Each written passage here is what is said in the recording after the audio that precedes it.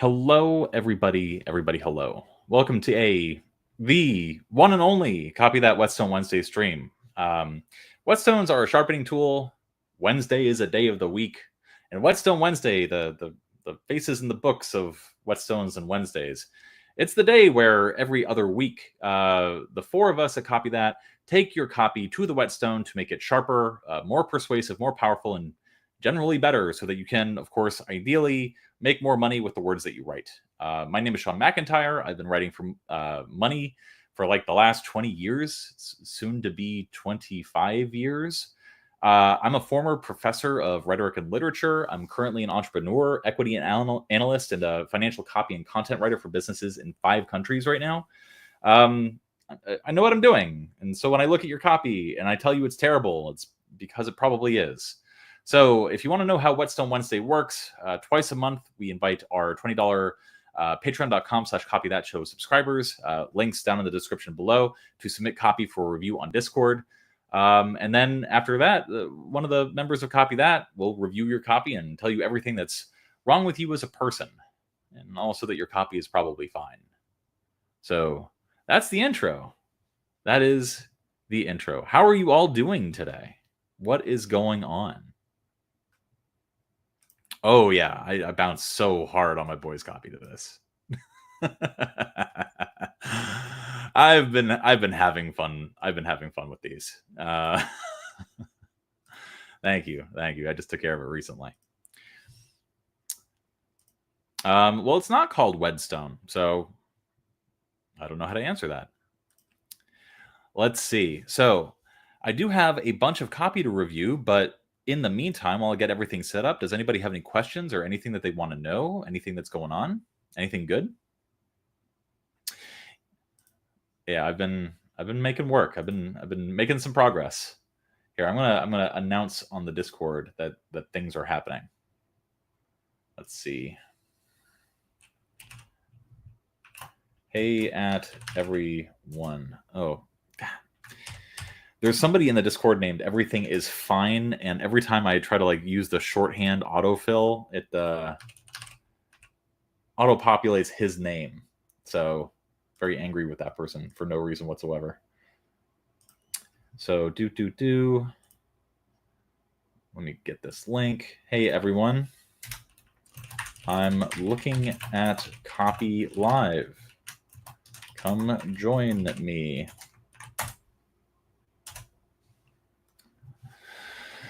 All right. Is it a good idea to create a community and build my own list to discover the world of copywriting before taking any clients and use the experience as a portfolio sample? Some people actually recommend this. I do not. I know some people who have succeeded in this, and I know some people who have failed miserably at this, and it's just been a horrible waste of their time. Here's why it tends to be, not always, tends to be a waste of people's time. For one, what are you building your own list about? Because if it's about copywriting and the fact that you're learning copywriting, whom are you going to attract? Other newbie copywriters. You know, it becomes a sort of human centipede. Just kind of, you're just basically taking somebody else's poop and then pooping it into somebody else's mouth. You know, it's not really anything that you're innovating. It's really just like you imitating, but poorly, something that you don't have any experience in. So that's my general thought about people who are early in their career, who have not sold at least 10,000 of a product or $1 million of a product. Anybody below that for me is still sort of a junior. You know, like in any junior, like I don't think should be really spreading the gospel of copywriting because you don't really know what the hell you're doing. That said, one thing that I have seen be successful is people who start a community around the niche that they're interested in, and all they're doing. And actually, if you go back to my conversation with Jacob McMillan, I think the full version of that is in the patreon.com/thecopythatshow, but there's a snippet of it on the free on YouTube. What you can do is you can do case studies. You can create a whole community and a whole list around case studies of how you analyze different businesses within the niches that you're interested in. and then share insights about what those businesses are doing to acquire customers or monetize customers. Whom is that valuable to? It's valuable to copywriters for sure, but mostly it's going to be valuable to the clients that you want to work for.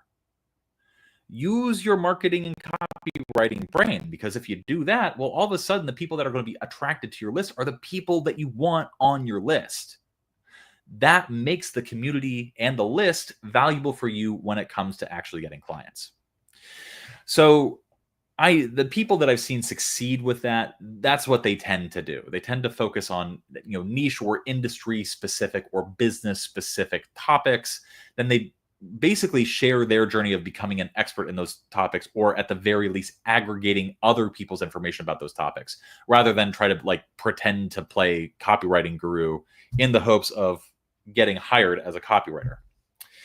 And so those are my thoughts on that. But listen, if you are dead set on being, adding yourself to the human centipede chain of copywriters, learning from other copywriters and then teaching other copywriters, go for it. Maybe you'll succeed, maybe you'll fail. So let's see. We are updating the Patreon to what we're calling the Platinum membership. And the reason for that is because we are cross-pollinating what's on the Patreon with what's on Kajabi. Cards on the table, one of the big problems that we've had for the past couple of years is that when we send an email advertising the Patreon, or put anything in the description below advertising the Patreon, we can't track it. We don't know what we're doing that's leading us to sell stuff. With Kajabi, we can actually get data. And so it behooves us, it makes sense for us to eventually sunset the Patreon and move everybody over to Kajabi. But that's going to be a long process. And also, there's stuff on Patreon that doesn't really fit well in Kajabi, extended streams, over-the-shoulder streams, other resources, things like that. And then also, Patreon has a native integration with Discord. So we can just give people the Platinum role so that we can do this whole Whetstone Wednesday thing. That doesn't exist with Kajabi. So we have to set up a Zapier automation. It's just going to take time. And so really the Platinum membership right now is just lifetime access to what's in the Patreon, so that you don't have to keep getting billed every single month. And it's also cheaper than buying it for a year. So that's the value proposition right now. Do you think offering clients a free version of the asset they hire you to write so that they can A/B test? I low-key have been an advocate for what is called spec work for a very long time. And if you're asking me this question, it means that you have not watched the 2-hour How to Practice Copywriting Masterclass, which is really good. It's really very good. And it talks entirely about what you are asking about. So go watch that.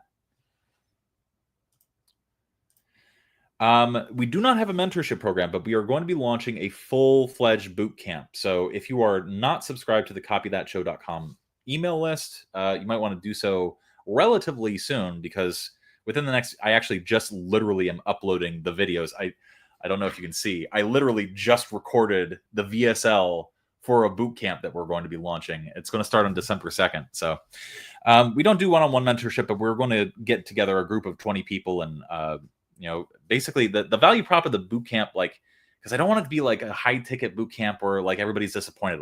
What I want to do is have everybody write copy and get it tested out in the real world. And if we publish copy that people write, it makes sense. It's only ethical for us to pay you for the copy that you write, either a flat fee or a commission, especially if we run it again and again and again. So that's going to be the big difference between our boot camp and other people's boot camp. Also, we have a wide variety of experience. Anyway, yeah, I'm not going to spit copy at you about the mentorship or the boot camp or whatever. So I feel like I've been saying this for years. Awesome. I'm glad that was helpful to you. Let's see. I already answered this. Yes. So if you get we're trying to set it up so that if you get the Platinum collection, you have infinite access to Whetstone Wednesdays. So I just answered your question. Let's see.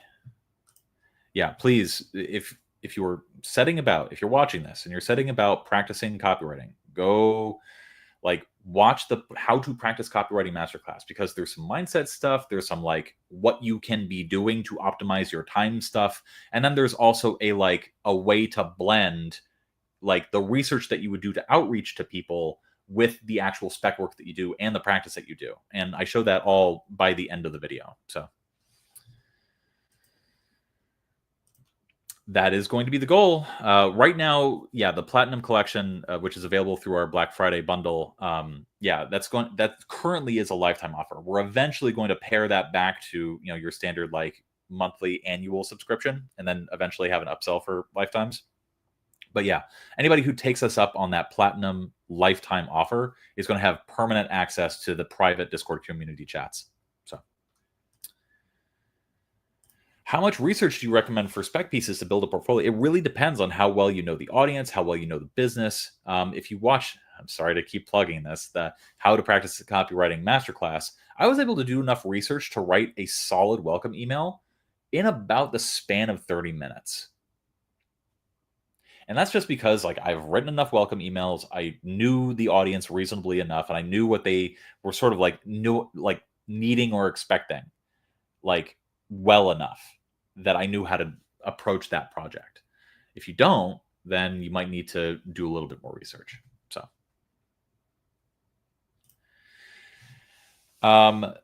So I think so. The EMP is high level, like more like how to think like a marketer. But one thing that I want to do, I'll just sort of I wonder if I can pull it up really quick. I do have like a checklist where when I ran an agency before I like started making more money doing other things, what happened was I knew how to create launch campaigns that were sort of like you can like tack on like additionals, and so I would charge more if they wanted this other extra marketing thing. But I would do like launch campaigns and webinars. And so I have the full, like all the deliverables that you would need to do like a full launch campaign for basically any business. So I am eventually going to like create something around that. And that will go into the MBE because it's marketing related. I am so glad to hear that. I am so glad to hear that. I hope you make a ton of money. Don't we already have access to Whetstone Wednesdays for free on YouTube? You can watch them, certainly.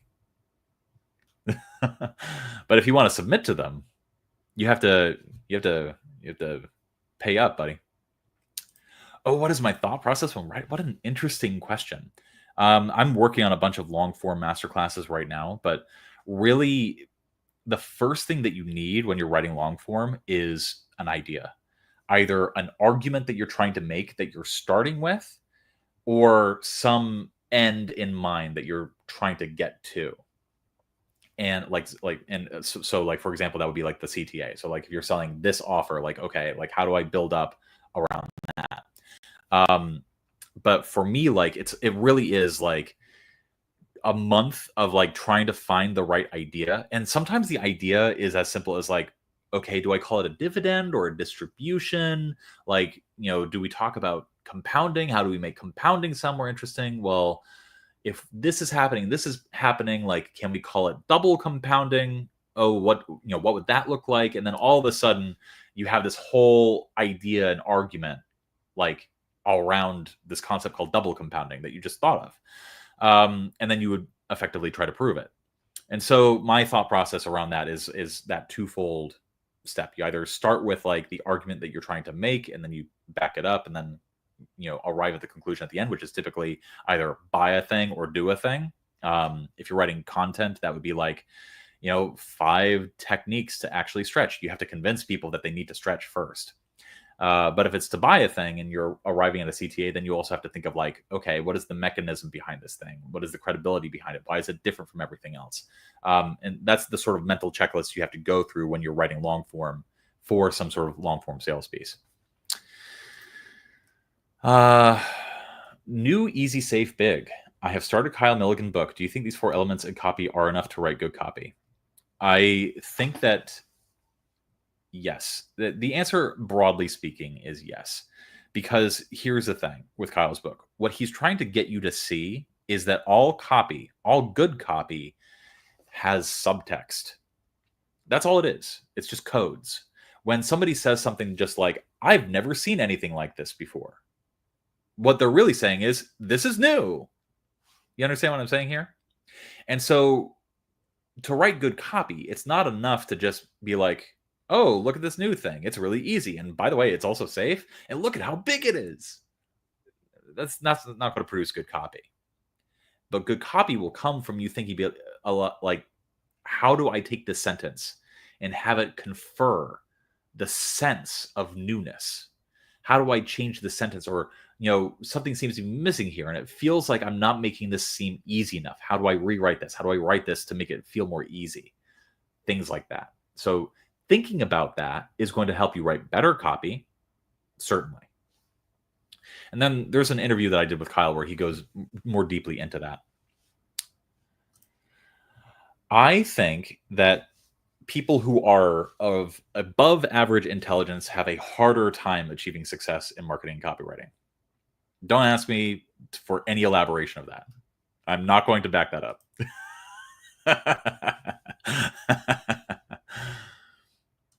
Is the Copy That email list worth it? Well, if you want like if you want a free course of like a series of emails that we're eventually going to update that teach you different concepts, then yeah, you should join it. If you want us to market to you, yes, you should join it. If you want to hear wacky stories, like for example, Alex today, as part of our Black Friday campaign, he just sent out an email with the subject line. It was just timber. It was all about like using South Park as a pattern interrupt.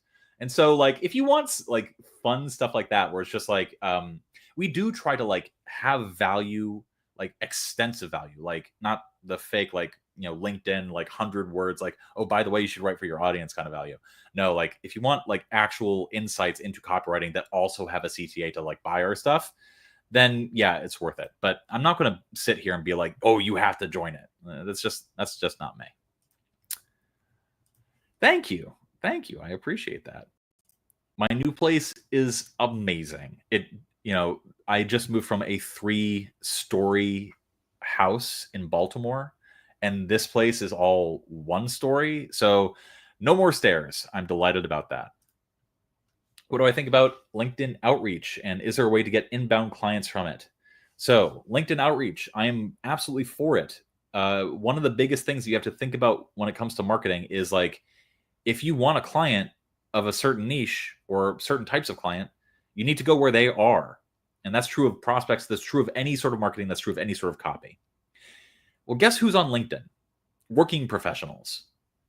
Is there a way to get any inbound clients from it? Certainly. And that's to make yourself look like an inbound professional who can help other inbound professionals. So I know a couple of people, they get all their clients from LinkedIn.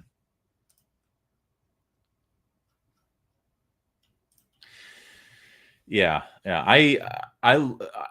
I've told this story on stream a lot, but I was talking to somebody who has a CRO or conversion rate optimization agency, and she does like the CRO for like big banks, like Citibank and shit like that. And she and I were talking over lunch, and I asked her, okay, listen, what is one A/B test that you've done where the client never wants to test this thing, but you always know what the result is going to be? Without missing a beat, she just said long form. The longer the page, the more the conversions. There you go. Every single time. Not every single time, but basically every single time. Long form wins. That's just the way that it is. Why is it the sales pages and letters always treat their audience as unaware, starting from pain points to desires, although many of them get traffic that's in a more aware stage?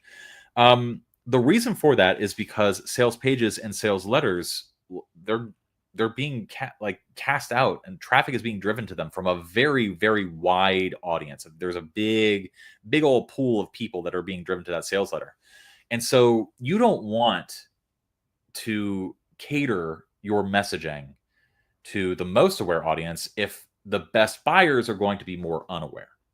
The people that are willing to be effectively to buy into your ideas, to buy into your business, things like that. So it's usually better to target a little bit more on the unaware side.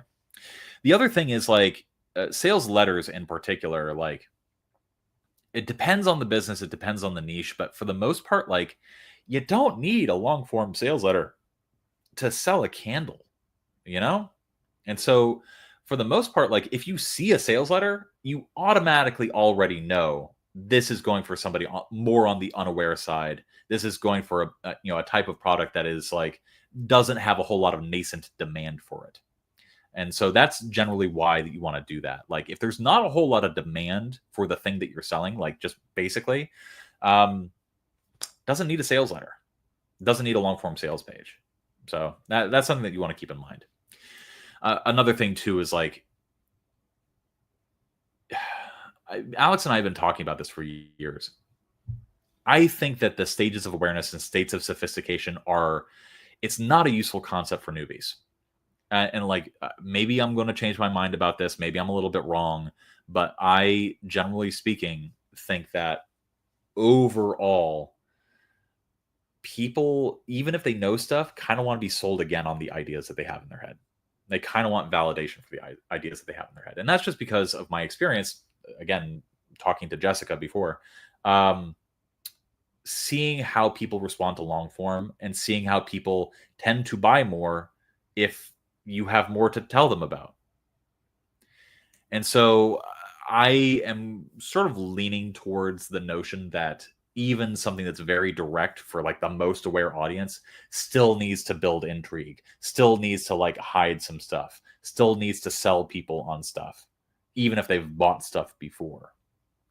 And you would normally only see that for a more unaware audience, if that makes sense. Again, these are things that I've been observing for a very, very, very long time. One thing that I do not think about when I sit down to write a piece of copy or a headline is, well, what is the state of awareness of my audience? It really depends on the product. Like if I'm writing for something for financial, I operate on the assumption like this person wants to buy a financial product because they want to make more money. And they want to make more money because they don't have any and they don't know how to get it. So the default is unaware, problemware right there. So like I don't need to ever think about it. But if I'm selling like for example, I'm writing a fitness program. And I'm like, I know it's specifically for pregnant women. And so I'm writing this copy. I'm just like, I've known and spoken to pregnant women. I know the problems that they have. And one of the things that they have in their head is this notion that, oh, because I'm pregnant, I shouldn't do stuff. So the sales letter needs to be dispelling people of that notion, basically showing them that there is a solution to their problems, their anxieties. So I'm targeting problem aware again, more unaware on that side. So again, these are all things that like I'm keeping in mind as I'm writing, but I'm not like being like, okay, so I've done like 7 days of research and I've discovered that the 60% of people are in an unaware stage. No, I'm not doing that. So bullets. I have a bullet writing masterclass, write bullets. And then after bullets, I recommend emails, specifically lift emails, because one, you can use the knowledge that you gain from bullets, and two, because emails are short. It's a lot easier to like write and practice 10 different emails and revise them than to like, write a 70-page sales letter and then revise that. You'll be discouraged. I'm really starting to get into the MP. Great. Amazing. Enjoy the funnel hacking module. Still waiting on the It Depends coffee mug. So if you ordered the It Depends coffee mug, I guess there should be a link down below. Make sure that you get that while you can, because Rod's assignment right now is to completely revamp our merch store. So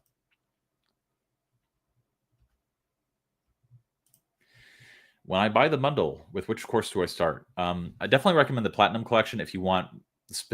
So here's the explanation of our verticals. The Platinum Collection is going to be all of our copywriting content, like the basic and advanced copywriting content. If you want outreach stuff, that's in the Copywriting Copilot. If you want marketing stuff, that's in the EMP. So start where you want to learn. I think Jonathan is extremely smart and extremely good. I think that the copywriting cheat code is a really good, useful resource for newbies who are looking for templates and like how-to guides. We have an affiliate deal. Like we push his book, so I wouldn't recommend it if I didn't think it was good and helpful. But one thing that I would encourage you to think about is this. When I started doing this whole YouTube thing, reached out to all of my friends who have made over $10 million as a copywriter. Every single one. And every single one of them, I asked them a simple question. Did you use formulas or templates when you started as a copywriter? And they all said no. So keep that in mind. Anything that's more rigidly prescriptive, stuff that like gets you to like inspired to think more high level about stuff, that's going to be stuff that makes you a good copywriter. A template is going to make you chat GPT. So keep that in mind. Okay.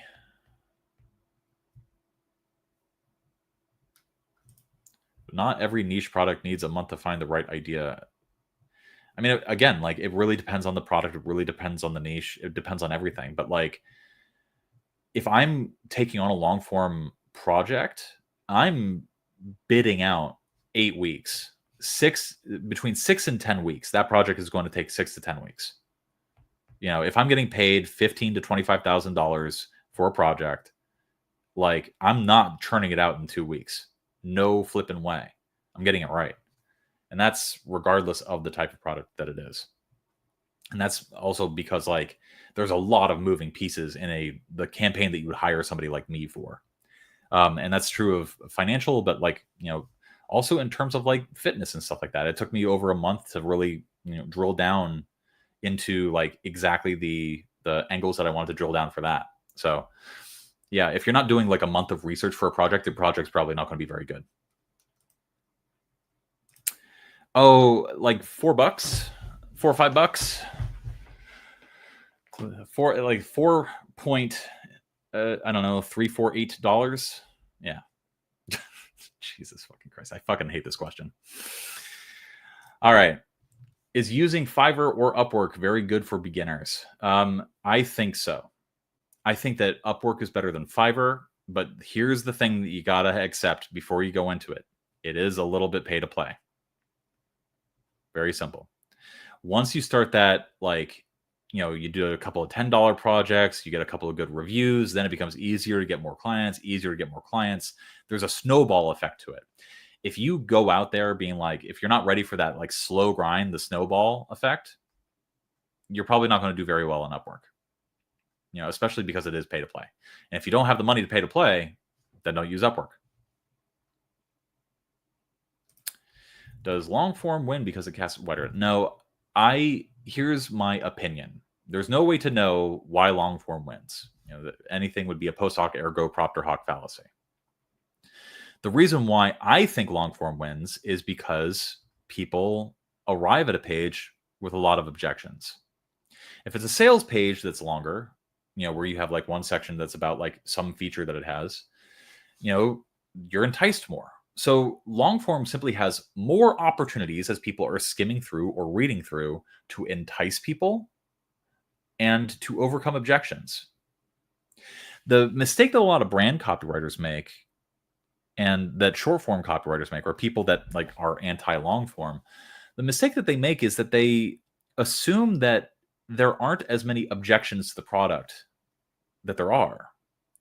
But I've seen boosts to conversion by literally adding an entire section about how like the payment processing was slightly more encrypted.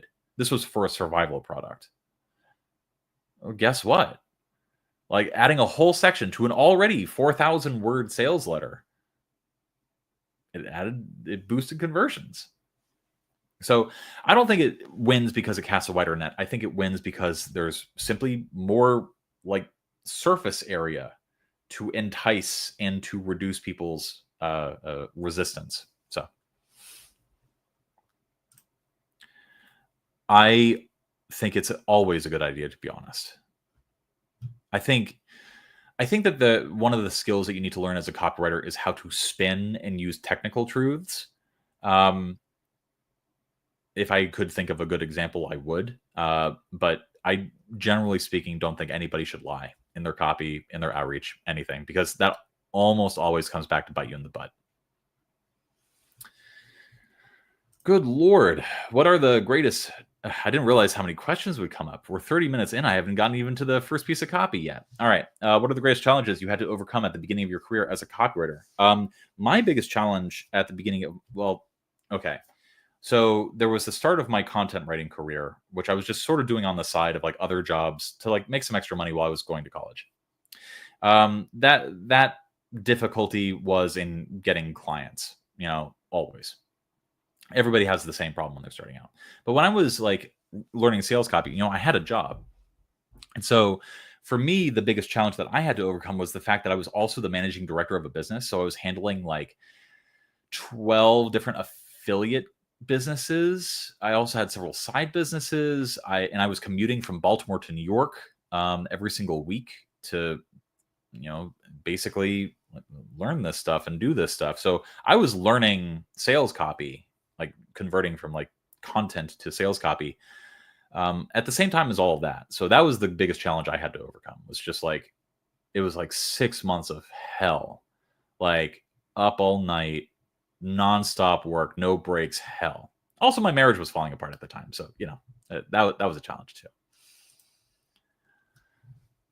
Yes, thank you.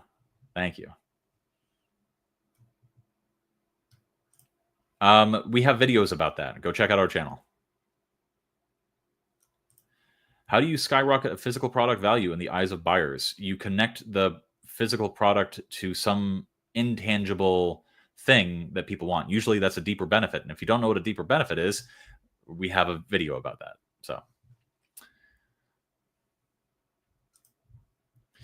So one way to do this is as somebody who basically is a student of those businesses. Like, for example, if you start a Medium blog and you write up a couple of case studies about, for example, how HubSpot gets leads, how real estate agents get leads, things like that. One thing that you can do now all of a sudden is say that you are a writer and an analyst for businesses that do marketing. There you go.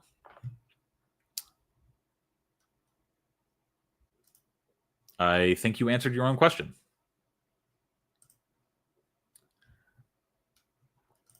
How do you determine how long you need to research a specific market or project? Let's say it's a new market you have no idea about and you have to write a sales letter selling a $500 product.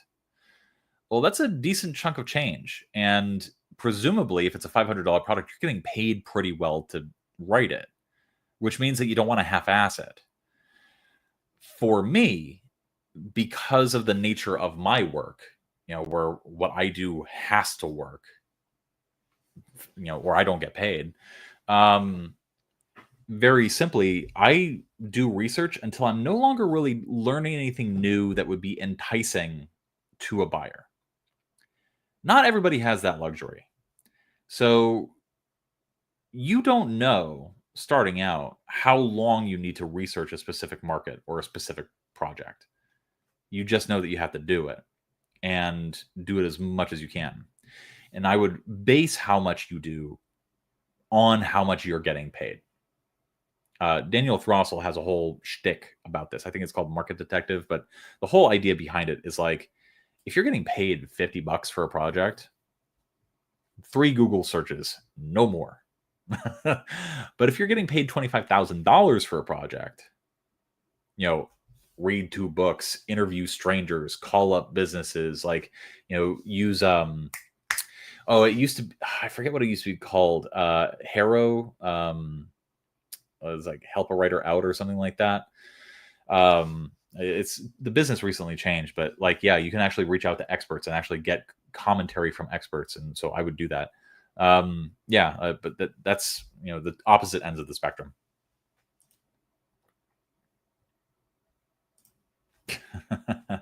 Zarek is actually pretty good. I don't think he's the 13th best copywriter. He's decent. I read his emails. I read his stuff. None of the stuff he's done or said has like put me off. Most of those people, like, young, not very experienced, like very aggressive, they kind of annoy me. But of all of those types of people, Zarek is actually pretty good. I read his stuff, and I actually think that he's a solid copywriter. I'm not going to even say that. I don't think that he like, for example, if you hired him to do a financial sales letter, it would bomb. It's clear that he doesn't know how to write to an unaware audience. But when it comes to like e-com or selling info products to people that generally know that they already want the thing, it's clear that he is a good thinker. And it's clear that he's good at coming up with good promise-based copy. So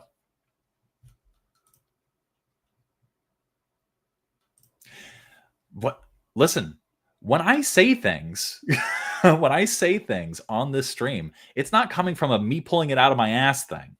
Like, you're going to find that, like, you have to think a little bit laterally about these kinds of situations and be like, okay, like, what are other possible objections that a person could possibly have? And even ones where you're just like, oh no, nobody's going to have that objection. Test copy with that objection in it and see how it works. You'll be surprised at what works. When working for a client, how do you explain the research process to them? Do you get paid in this part of the process? Well, yeah. If you listen, you should be getting paid per project for one, and what you're getting paid per project should include the research. So the answer is yes, you need to get paid in the research. If you are bidding, like, again, $50 on a project, and like you have like a 4-week research process, the client's going to be like, what is this dude doing? But if it's like a $25,000 product, then like, okay, it makes sense that like more research would take place. But explain the research process to them. You can just say, yeah, I need to learn what the product is. I need to learn what the audience is. End of story. You don't even really need to explain it. I don't have a musical note tattoo. This is Morse code.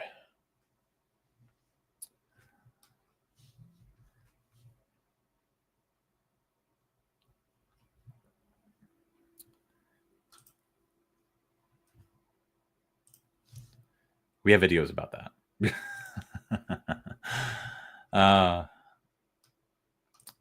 Do you need extensive knowledge about a niche to succeed as a copywriter? The answer is no. In fact, if you have too much knowledge in a certain niche, you can get what's called the curse of knowledge, which is where you know so much about something that you know all the technical specifics, all the features, and you're so like, I need to tell people everything about the product, that you lose sight of like what's magical and interesting and intriguing about it. So,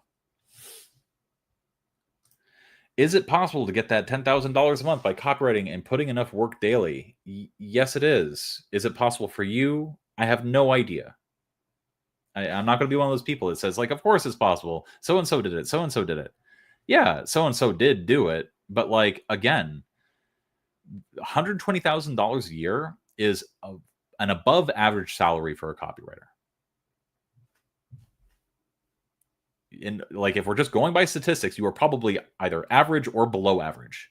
There's a 66.7% chance that that's the case. And so you won't end up in that high income range, no matter how much work you do. So you need to go into this business understanding that, yeah, copywriting has a very high ceiling, but it also has a very low floor. And if you aren't comfortable with that, then copywriting is not right for you. Sorry, that's the truth. Let's see.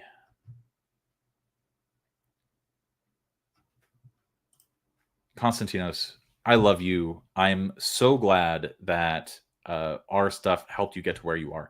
You guys don't know, but this dude's making moves. He's working for a relatively big business with people that I know, and he's doing extremely well for himself. So if you get a chance to hit him up on Discord, please do. Let's see. When having multiple lead ideas, do you write a few pages down before deciding which to use, or do you just mental math it? Usually what I'll do is I'll start working on a draft, and maybe I'll work on a draft like lower down in the page. But oftentimes, like this has happened to me a couple of times, like I start working on 2 or 3 leads, and then what ends up happening is as I'm revising and drafting and like thinking through the idea, I'll end up combining 2 of the leads, and it ends up being much, much stronger. Like it still follows the rule of 1. It still has a single idea, but yeah, much more powerful when you're combining like different appeals. Not comfortable answering that question. What is the best objection framework you use for copy? I don't really use objection frameworks. What is an objection framework? Are there many of them? Is that a thing? That's ridiculous. Like, are you thinking of what is it? Objection, claim, proof, benefit? One thing that I've talked about before is like a fairly useful way of going through body copy is present the objection, make a claim, then provide 3 pieces of proof, and then provide the benefit or the enticement or whatever. But yeah, I don't know. The DNR roadmap, Alex is working on that. It's basically like a 30-day map of like what you should be doing every single day for 30 days if you want to get a client. So that's what Alex is working on. You need videos about having videos about stuff. Thanks. Yeah, it's true. It's true. One of the things that, and I guess like maybe copy that is worse than other gurus for that, is like we just don't remake our old videos, like because we don't have time. And so like people, other people are coming out with like, full copywriting course for beginners, 5 hours every other week. And we're like, yeah, we have the one. We don't need any more. And we're not going to make another one. So go to hell. So there you go. All right, yeah, let's get to the reviews. Really quick, do I think the market is definitely saturated with people who don't know what the hell they're doing? It's very saturated at the bottom, but I really struggle with hiring like the kinds of copywriters I would want to hire.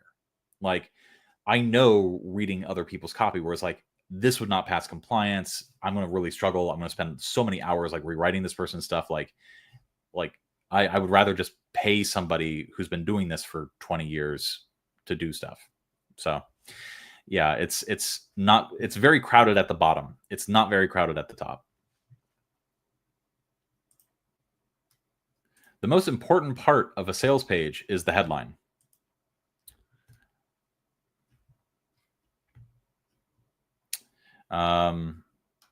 Is it good for a baby copywriter to sell affiliate? It's good practice. It's good practice. There's a $25,000. There's plenty of like coaching programs do $25,000. It really just depends on the type of copy you write and who, like what kind of niche you're writing for. If a niche is making a lot of money, it's like financial, health, survival, tech, SaaS, things like that. You can certainly charge that. But like I've known copywriters who've charged $100,000 for a project, $500,000 for a project. It really just depends on the type of project and the type of business. Had nothing to do with intelligence. Had everything to do with like their capacity, their quality, their ability to write well. I do not think so. Guys, I love reading this. I love reading this because this is something that I've been harping on for so long. When you're just honest and upfront with people and you don't seem like a fucking bullshitter, you get response. Think about the internet. Everything that you do on the internet, every person operates under the assumption that like, oh, there's somebody out there trying to scam them. If you seem more believable and more credible, people will hire you. It's that simple. And that's true even if you're a complete beginner. So yeah, congratulations. You're going to crush it. I can already tell, like, you're going to crush it. So just keep it up.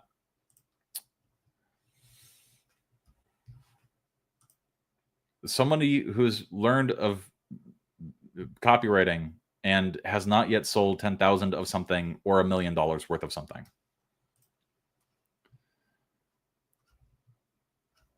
I don't know how to answer this question. Okay, I made it through all the questions. No more questions. We're going to get into the actual copy. All right. That was a 45-minute Q&A.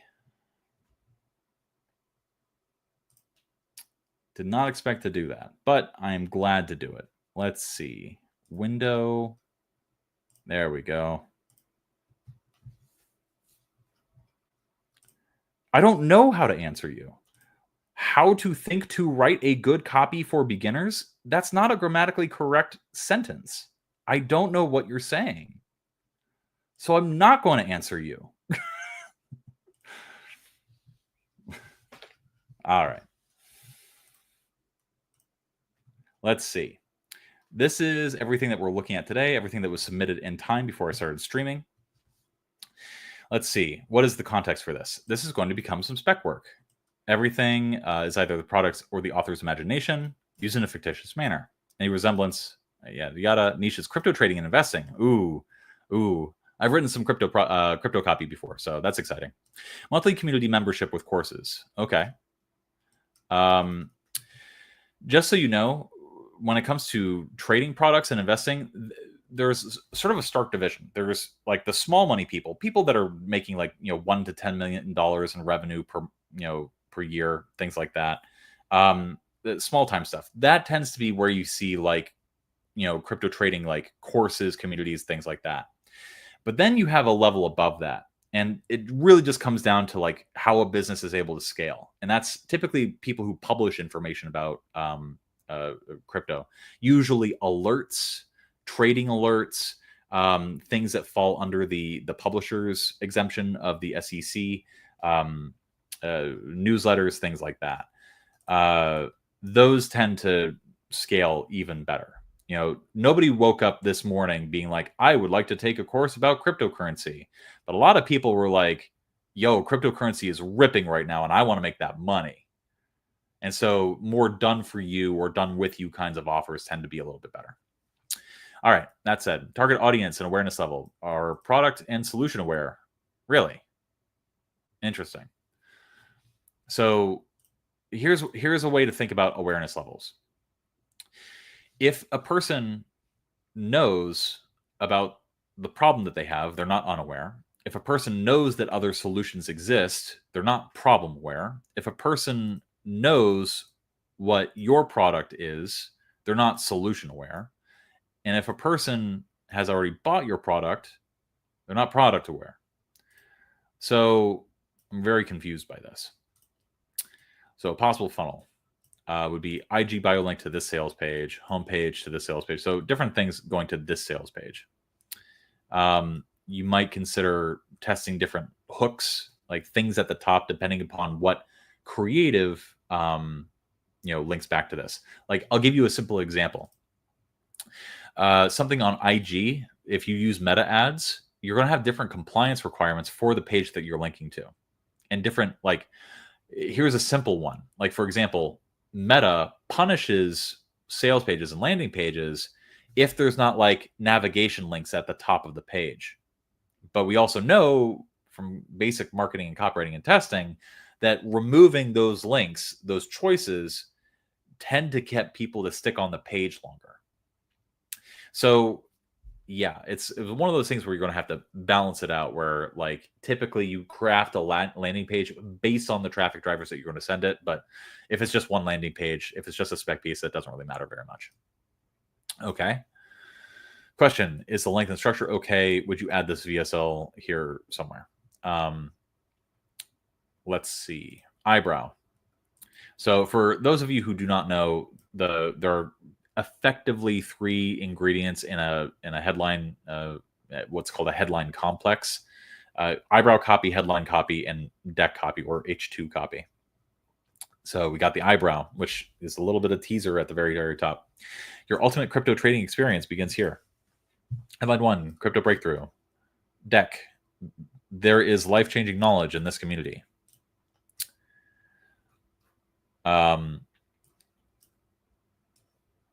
This is bad. This is bad copy. I'm not going to mince words. That's bad copy. I'll explain why, but I want to make sure that we look at all three. HL2. It's easier than you think to make 1,000% gains. This is a little bit better. Read below to find out how even $1,000 can make you a millionaire. Interesting. This is a little hypey. You know, you're brushing up against like what different traffic drivers, different networks would even allow you to run. So we'll talk about that.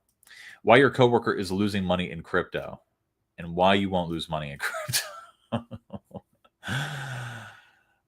Okay. There's a few things going wrong here. And like part of it is compliance, part of it is copy logic, things like that.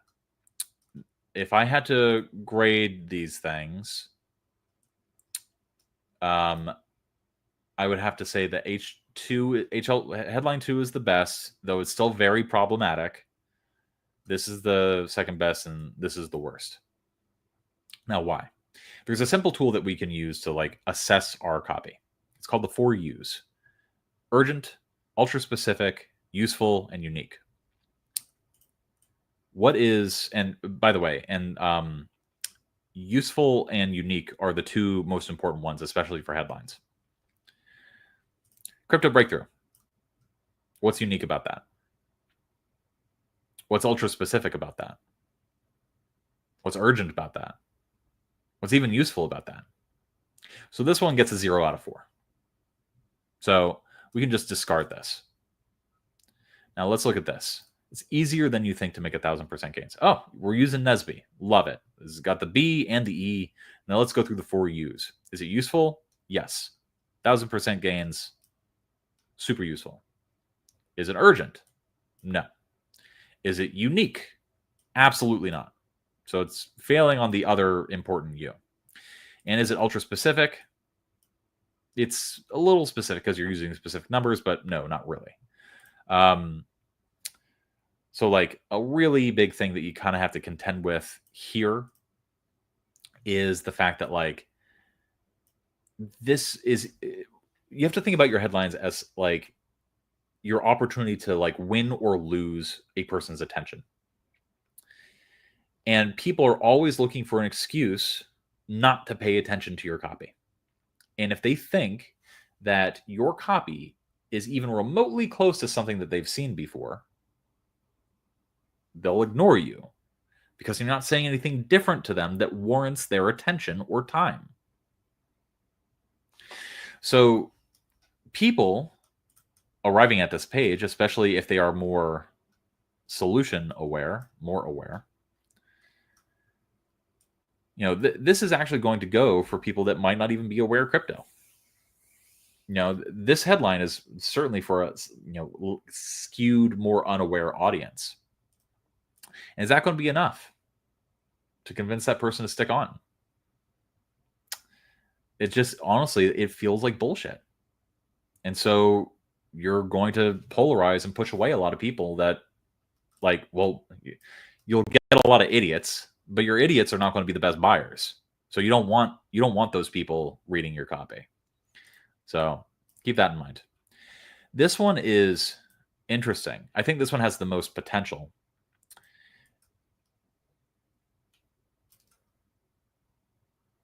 You know, you can certainly play around with this. Like, you know, like you can certainly imply a story in the headline. You can even have a story-based headline, like in quotes, like have the guru or have the person writing be like, you know, for 6 months I heard my coworker, you know, complain about losing money in crypto.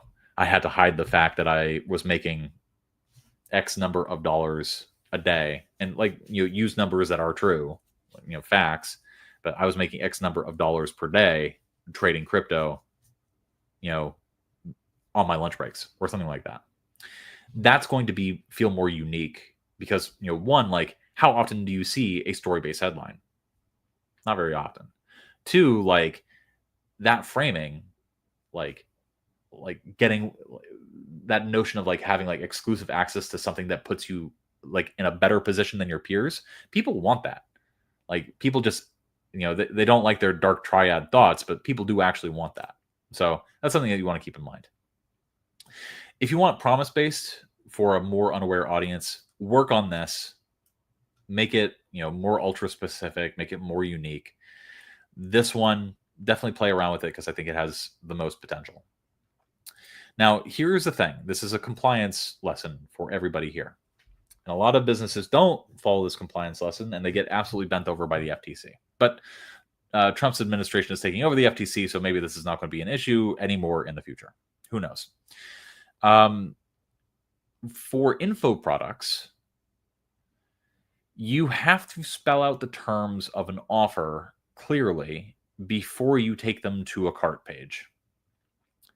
If there are parts of the offer that are integral to a person's understanding of things, like, for example, the price, the term, the length, the outcomes, the guarantees, the warranties, the refund period, etc. Typically, you can't put a CTA until after you have that stuff. Until after you have some sort of clear spelling out of this is what you are getting when you click this button. The FTC circa 2018, 2019 really started cracking down very hard on people like this. And I know that because Sean MacIntyre, was testing a bunch of sales letters with what if we just have a CTA at the top, under the headline? And then we tested it, and middling results. What we found was that average cart value went way, way down when we did that. Why? Because, as I said during the question and answer portion of the beginning of the stream, long form persuades people. There's just more surface area to indoctrinate somebody, to bring somebody onto your side, to convince people of the benefits of the product that they're buying. You don't really have that if you have a button to take people away from your page before they've even read your page. So that's a variable that you have to optimize for. Another thing too is that eventually legal completely put the kibosh on that unless it was an offer-based headline. If the headline was give me your address and I'll send you this free book with a subscription to this newsletter, that was usually enough. And then you can spell out the rest of the terms of the offer on the order form itself. That was the only situation where I was allowed to have a button above the fold. So yes, definitely thinking. All right. So here we have a little bit of proof. That's fine. We're just having fun here. This is just a spec piece. One thing that you might consider is, depending upon the nature of the product that you're selling, a win rate percentage. Here's a fact about finance that is counterintuitive to most of you. Most of the really big players in Wall Street, the really, really, really, the billionaire traders, they had a success rate of around 20 to 30%. Because they were taking outsized asymmetrical bets on really outsized asymmetrical trades. However, in financial copy, typically you want to see a higher win rate percentage. People won't trust you if you say, I only get it right 1 out of every 5 times. People will not buy from you if that's the case.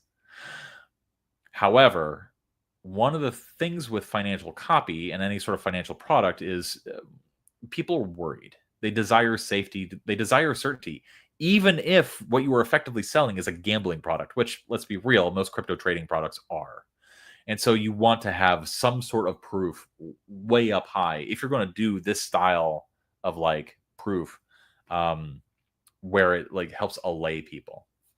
And by that, I mean helps quell their uncertainty.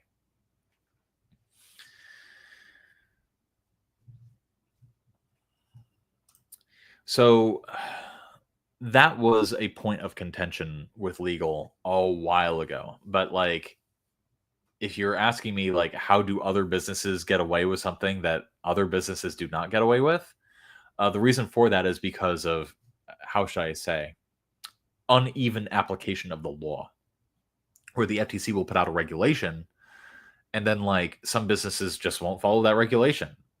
and then it takes years to bring a case. It takes, lots of complaints being filed. Like, the FTC is not just going to like randomly read your page and be like, oh, we need to sue you. They won't do that. It takes a lot of complaints specifically going to the FTC before they actually bring some sort of complaint to you. And usually, if a business is being audited, that's when like compliance becomes hyper strict. And it's those situations where like you very rarely can get away with actually like leaving the price, leaving the terms of an offer for an order form page. So that's something to keep in mind. It depends on the product. Really depends on the product. Like, for example, I'm not going to make that joke. That one's too spicy for YouTube. So you are onto something. Here's my thing. I think that this product would probably be better off geared towards a more problem-aware style audience. Maybe solution-aware at most. But again, like, I don't want to get too like in the weeds of like state or stage of awareness or sophistication or whatever. It mostly doesn't matter. This is, I think, too aware for what this person is trying to do. And if this is truly whom this person is trying to target, then yes, you are absolutely right, Mufti of Kali, that you would want a more direct style sales letter. Got crypto, stupid stuff like that. All right. So let's read the lead a little bit. I don't think I'm going to be able to get all the way into this. Oh my gosh. When you join DIY Wealth. DIY Wealth, by the way, is the name of my financial business. We are never going to offer a crypto trading program. But it's fun that this person is at least having some fun. All right. You know them. Smart, tech savvy, knows how to draw lines on the chart. People who claim they never lost from trading. They trade themselves to the limit. They then get overconfident and trade more than they can handle. They crack. Often they crash. You've seen them afterwards, full of regrets, not listening to others, and thinking they got it all figured out. He had it all, Lambo mansion, free from his 9-to-5 job. Indeed, he was. But his closed-mindedness was his undoing. I'm telling you right now, this is not working. As a lead, this is not really working. The most important investment you can make is in yourself. A quote said by Buffett. You have to adopt and learn new strategies for ever-changing markets, especially in crypto.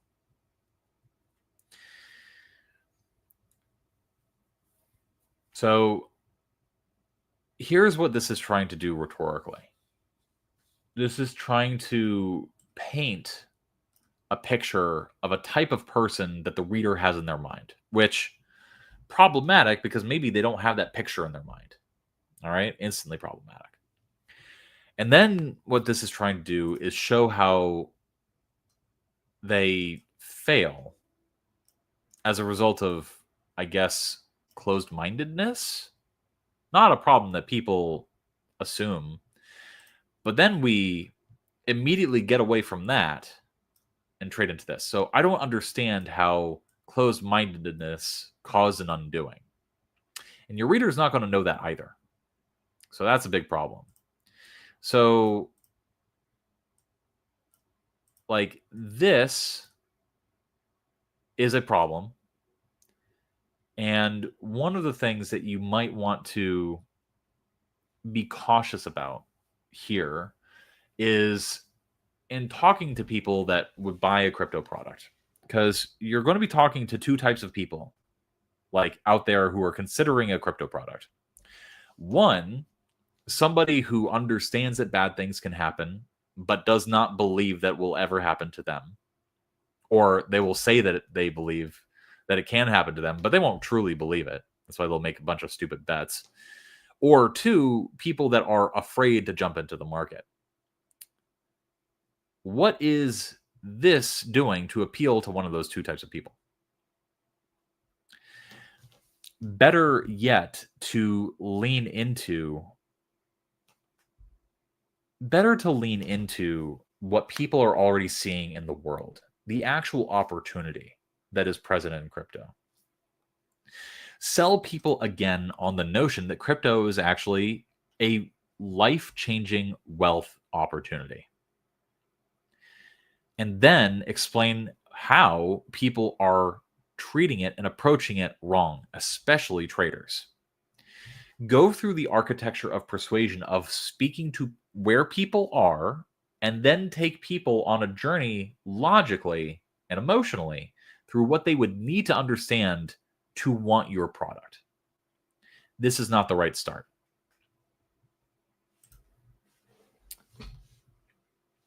Yeah, it definitely seems like it was inspired by that. Do I own crypto? Yeah, I have a 1% faith that cryptocurrency is going to work. So I always keep about 1% of my money in crypto assets. I recently just rebalanced and sold a bunch, and then moved that cash back into other stuff. So.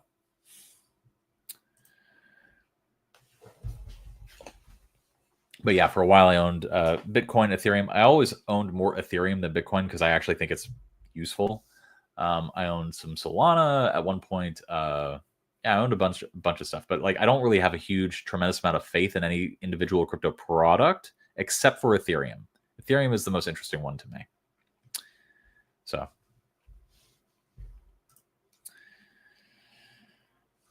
yeah, and a highly volatile market like crypto that's still rapidly evolving, you need to prioritize evolving your knowledge at the same rate, if not faster. I don't normally do this. So like I've already talked about how like this lead is already not working. So I don't really need to spend a whole lot of time reading this because like there's no point. We already know it's not going to work. I already would have clicked off.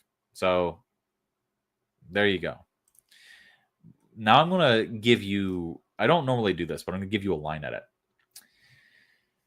If you read this in a highly volatile market like crypto, that is still rapidly evolving. So we have two clauses right there. And it's all like it's a subordinated clause. It's an introductory clause to the next one, which is the main clause. You need to prioritize evolving your knowledge at the same rate, if not faster. That's the main clause of the sentence. Imagine you took this sentence and you broke it up. Listen, we all know, period. Crypto is volatile. Period. Crypto is also rapidly evolving, period. It stands to reason then that you need to evolve with crypto, period. If you're trading crypto and you're not growing your knowledge, you're going to be left behind, period. Look, just off the top of my head, I said exactly the same thing as that sentence. By breaking it up into multiple smaller sentences that have a cadence, that have a buildup, it's better copy. So that's something that you all want to keep in mind. As you guys write and like revise and look at your sentences, look at how you can take your longer, more difficult to understand sentences and break them up. Another thing that you can experiment with too is like combining sentences in novel or unique ways. So those are things that you want to keep in mind.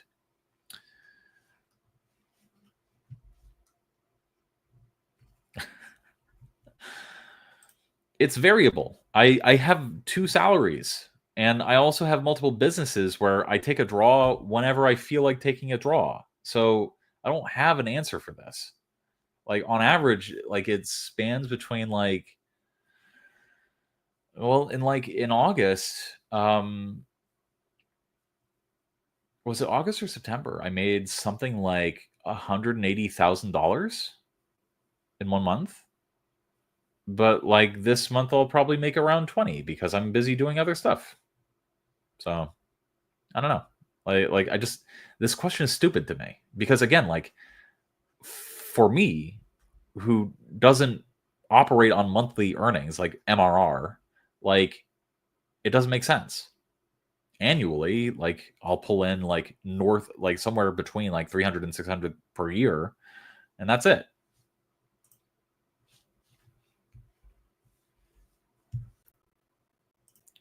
Oh, that is not true.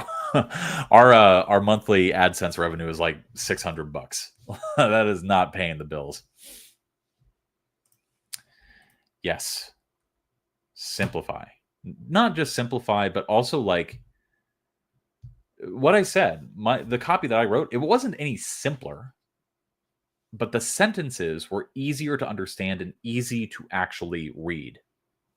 There's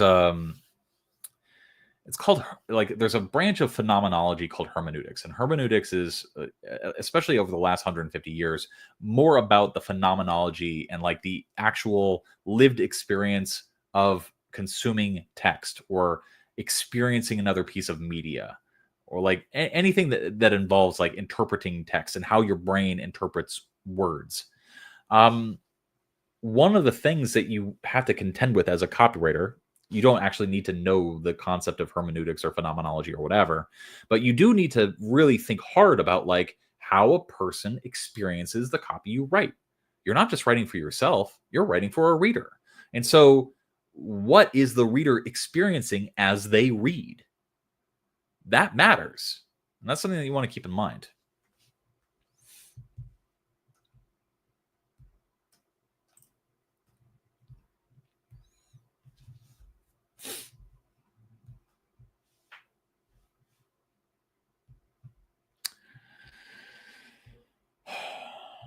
Since Trump the G1, please make Black Friday offer $200. Yeah, you're funny. We massively discounted anyway. More digestible pieces. Yes, that's exactly right. Anyway, so I don't really have a whole lot more to say. We're the oldest and largest crypto trading group. So obviously this person is having fun. It's not taking it very seriously. This was clearly written for me as practice. And what I would recommend you doing is like before you get into this cred section, you really haven't explained in the lead what the opportunity is, what the idea of the promo is, what the main enticements are. You really haven't overcome the biggest objection, which is the two biggest objections for any sort of sales letter, which is what's in it for me and why the hell should I keep reading? So if you can't answer those two questions after reading a lead, it's not a good lead. So keep that in mind. All right. I already answered this question during the Q&A, the first 45 minutes of this particular stream. All right. So hopefully that was helpful. Really, really work on these headlines. Really work on capturing the 4 U's. Really think about your leads and how to approach them. What I would recommend doing is looking at 3 or 4, maybe 5 different leads for different similar products and seeing what they do. And at first try to mimic. It's, sort of like paint by the numbers a little bit. And then, and don't just like copy what they're doing. Like be like, okay, in these 3 promos, the first 5 sentences are about this thing. Okay, what would be my version of this thing? And then sort of plug and play that way. What you want to do is you want to go sentence by sentence, section by section, and ask yourself, like, what is this doing? How is it doing it? And what is it pulling in to accomplish that effect? Usually that's some sort of proof. So yeah, that's all stuff that you want to keep in mind. All right, let's move on to the next one. And if this person is watching, let me see. We changed the names of everything. So, oh God, Mercy. So hopefully that was helpful. Hopefully that was a lot of stuff to think about. Let me know if you have any questions in the chat. Thank you again for sharing your copy. I'm looking forward to seeing a revision of it. Okay. We got Nguyen's, a portfolio update. Oh my. Oh me, oh my. Actually, before you do this, I want to show you something. Okay.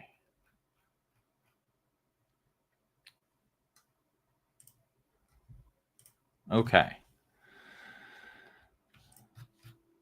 See.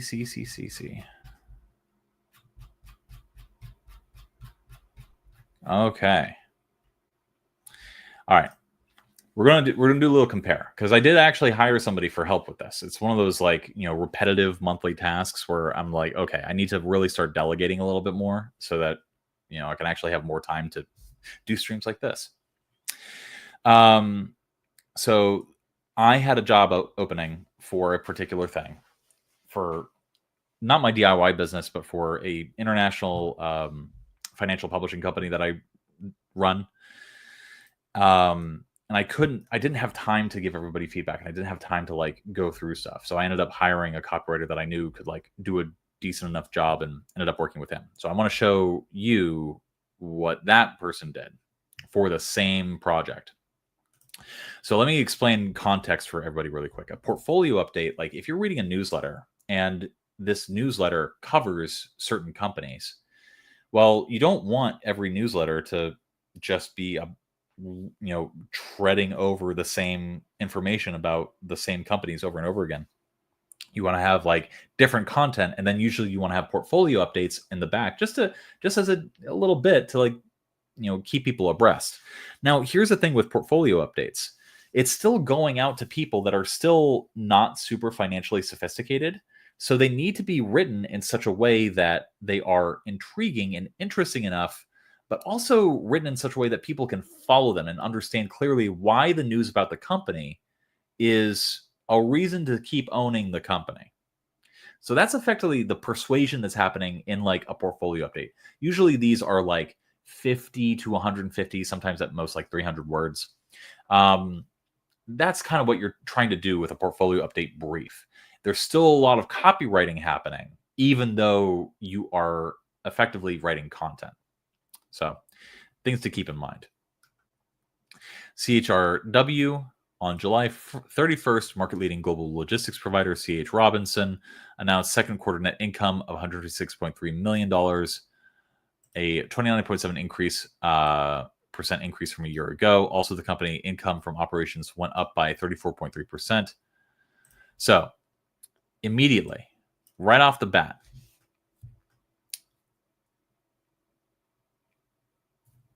how many of you understand what this means in context?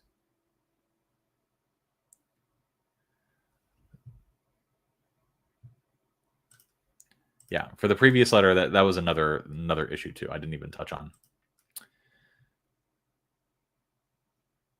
I will absolutely not be answering people who are spamming in the chat.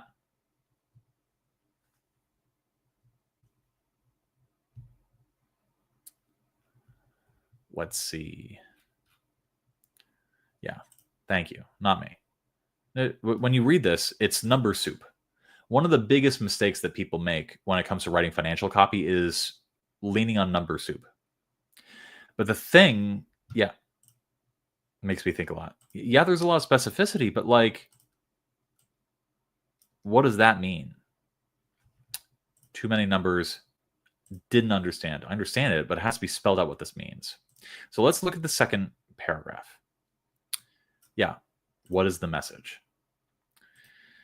The company attributes this growth to a new operating model introduced by newly hired CEO Dave Bozeman, which emphasizes streamlining CH Robinson's operations and separate headcount growth from volume growth.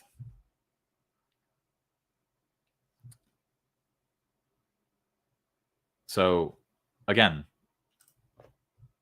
no one understood. I unfortunately do not have the power to ban people from watching a stream.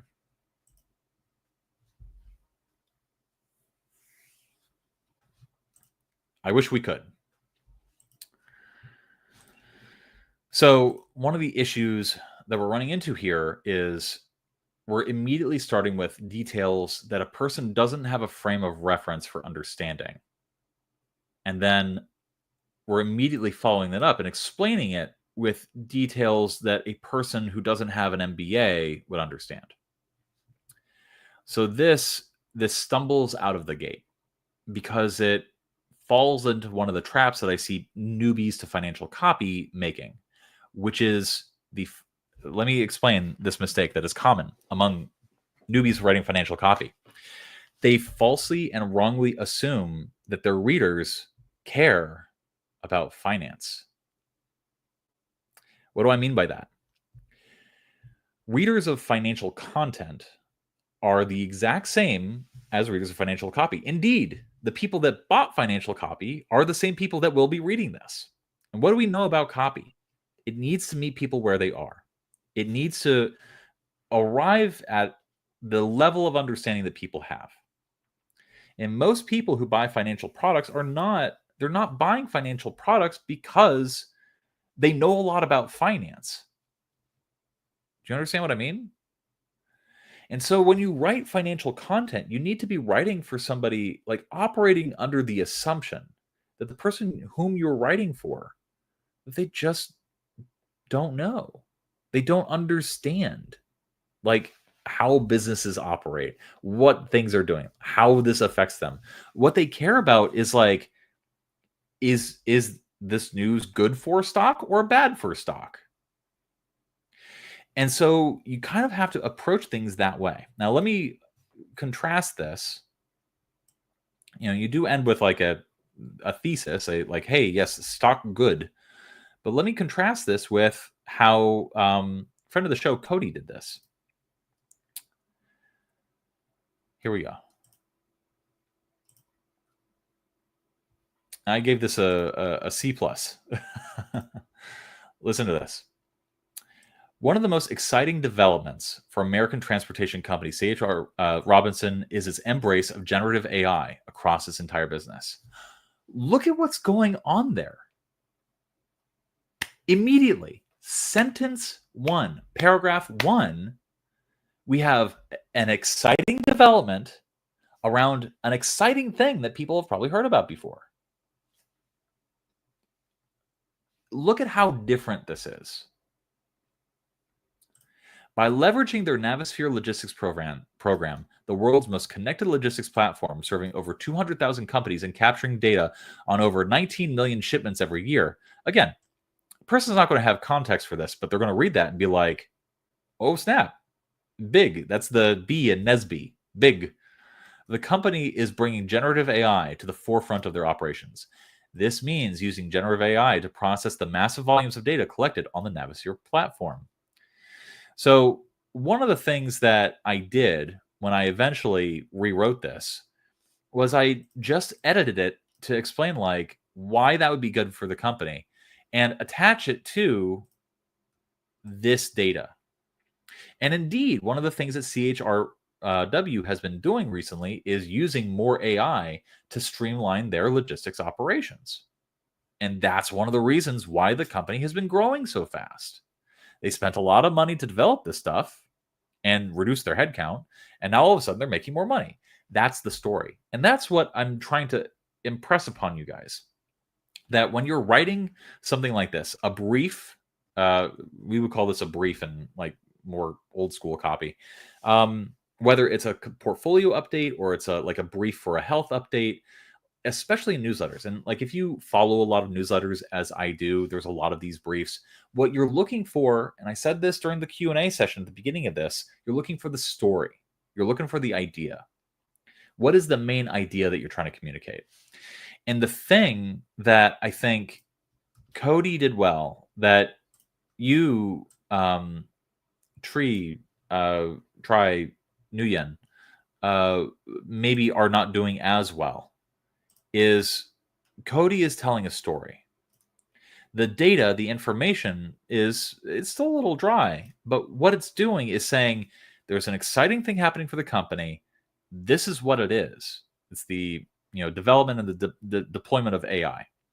When I eventually revised this, what I did was I tied that to financial data as backup for like, oh, and by the way, this has been a good corporate decision.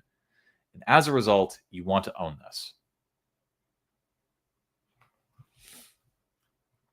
So that is my advice for portfolio updates and for briefs in general. Again, for most copy, even short form like this, you are trying to come up with a good idea and trying to focus on that idea. So keep that in mind.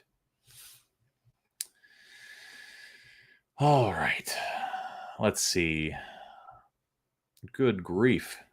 There's so much drama. That would be hilarious.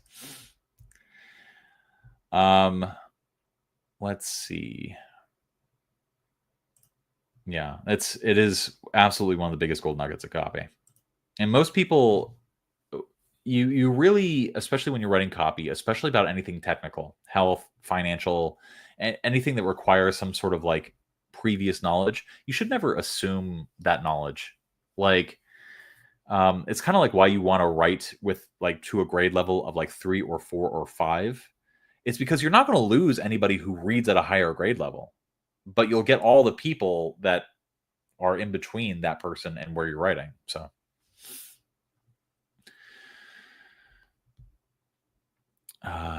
let's see. So an increase in net income comes from two different things. Either you're making more revenue and it's percolating through, or you're lowering costs. Ideally, you want both to be happening. Income is actually, as a financial metric, pretty misleading. So.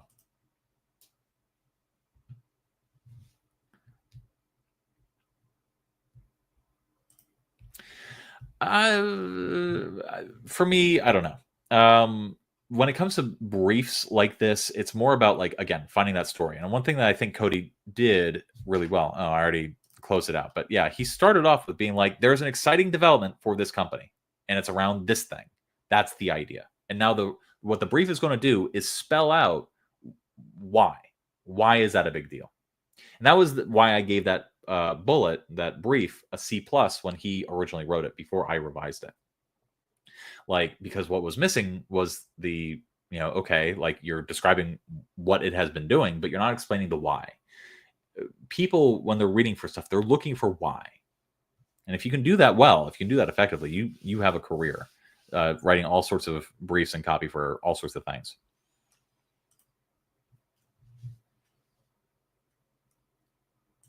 What is a quarterly report and why does it have copy? I don't know how to answer this. I don't know what you're talking about. If you can elaborate more, I will try to answer. All right. One of the things I've learned from writing review articles and the like for the last couple of years is how important it is to keep it simple, stupid. That's what KISS means. Finance or insurance? What is more boring to write? Insurance. Absolutely. Because finance, there's all sorts of stories. Like the story that is happening for this company is like it is using AI to reshape how the world does business with each other. That's missing from this. It was alluded to in the other one that I showed you guys. But it's pretty cool. Yeah, insurance is way more boring. Finance is fun because there's so many stories. Like, and that's really what you're trying to do. You're trying to find the story behind the numbers. And like, I love doing that. All right. Ooh, okay. We have something from Evan. Evan is a pretty good copywriter. He's been writing for some Agora companies here for a while now. I've worked with him quite a bit, and I'm interested to see how this goes. Oh, yeah, no. So one of the newsletters that I write is a quarterly report. It's called the Legacy Quarterly Report. So we publish it quarterly. And of course, there's copywriting in there because good copy and good content, there's no material difference between the two of them. You want to make sure that the content you write is persuasive and exciting to read as well, because, well, I'll just tell you a story. Mark Ford, my mentor, he was responding to and like looking at the transcripts of a lot of interviews with like customer service was doing, and like trying to find out why people were like asking for refunds or like not asking for renewals for certain types of info products, like subscription products.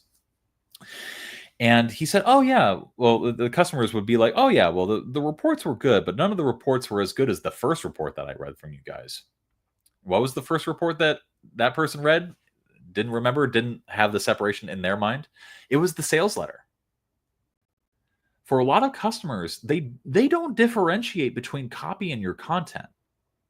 And so one of the things that Mark Ford taught me was that well, if you write your content more like copy, more people will like it. And that's been true for my entire career.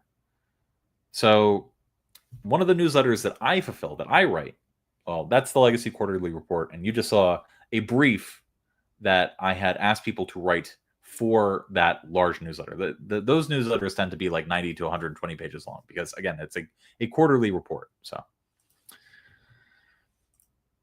the yes, if I'm an hourglass figure copywriter, you are a getting better copywriter. Oh my lord, this Kyle dude is just not stopping.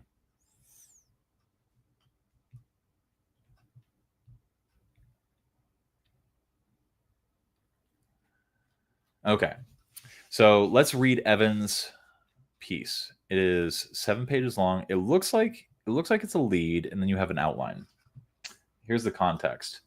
Head and lead. Where to buy real estate in 2025. Okay. We're going to advertise it on Facebook. Okay. Trying to target people who are curious about buying real estate, but nervous because the U.S. markets are expensive and low yielding. Very cool. Okay.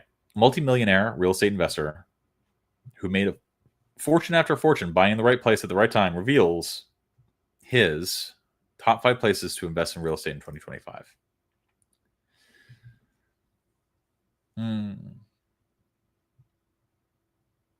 I wonder. Usually that is the case. I've found that most copywriters who have an easier time pivoting to content than content writers to copy, if that makes sense. And then you have a few weird fucks who do both, like me. It's very unusual to excel in both.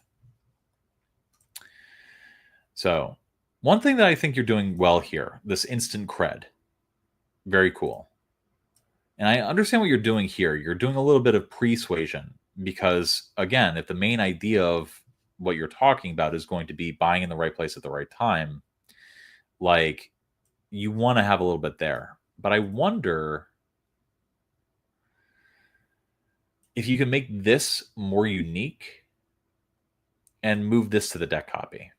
Because, again, you're already saying down here, he predicts a well-placed investment, and any one of these markets could double your money inside of 5 years. Like, I wonder if this would be better off before here, like as a tee up. Like, have 2 little like H2s or deck copy. Because right now, like this isn't working for me, but it's not terrible. This is straightforward. This is going to be fine on Facebook. This feels like, value based, like we're going to learn something. So I think that you're on the right track here. It's something that people automatically want to know, and it's going to polarize people too. It's going to immediately shoo away all the people that this offer would not be right for. I've talked before on stream about copy I've written for the same product for the same guru, and what I did was hide the fact that it was real estate for like 30 pages. And that's one way to attract one type of buyer. I was specifically targeting financial buyers who were looking for assets that were not stocks or crypto. But here, you're going straight for people that would be interested in real estate. So I think that's totally fine. But one of the things that you're going to have to consider is okay, like you're going to have a much narrower pool. There will be a much higher CPL to get those people who are actively interested in buying real estate right now. So maybe harder to scale. These are all things that you, Evan, need to keep in mind. So, or at least the marketers do.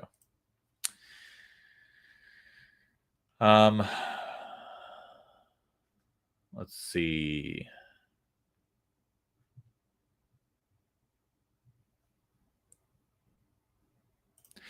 Yeah, I suspect that this works better in the deck because it's more tied to the benefit. Like there's a clearer connection there. Whereas like this doesn't really fit. But having a much stronger like bit of credibility, like something more unique, because Ronan's a really unique guy. So there's a lot you can pull from to beyond like multimillionaire real estate investor. Like that, keep that for sure. but also add a little bit more about him. I think that would work better for the headline complex. But otherwise, this is working well. You might also want to play with doing something a little bit more indirect, but I leave that entirely up to you based on the things that I said before about scaling.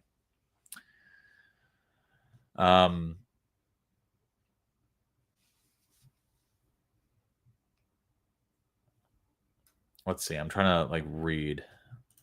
He's made fortune after fortune buying in the right place at the right time. Now he's Evan, you nailed it.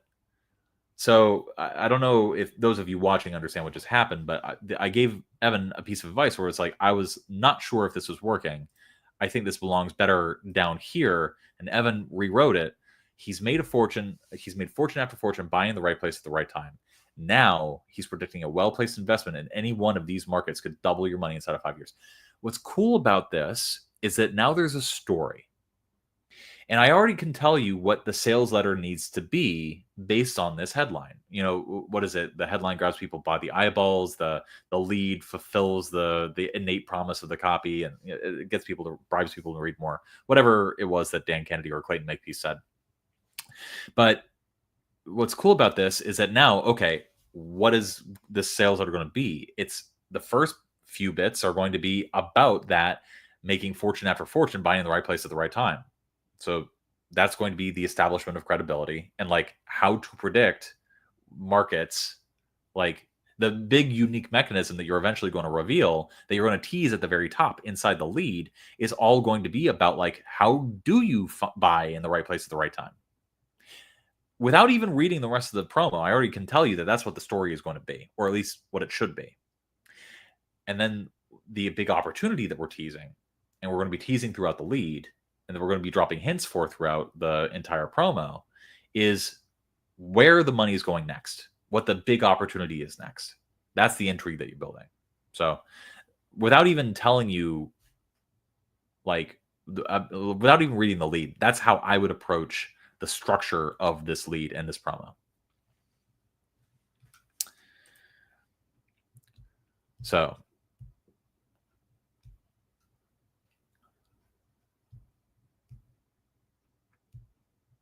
let's see. What if you call out the eyebrow copy? This is possible.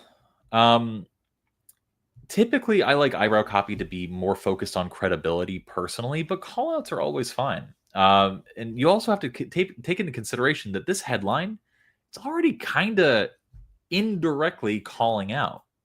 So things to keep in mind.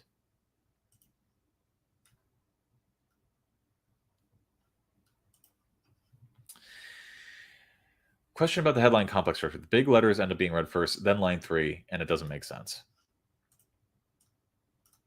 Yeah. So again, Evan just revised it.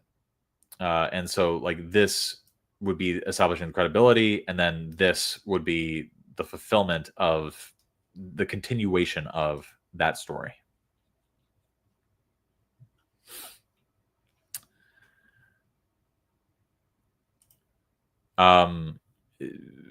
That's typically not correct. It really depends on whom you're writing for and how you're writing, but like only, how should I say, amateurs and idiots will replace like numbers with the actual numerical numbers. And it really depends on like the type of audience that you're trying to get. So like, for example, like if it's a YouTube video going out to like a really sort of young audience, or like people that are not very sophisticated, you would use the number 5. If you're going for people with money, people who might be familiar with the conventions of orthography and written language, you would want to spell out 5. Somebody who has real estate investment levels of money, you want to spell out 5. That person is going to be more accustomed to AP style. Yeah, and that is the rule for AP style.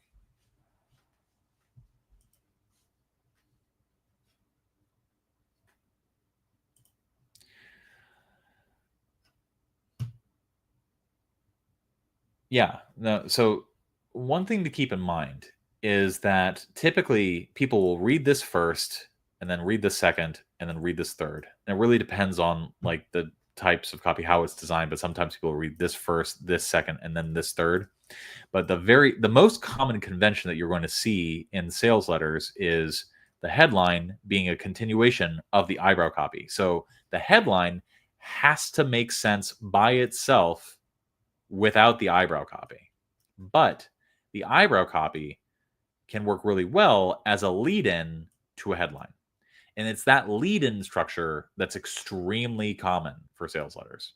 So true potential, I would not worry so much about that. Let's see. I'm not calling you an idiot. Oh, AP style. AP style is just AP style. I don't know how to describe it. It's just it's a writing convention. It's the Associated Press style book. And there are a few. There's the Chicago Manual of Style. There's the AP style. For most copy that you're going to write for people, it's going to be an AP style. Is this something you need to learn? No. It's sort of like the rules of grammar, where it's like you learn it so that you can break the rules. So I would not worry about it too much. But yeah, AP style is what most people use as a convention.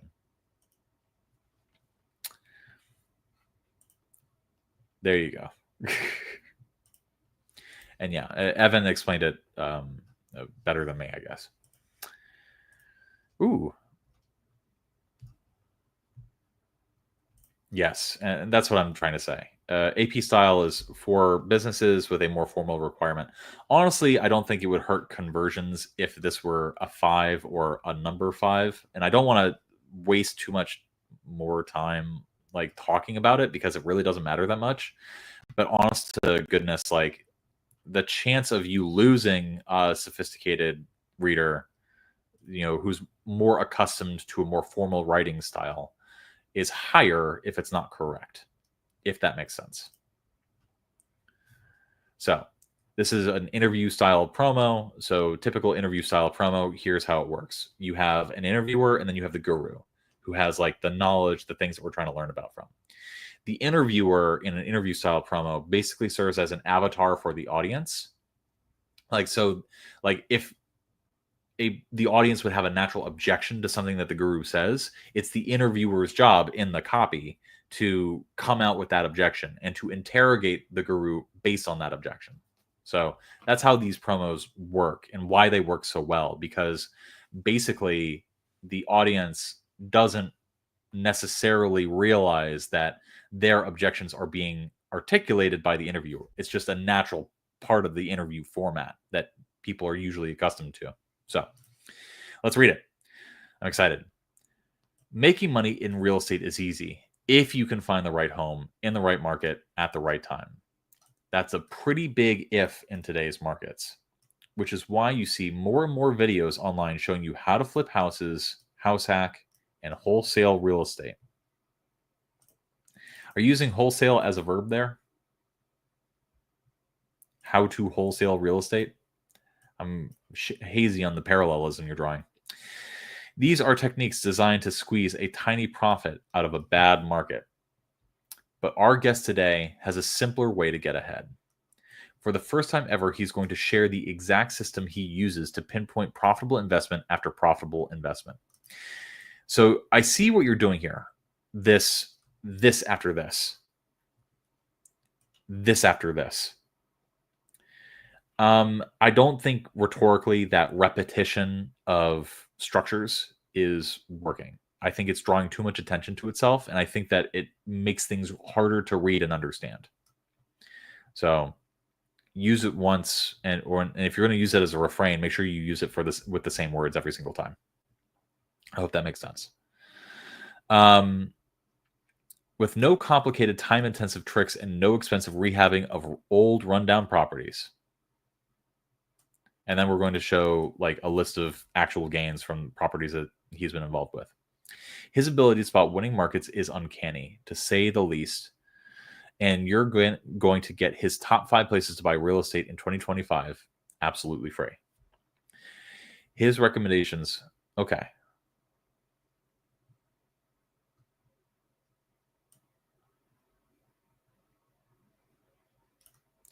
This feels out of place. it feels like I don't know if I would launch with testimonials up front. I would probably leave that for a little bit later, like maybe the first proof section.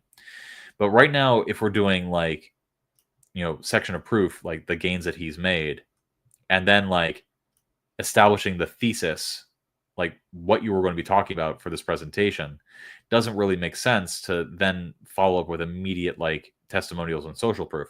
You would want that to be a little bit lower, a little bit further in, because again, you don't need to like bombard people with proof. What you want to do is sort of really spell out the benefit of this, like why people should sit around. Maybe that's what you were trying to do here, but I don't know. I don't know if that's working. But don't worry, he's not going to tell you to invest in Flint, Michigan, or some rundown town nobody's ever heard of. You're going to discover a system that finds stellar, up-and-coming markets in places you would like to live. Now, I have to warn you, there's nothing sexy about this kind of investing. One thing that I've been doing in my copy recently that's been going overseas is I've actually been using this line, there's nothing sexy about this kind of money, and the reason why is because it actually makes money. And then I use that as a sort of launching pad to talk about how like, the sexy things involve a lot of risk. And, if you think about human psychology, people, and the name of this stream, people associate sexiness with a little bit of risk. That's one of the reasons why it's so enticing. And so I use that similar sort of line as a launching off point to talk about risk. That's been working for me. It could work for you, but I don't know if that would work in this case. In fact, it's so simple. Anybody with a bit of money to invest can get into it with no special skills or tricks required. People with a bit of money, like it really depends on whom you're trying to target and how you're trying to disqualify.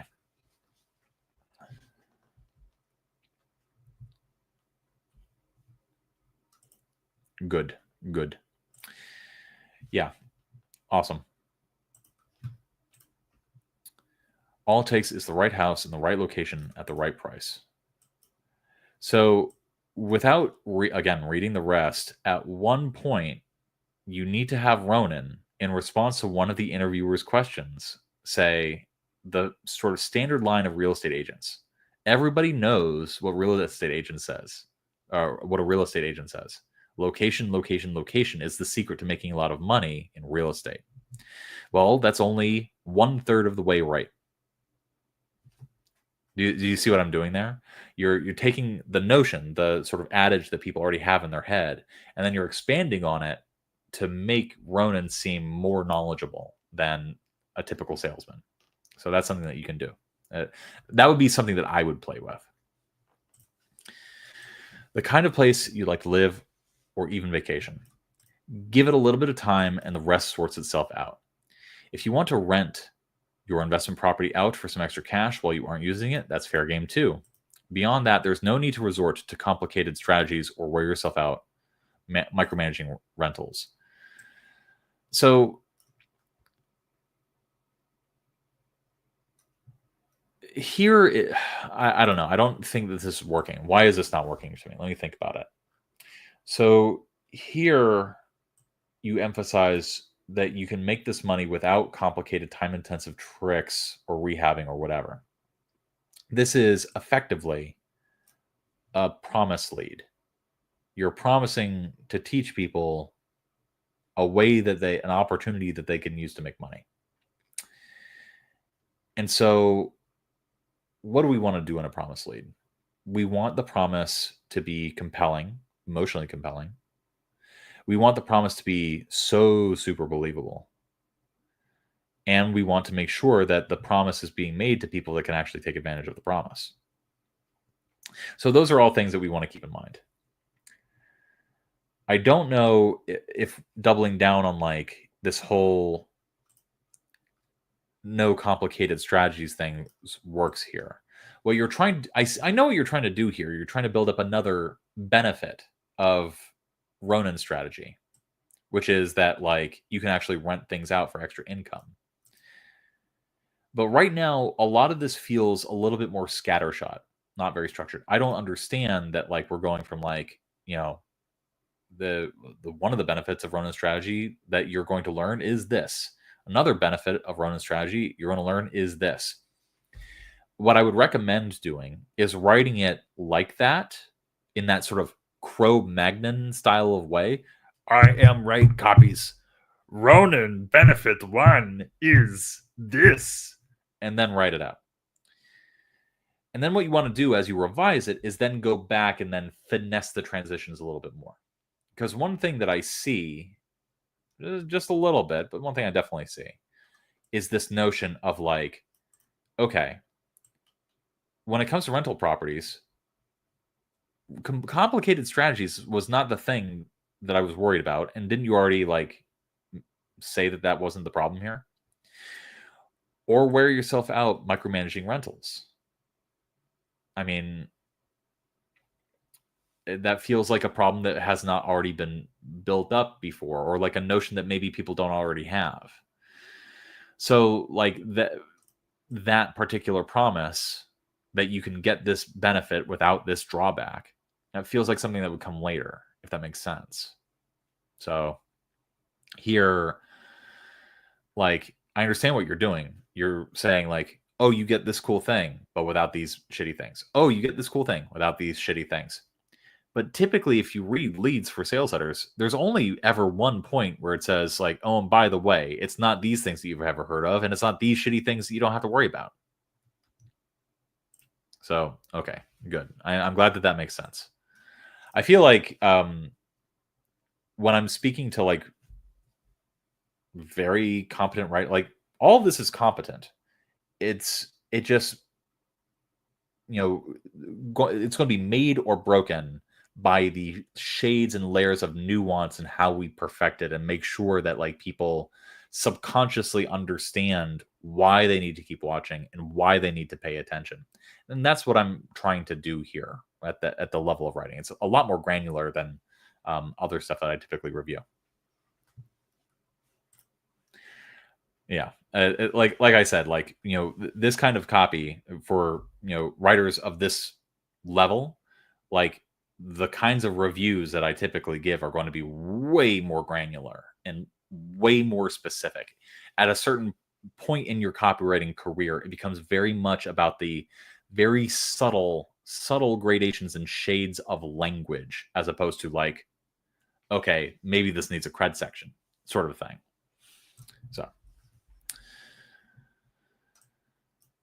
So that leaves just one question. In today's climate of sky-high interest rates, soaring property prices, and dropping rental yields, where are these markets where you can make a profit just by buying a nice property and waiting? That's what our guest today is here to answer. Direct, simple, I like it. His system for finding the perfect... we got to reveal the system at some point. For finding the perfect markets to invest in at the perfect times has allowed him and his followers to find opportunity for big profits during every single major financial... I think it might be a mistake to talk about a financial crisis right now. I think the last promo that you wrote, it made sense to talk about a financial crisis because Biden was in charge. Now Trump's here. And the one thing that the buyer of financial information is not going to be thinking about, now that the stock market is ripping and Daddy Trump is going to make all the bad regulations go away, is the fact that like we might be on the cusp of a financial crisis. You don't want to put that bug in their head. You want to make sure that this is opportunity focused and not fear focused. Here, that felt like emotionally muddled, if that makes sense. Okay. From the dot-com crash to the lockdowns of 2020, even during again, this all made more sense when Biden was president. Now that Trump is president and wants to listen, government spending is 40% of the US GDP, and Trump wants to reduce the government's income and reduce what the government spends. If you take 40% of the GDP and shrink it, the economy decreases. So people don't understand that, though. People don't understand that like these policies that they want will ultimately inevitably lead to a recession. So, that's not something that you want to have to like contend with or spell out in this. You don't want to be like putting an objection into people's heads that would not normally even be there. So, but again, based on your research, it might be a little bit different. So I'll defer to you in terms of like whether you feel that is worth including. But right now I'm on the fence about it, leaning towards no. And today he's going to share his top 5 locations for 2025, absolutely free. Here we have this. And I feel like you can just go from here to here. Look at this. Let me read this, skipping over some of your copy. So that leaves just one question. In today's climate of sky-high interest rates, soaring property prices, dropping rental yields, where are these markets where you can make a profit just by buying a nice property and waiting? That's what our guest here is here to answer today. Or sorry, that's what our guest is here to answer. Because today he's going to share his top 5 locations for 2025 absolutely free with all our viewers. Be careful today. You might know him as the author of the best-selling book, The Big Book of Profitable Real Estate Investing. Or maybe you've seen him in 3 Places of Cred. Either way, we are so thrilled and so delighted to welcome Mr. Ronan McMahon. Thank you for joining us today. Thank you. I'm happy to be here. Okay. Hold on. Fourth on that. I'm still seeing a lot of fear in people's rhetoric, but some people are starting to flip that idea. Yeah, again, like Trump has been the president-elect for 8 days, so no copy has gone through legal that, how should I say, would have that new information baked inside of it, except for an email. So I would probably do a pivot, just personally. Maybe that's a mistake. I don't know everything, but like I think it's time to pivot to greed. Pardon me if it's my experience with the interview lead, but to me, this reads more of something that is written down as opposed to something that a host would tell an audience. I would not worry so much about that. Like the tonality, like I've seen interviews where it felt so forced and artificial, and it still sold $20 million. Where you want to optimize, like for the interview format, is in the pushback or the back and forth. And again, you want the interviewer to act like the avatar for the customer. So if the guru says something, you want the interview to come out and be like, well, hold on there a minute, buddy. You would want to write stuff like that. But the thing is, like, I've just, listen, maybe I'm a little jaded, but like I've just seen basically like people read a sales letter and then that's the VSL. And back in the day, like before video became much easier to stream or propagate, like we would literally just take a sales letter, turn the sentences into a PowerPoint slide, the whole thing, like 70 pages into PowerPoint, like a PowerPoint slide with like 1 sentence per slide. And then we would just have people read the sales letter out loud, and we would call that a VSL. Still did way better. So, I'm not entirely convinced that tonality and like the authenticity of like how an interview would actually speak something is necessarily important, so long as it rolls off the tongue. And I've been identifying certain spots for Evan to like pay attention to, like today. And when he's done sort of hammering down like the draft and like what he wants to pull people in on in terms of promises, like once he has that down, then it makes sense to like go through and for him to like read it out loud and for him to practice it and like get that down. But it doesn't really matter. Trying to use the idea of he's found an opportunity while markets are bad to say that the U.S. market isn't great and the place to look is overseas. But I think you're right. I need to find a way. Yeah, to frame it as better. It's better in other markets instead of it's bad in the U.S. Yeah, that is, in my opinion, the way to go. Another thing that you can do here in the lead, instead of this like stuff is bad stuff, is you can tease it where it's just like, he's going to reveal the 5 biggest places where you can invest right now.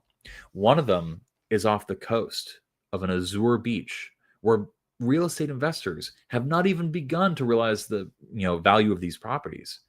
You can get one of these beachside 9-bedroom resort homes for like 1/3 of the cost of a Florida mansion. And it certainly takes less time to get there by plane. Like these are the sorts of enticements that you can sort of spell out and tease people with. Because again, like one of the biggest buyers of these kinds of products are the dreamers. People who, a lot of buyers of information, especially about real estate investing, are never going to invest in real estate. They dream of investing in real estate and they want to buy information almost as infotainment about it. And they certainly, like, one of the things that you want to lean into then is the lifestyle aspect of this, not merely the profitability, but also the fact that, like, I know Ronan, I know where he's looking, and it's some very enticing places. So I think that is an opportunity for you to, like, more so than like the muddled stuff that I was talking about before, like, really tease this. Like, in addition to the profit stuff, you want to really emphasize and sort of like foreground what people could possibly imagine their life would be like listening to this. And so giving people something to imagine, to look forward to, is so very important in long form copy, especially for if you're selling information. So keep that in mind. That's one possible way that you can crack this nut. And I think that, like, rather than really hammering on the profitability aspect, that would, I think, add a shade of nuance and value that's not currently here. But that's just one of many possible ways that you can do it.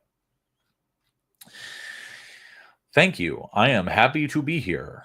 Interviewer. So, before we jump into things, you mentioned you put together a free gift for everyone watching here today. You need to tease this. This feels out of left field. So tease it. Yeah. Definitely bribe people to keep watching for sure. But also, like, this feels like it jumps out of left field. That's right. Any given day, tens of thousands of people pay hard-earned cash for my research and recommendations. But I see how... All right. This feels all premature. This is not really working for me. One thing that I've done in interviews, in interview-style webinars, and those sorts of things is... Welcome, Ronan McMahon. Thank you for joining us today. Ronan is like, thank you. I'm happy to be here. Interviewer is like, so I just have to jump right into brass tacks. You have had just an exceptional career as a real estate investor. And then Ronan would be like, oh, you're, making me bashful or something like that. And then the interview would be like, no, like, I'm like, listen, like, let's put it up on screen. I have this person here who says that you helped them make $8 million by buying in Fortaleza, Brazil. You have, like, I have this person here who wrote in, and like, you would have that sort of segue into the first proof section be a sort of like almost bantery. It still feels like the introduction of a person. So that's one way that I've done it before. I personally prefer to do it that way. It's more entertaining that way too. More fun to write as well. So this all feels a little bit more rough. So I'm just going to kind of skip through it. But what are we reading? Well, I was giving Evan an alternative approach to this section, if that makes sense. So let's scroll down. We got lead, intro, Ronan, wins in Panama during tech bubble. Yeah, I think you should play around with the structure a little bit based on what I said earlier in the stream. But otherwise, like, another thing too is like, yeah. So okay. Yeah, here's where I said, that's your opportunity to drop that location line that I just gave you, and then time and market. And so don't reveal both at first. Only reveal one. The first thing is this. And then you would talk about location. And then this almost feels a little unsexy, but I'm sure you can finesse it a little bit better. But really what it comes down to is like, why are people going to be watching this? They want the opportunity, they want to imagine the lifestyle, and they want the system. And so part of this has to be like you revealing very gradually, like a slow undressing the system. And you want to sort of spread it out. And so reading other system promos is going to be the best way. But right now, this all feels a little too, how should I say, pocketed, compartmentalized. Like, don't just give wins here and then talk about more wins there. Intro, give wins, and then like go into some other aspect or some other system. How did you possibly do that? And then you reveal a little bit more of the first system, or you do a hard pivot. And instead of answering the question, you say, well, listen, before I get into that, create the open loop, you establish like a little bit of like the history and like the problem that a lot of real estate investors have. And like that gives you the opportunity to sell against alternatives. And that all is building up more, how should I say, lowering resistance, but also building up compulsion in people who want to know more about the system. And that's going to keep them reading. But before you give them even more information about the system, that's when you talk about, well, and that's how we got to these wins. Do you see what I'm doing there? Again, you want to gradualize. It's a very long unzipping. The longest unzipping of a person's life, to quote Mark Z. Danielewski. So here's my thinking on time and market. I'm giving people the location of the system for free. Read a membership allows you to skip ahead in time, accelerate your earnings by buying below market price. That's a cool idea. Play around with that. That's certainly an opportunity. Because one of the things that the avatar, the interviewer, has to say in response to that is, nobody wants to sit around for 20 years and wait for their money to magically get bigger. And Ronan said, well, listen, I found a way to shortcut that. Just like this testimonial, just like this example of past gains, just like this thing. They didn't, and like give the time frames for those as well. When we talk about real estate, we're talking about 20 years, but look at all the examples that I've been giving you over the course of this presentation. It's 1 year, 2 year, 5 years. We found a way to massively accelerate your earnings. The interviewer was just like, well, how? How do you do that? How do you do that? And then you don't reveal it's by buying below market price. You reveal that it's a very legal, totally above board way to make a deal with a certain type of person, that is international real estate developers. Do you see what I'm doing here? Like, all I'm doing is finding ways to gradualize, to spread out the information, so you're not just dumping all the information all at once and losing all the persuasive power that it has. It's all about finding ways to spin the boring stuff and then gradualize it so that you're not info dumping. And if you do that, this is going to kill. Because, and again, it depends on marketing, it depends on how it's marketed, but this would do well so long as the marketer knows how to market to high CPL audiences. A lot of Agora marketers don't, so warning you about that. What other questions do you have for me? Do you feel like this was helpful? Do you feel like there's anything else that I can tell you or guide you towards that would be, how should I say, more helpful for you to understand like where to go with this? Because I feel like I gave you a lot. Again, there's something there and you're definitely competent, but there are a few different nuances and shades, especially structurally, especially in terms of like what you're teasing to build up into the body, that you would need to work on.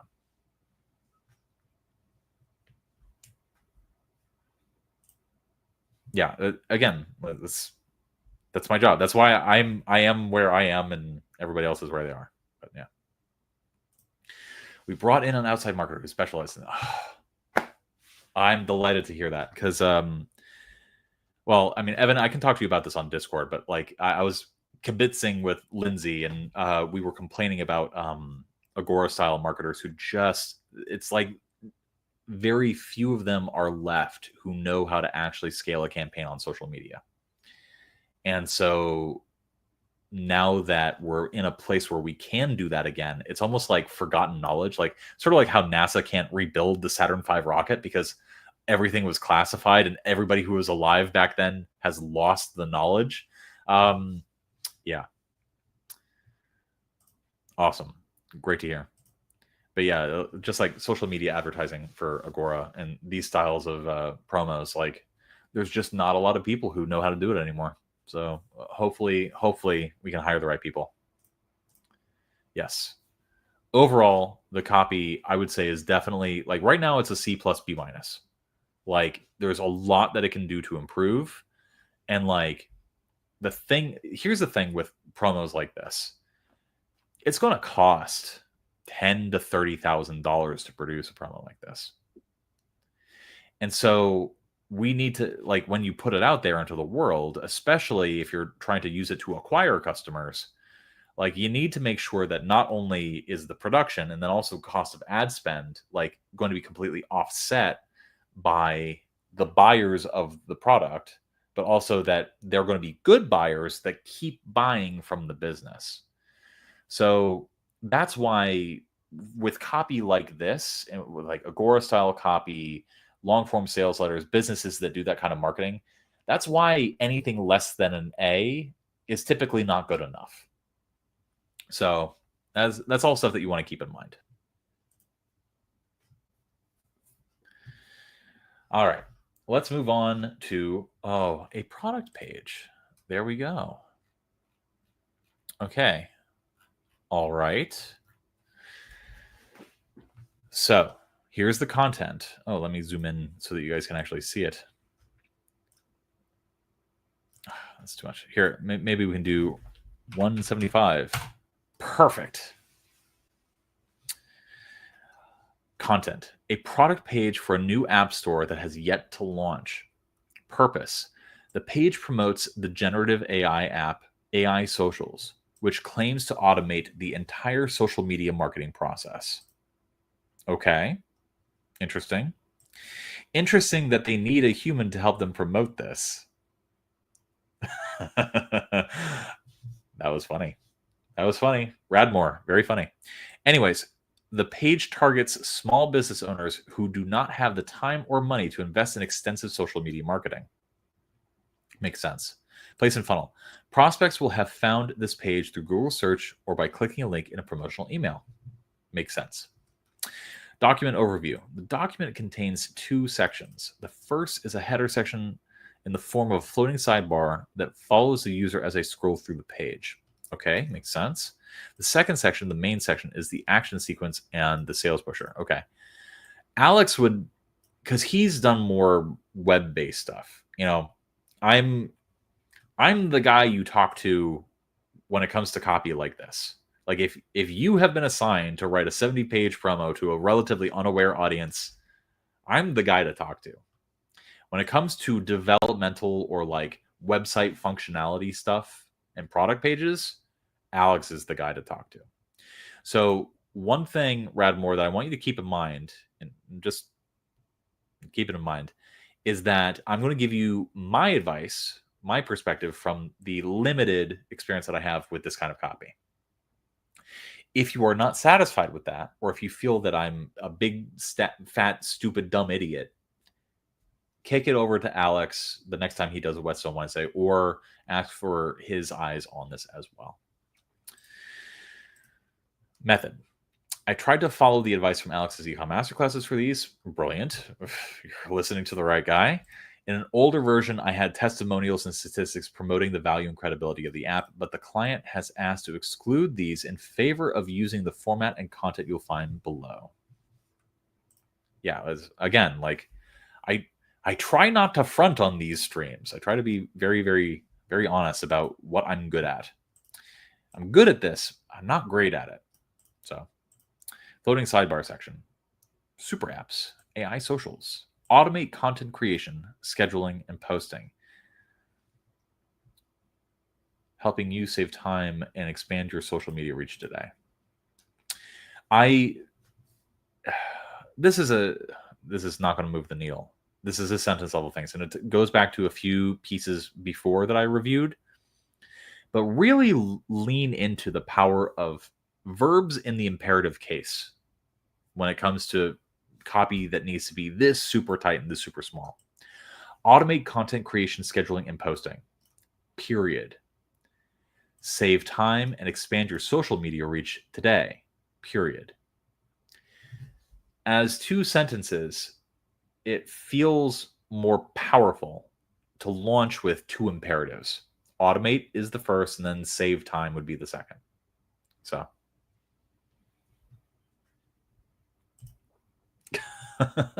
no, it's like, don't even worry about that. Like, the fact that you got this job, you're in. The only thing that you can do now is get better and more valuable. So, like, the fact that you're already in already shows that you either have the value or that you have the potential. So, a lot of my job here on these streams is to show people what they don't know and cannot see themselves. That's what people are paying for. And so, when they submit copy via the patreon.com/thecopythatshow. So I would not be doing my job if I was just like, oh yeah, this is great. Good to go. No, I'm trying to bring my experience to bear to make sure that everybody understands, like, okay, there's nuances here that you can think about. And I try to qualify, like, for example, it's not going to make or break conversions if this is one sentence or two sentences, but it is generally a good practice to, like, break it up into two so that it has more rhetorical power. Not necessary, but a good idea. Yeah. Avoid repeating the same syntactic structure, but especially for, like, sales pages and landing pages and stuff like that. Like, you can get away, like, I have a video about this on the main channel. Sorry to do the thing. Where I just pointed out, like, it sold like somewhere between $4 and $14 million. I forget which, but, like, it was almost all imperatives through the whole thing. Every sentence started with an imperative. So keep that in mind. And yeah, starting out in any niche, I wouldn't say you're always trash, but you do indeed need to dig around in the mud, and then when you're starting out, and then you'll end up hitting gold. And yeah, like, sometimes, especially in these, like, smaller little bits of language where it's not like copy that you are sitting down and needing to pay attention to, you're trying to give people the impression of what you're saying, as opposed to, like, clearly spelling out what you're saying. Imperatives and really short sentences can really help with that. Okay. No more line edits. We're only going to focus on function and value edits from now on. 30-day money-back guarantee. Means you have 4 weeks to discover if this app is right for you. This feels weak. I see what you're trying to do. You're trying to dimensionalize it. Like, okay, 30 days, 4 weeks to discover this app is right for you. But I don't know if this is working really well. Because effectively what you're doing is saying the same thing twice. More commonly, you'll see 30-day money-back guarantee. Just email us. That is, you're preconditioning people for what they need to do in case they do want a refund.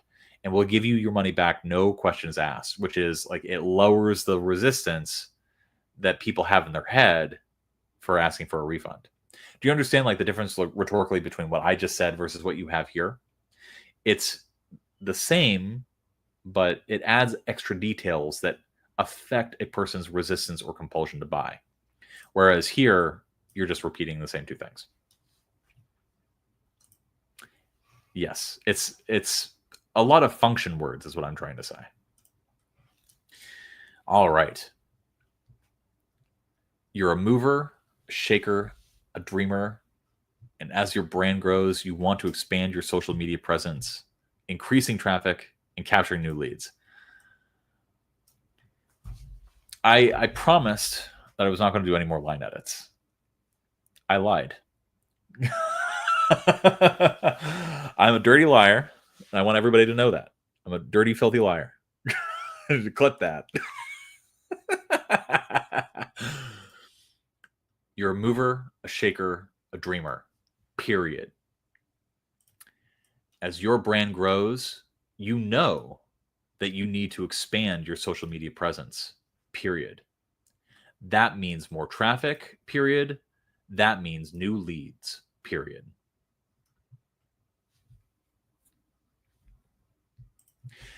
Listen to the copy that I just read verbally and compare it to this one sentence. Which one's more powerful? The reason why you want to emphasize certain little bits of language as opposed to having, how long is this sentence? 26 words.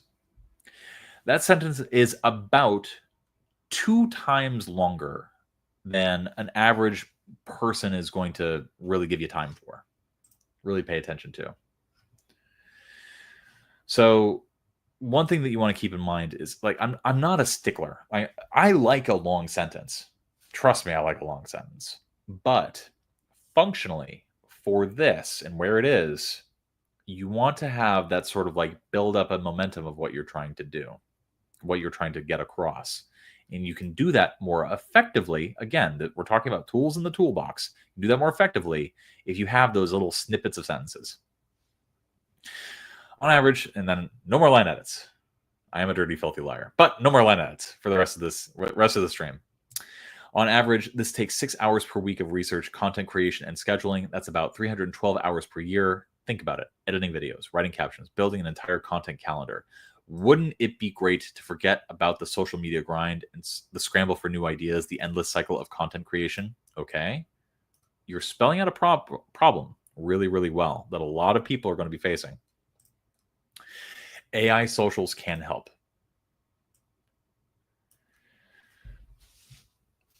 AI socials can help is okay. I think that there's better ways to present the solution.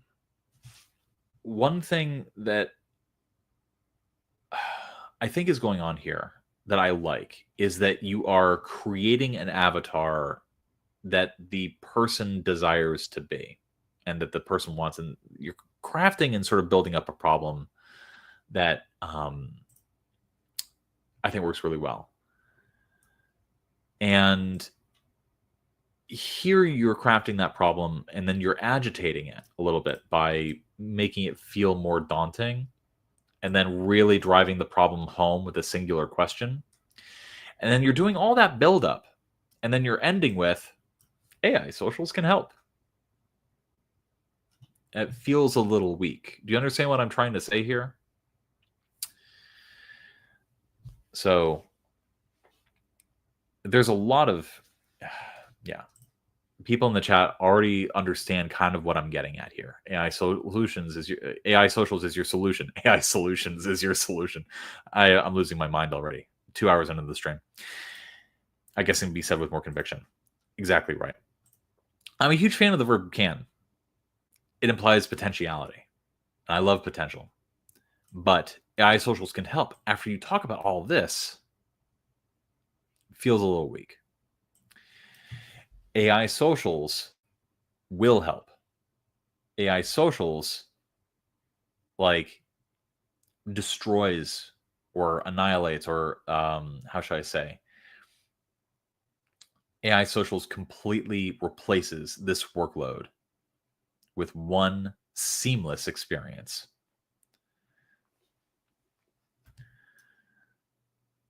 AI solutions is your social. Thank you, Adam. Thank you for that. Really. Very helpful. Find your solution with AI socials. No, that feels weak too. But what I'm trying to get at is, like, you really want to, again, this is your job. I'm here to like point out where you can think and occasionally come in with stuff that could be helpful. But like, if you're building up this huge problem, you don't want the payoff to be, oh, this can help. You know, it feels like a little bit of a letdown. So think about that. Yeah, this would be the stereotypical cliche go-to. You know, it's what is it? Best by test, you know, commonly used for a reason. Let me introduce you to AI socials. With this app, create unique videos. With this app creates unique videos, images, and captions that drive traffic, high engagement, and conversions. Rather than with this app, I would suggest switching it to that. Like this app creates. So what are we doing there? We are subtly, very subtly, putting the B in subtle. What we're doing is we're removing this from a done with you to a done for you, making it feel easier. This app does that work for you, is the implication. And so with just a slight change in words, you can achieve that effect. That's something that you want to keep in mind.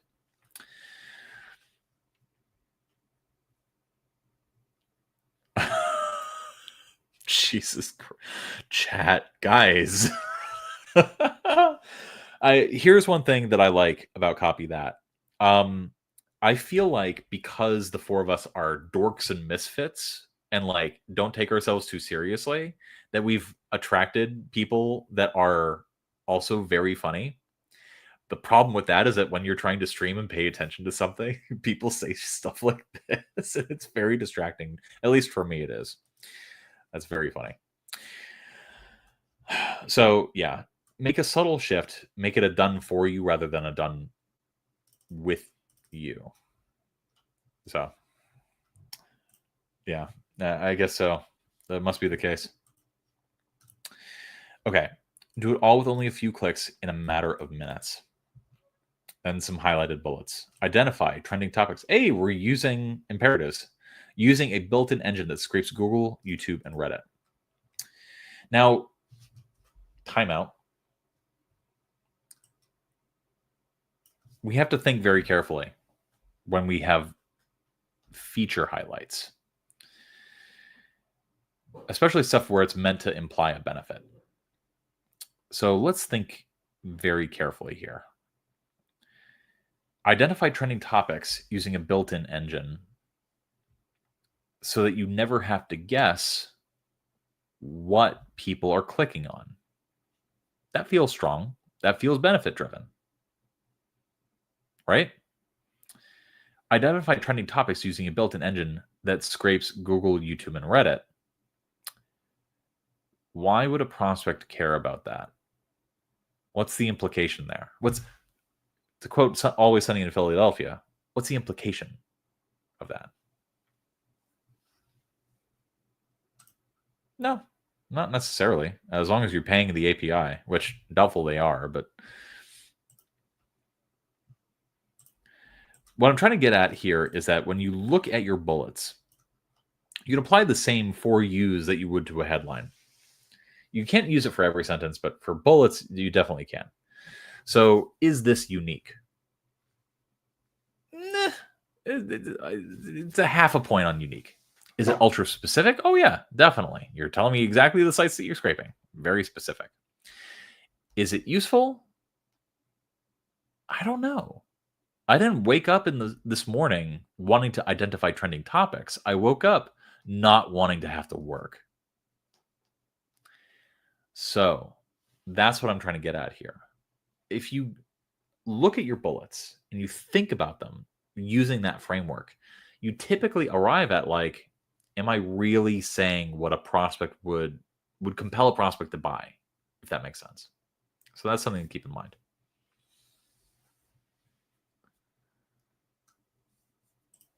Well, he's a goofy goober, and you guys know it.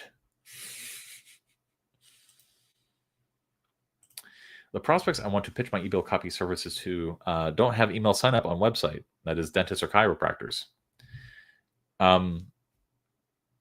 Yeah, sometimes they will do lead gen where they only will email clients, existing clients, Some don't even have an email list. And so what you would need to do if you want to pitch your email copywriting services to them is you also need to pitch them on like the importance of having an email list. So sometimes those clients are worth going after, sometimes not. All right. Back to, we're focusing on bullets and benefits. Ever wonder if the audience is newest enough in the English language to understand the subtext of the underlying spells you so meticulously craft? It's not about nuanced English. To quote Red Letter Media, with this app, create unique videos. Like your brain doesn't pick up on immediately, consciously on, okay, so I can use this app to do these things, versus this app creates unique videos. You're not going consciously, okay, this app does the work for me. Your subconscious brain does pick up on that, though.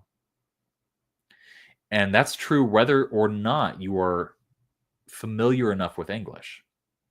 Especially if you're selling to an American audience, like people will definitely pick up on that. Your brain does, like your consciousness doesn't pick up on it, but your brain definitely notices that slight, subtle wording difference between done with you versus done for you. It's very powerful. It's what is the line from Mad Men? It's delicate but potent. So keep that in mind.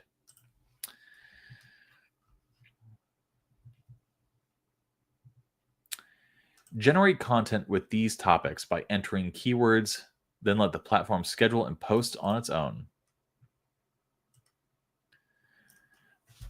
I would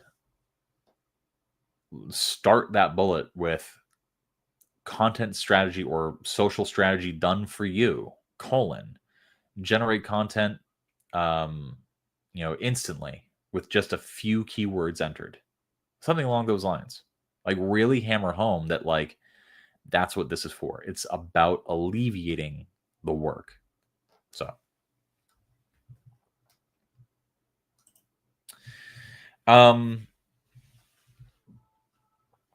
as a third or second person implied subject. So typically, if you can get away with it, you would want second person implied subject. You are speaking to you, if that makes sense, not he or they. So identify. You're saying, you, person reading this, you identify trending topics, not you, general people out there in the world, plural you, which plural you, which would be vosotros or something that is not existent in English. So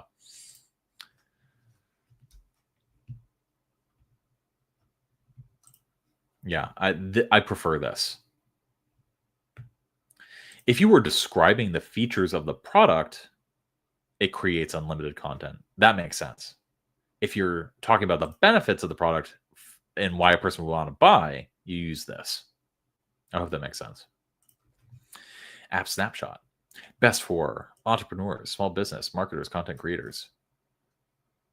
I would also add like restaurants, like small business and entrepreneurs, very big categories. I would divide this up. Charities, clubs. Like you can really go ham on this. Like really divide up who could benefit from this. So integrates with Facebook, Instagram, TikTok, YouTube, LinkedIn. Okay, that's just features. Use in place of okay, I don't know about this.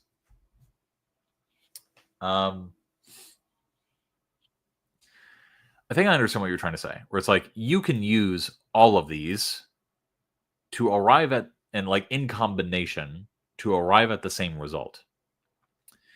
But this is like kind of similar to what I was saying in a previous review, which is very simply that, how should I say? It feels like you're injecting an objection that wasn't there before. So, yeah. Yeah, it's one of those things where it's like I look at that and I go, is this like, why wouldn't I just use one of those other things? like it feels like you would need more copy to explain what you're trying to say here. So I don't know if this is working for me. I could be wrong, but like if you're speaking to a more, how should I say, sophisticated audience, somebody who already uses these things, like you could say, replaces like the combination of like all these. But again, like you would need more copy to explain and contextualize that. So this feels out of place. Why are imperatives so powerful? It's a silly question, but do people really respond better to commands? Yes, they absolutely do. And the reason why is because like you don't notice imperatives when they're happening. For example, when somebody reads, what if for a single payment you could access the power of an entire content marketing team?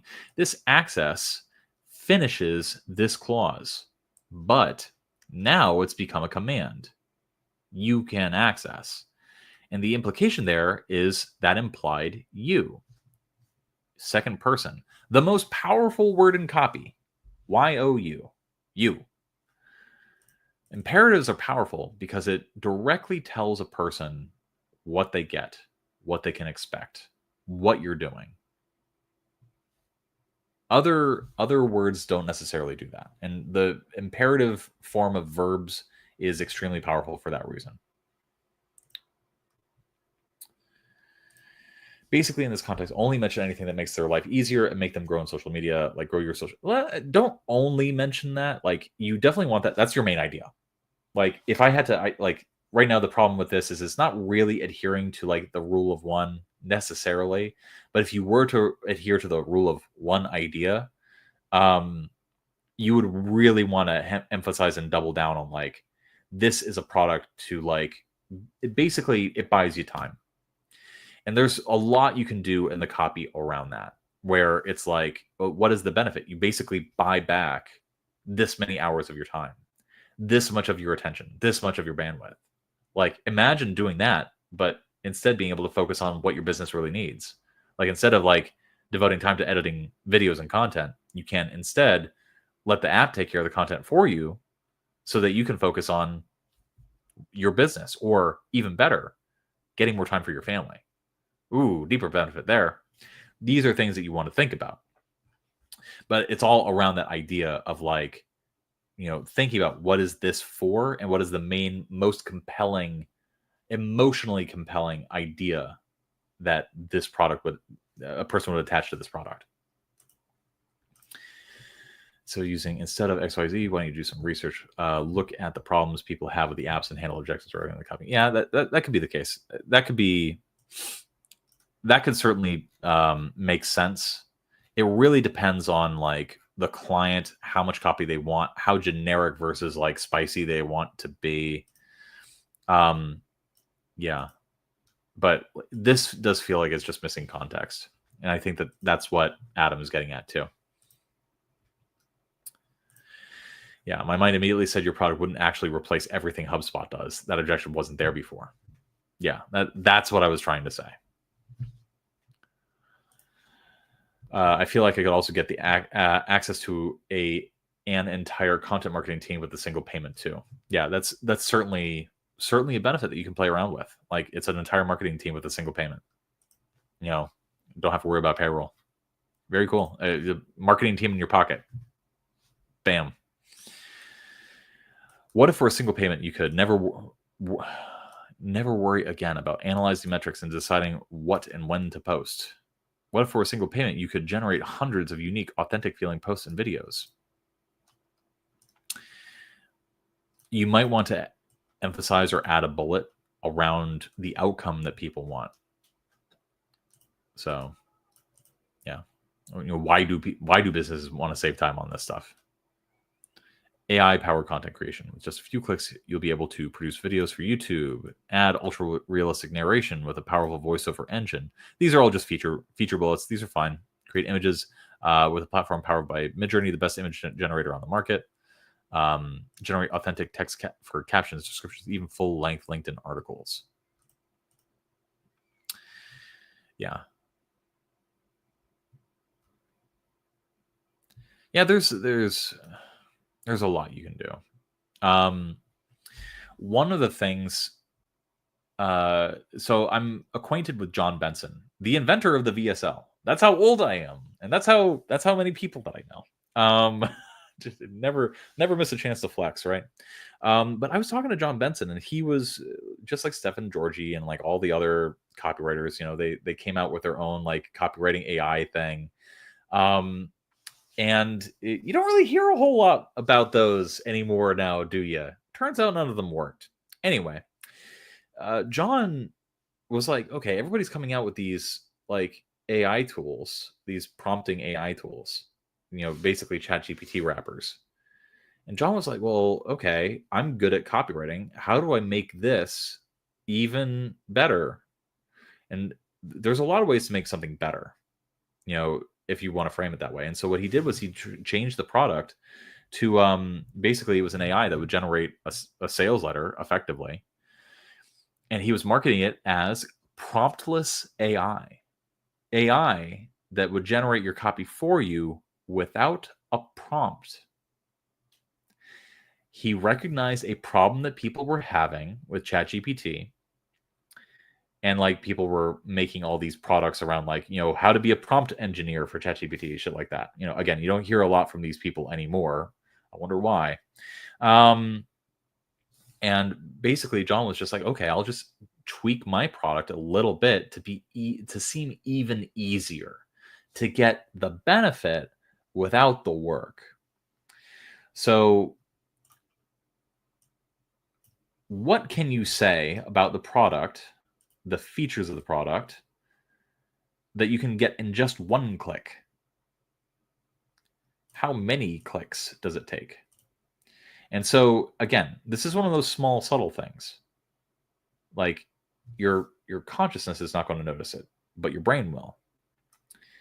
There's a big difference between with just a few clicks and with just one click produce videos perfectly catered to your business's individual needs. Do you see how much stronger of a promise that is than with just a few clicks, you can produce videos for YouTube? Again, these are the slight gradations and differences in language and copy that separate really, really good copywriters from like everybody else. It's understanding that with those very slight shades and nuances of language, you can evoke so many other things and emotions and sensations and feelings. So these are all things that you want to keep in mind. So again, I don't have a problem with these. They feel a little generic, and you want to again maybe imply a benefit or two, but you don't have to. These are just features. But you can do more with the language here, even if you're just being feature oriented. And that really comes down to like how people actually interact with the product as opposed to others. It's just stuff for you to think about. Like Radmore, I know that you're a word nerd, so I know that you understand what I'm trying to get at here. So, okay.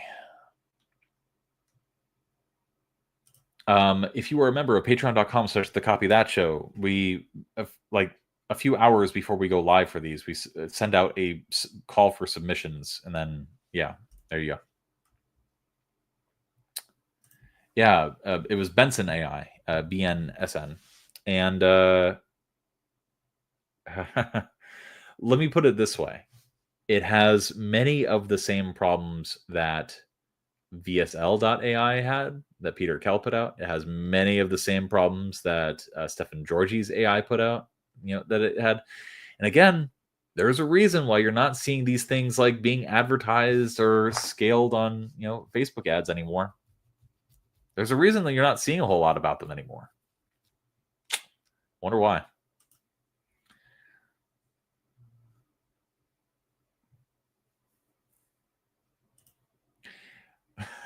David Ogilvy, I know him. He owes me money. Yeah. I did not live in an apartment before this. I lived in a house, and now I live in a different house. Yes, I moved. There's actually an announcement video coming out about that. Anyway, brilliant. Awesome. Thank you. Sometimes I worry that what I'm trying to say is not getting across as well. All right. So this is all fine.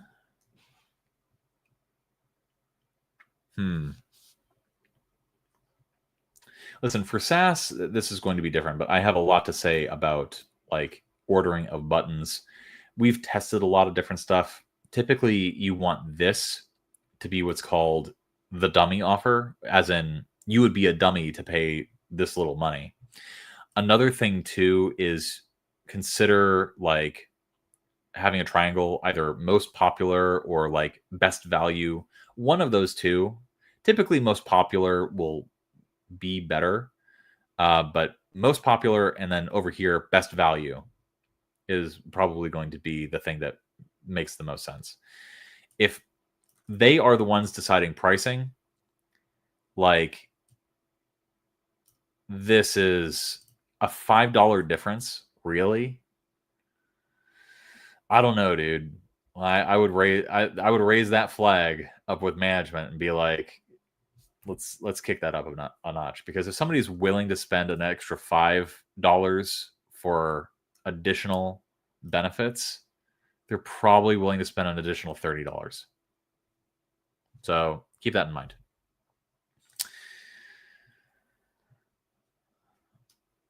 Ooh, when are the books coming back?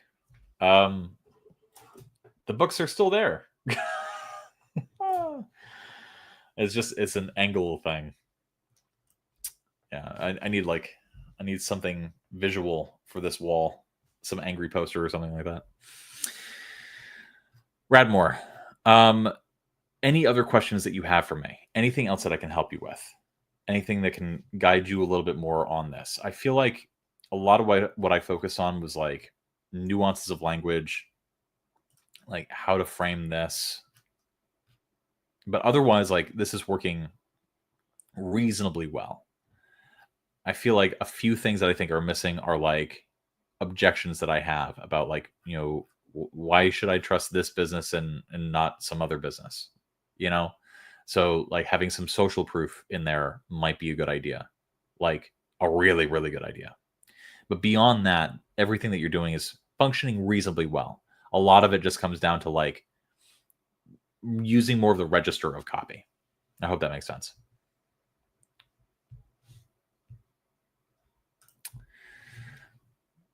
Yeah.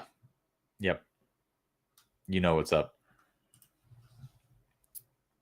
Radmore, do you have anything for me before I move on?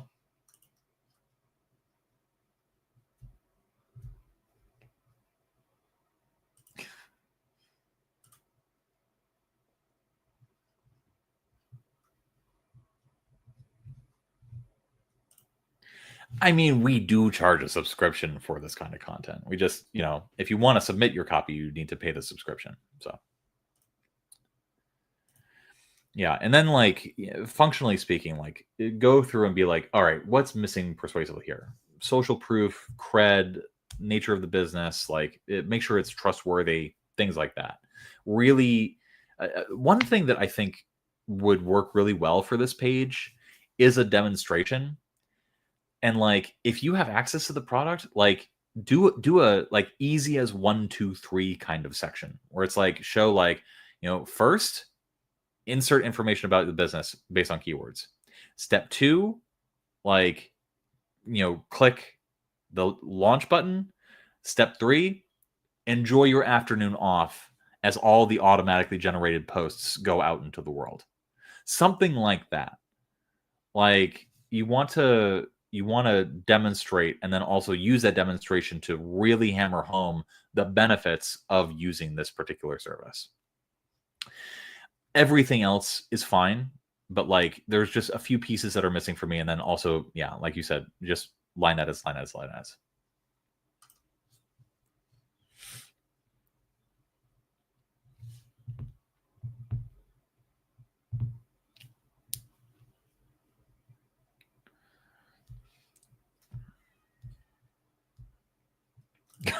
Don't feel that way. The whole point of me doing this is so that I can put my eyes onto it and show you guys things that you can't see, or think about things that you haven't thought about. So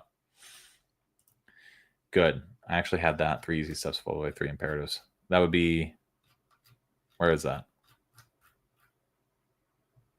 The client wanted it removed. What? Oh, man, that's the worst part about copywriting. The fucking clients. Clip that. But good. I'm glad that you are going to get the opportunity to add creative to this, or GIFs or videos or whatever that show everything in action. So, but yeah, God, fucking clients every single time, man. Don't know what the hell.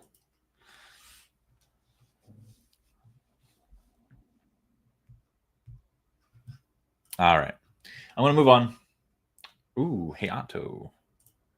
This is a video ad for hair treatment. Okay, context. Hi, this is an ad for a hair treatment product on Facebook. Speaking time should be below 40 seconds. Okay.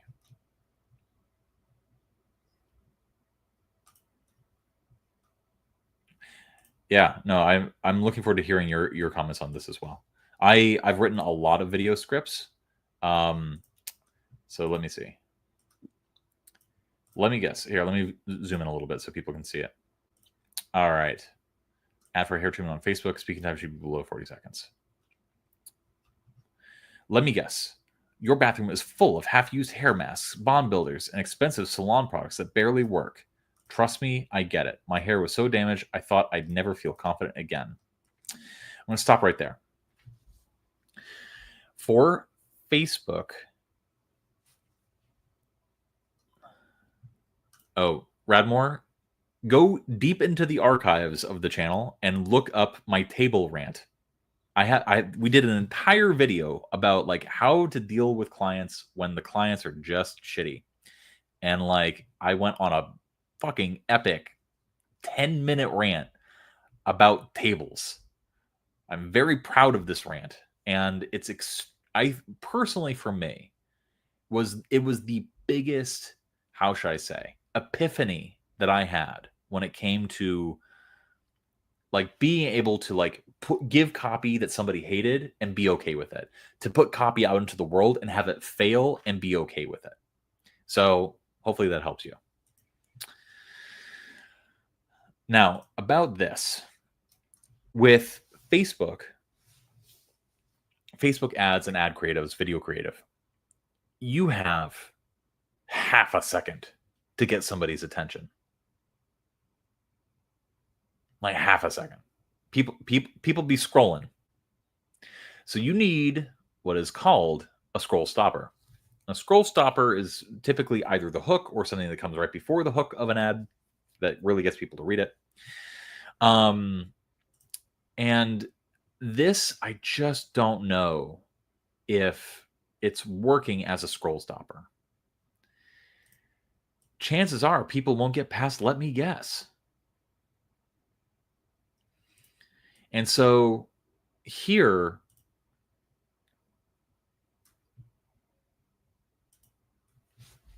yeah, like what are some scroll stoppers that have been working recently? Here are 3 reasons not to buy name of product. That's a common one. Another one is like showing a very shocking image. Like I shared a Facebook creative relatively recently that I really liked. It was about a snoring product that works really, really well. And one of the things that's been working really, really well recently is like there's 2 things you can do. There's you can either tease, like build intrigue for, like what you're going to talk about, or you can give people a taste, like give people a specific bit of information that informs them.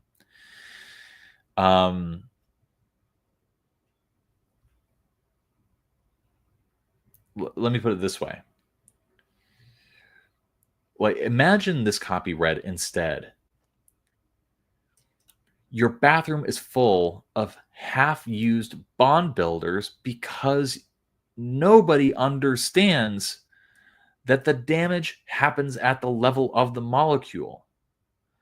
And then like you cut from an image of like all the bond builders and all the tubes and bottles and stuff like that in the thing, and you hard cut to like a man in a lab coat, like with like, you know, gently petting a wig or something like that. You know, you get real weird with it, and it's talking about like you know, then you can go into a little bit more about this fact, you know, something that gives people a taste of like what the real problem is before you get more into this.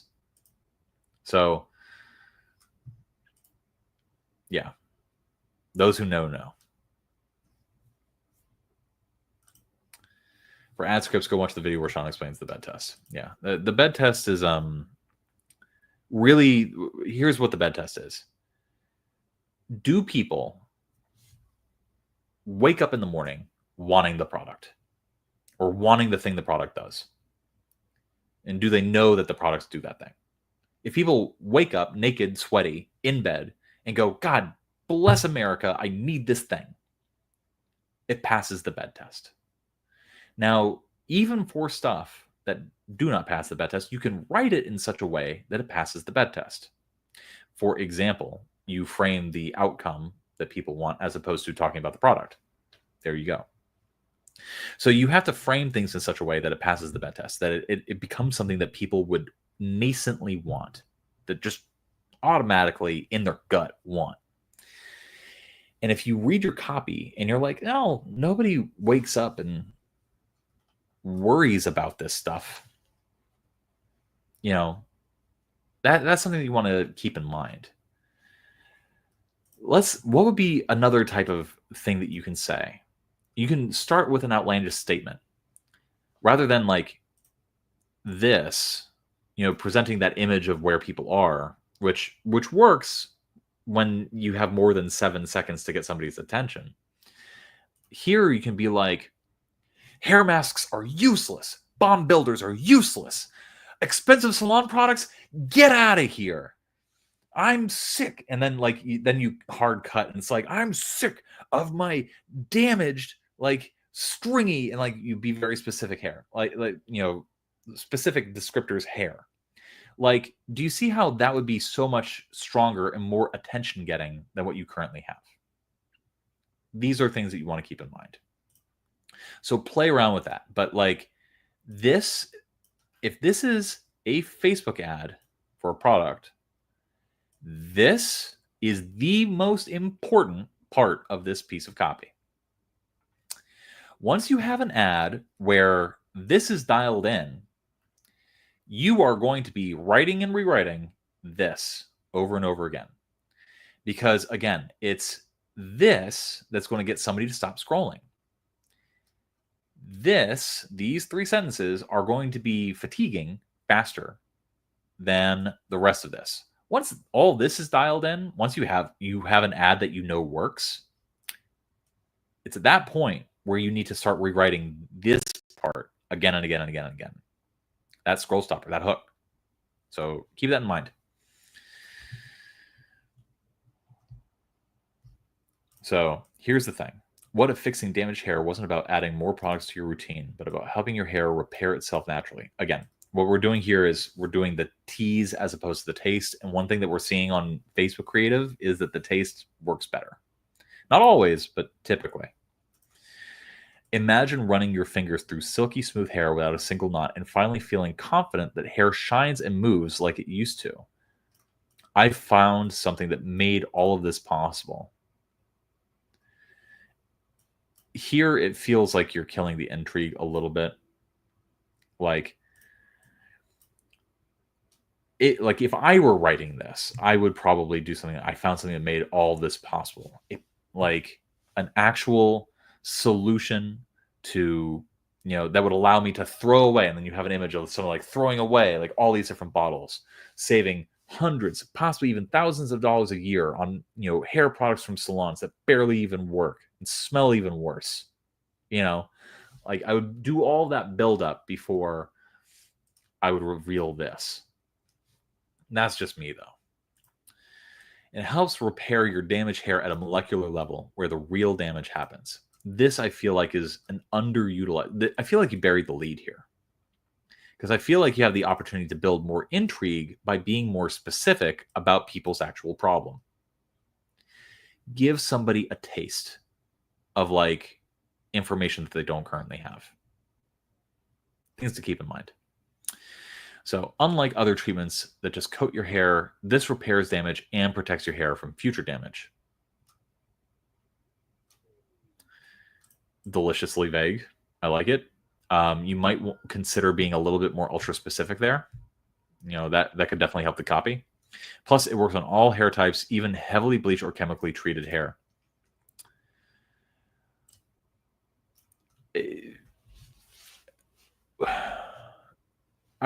One thing that you want to do, especially when you're writing for a visual medium, is you want to think a little bit, just a little bit, in terms of spectacle.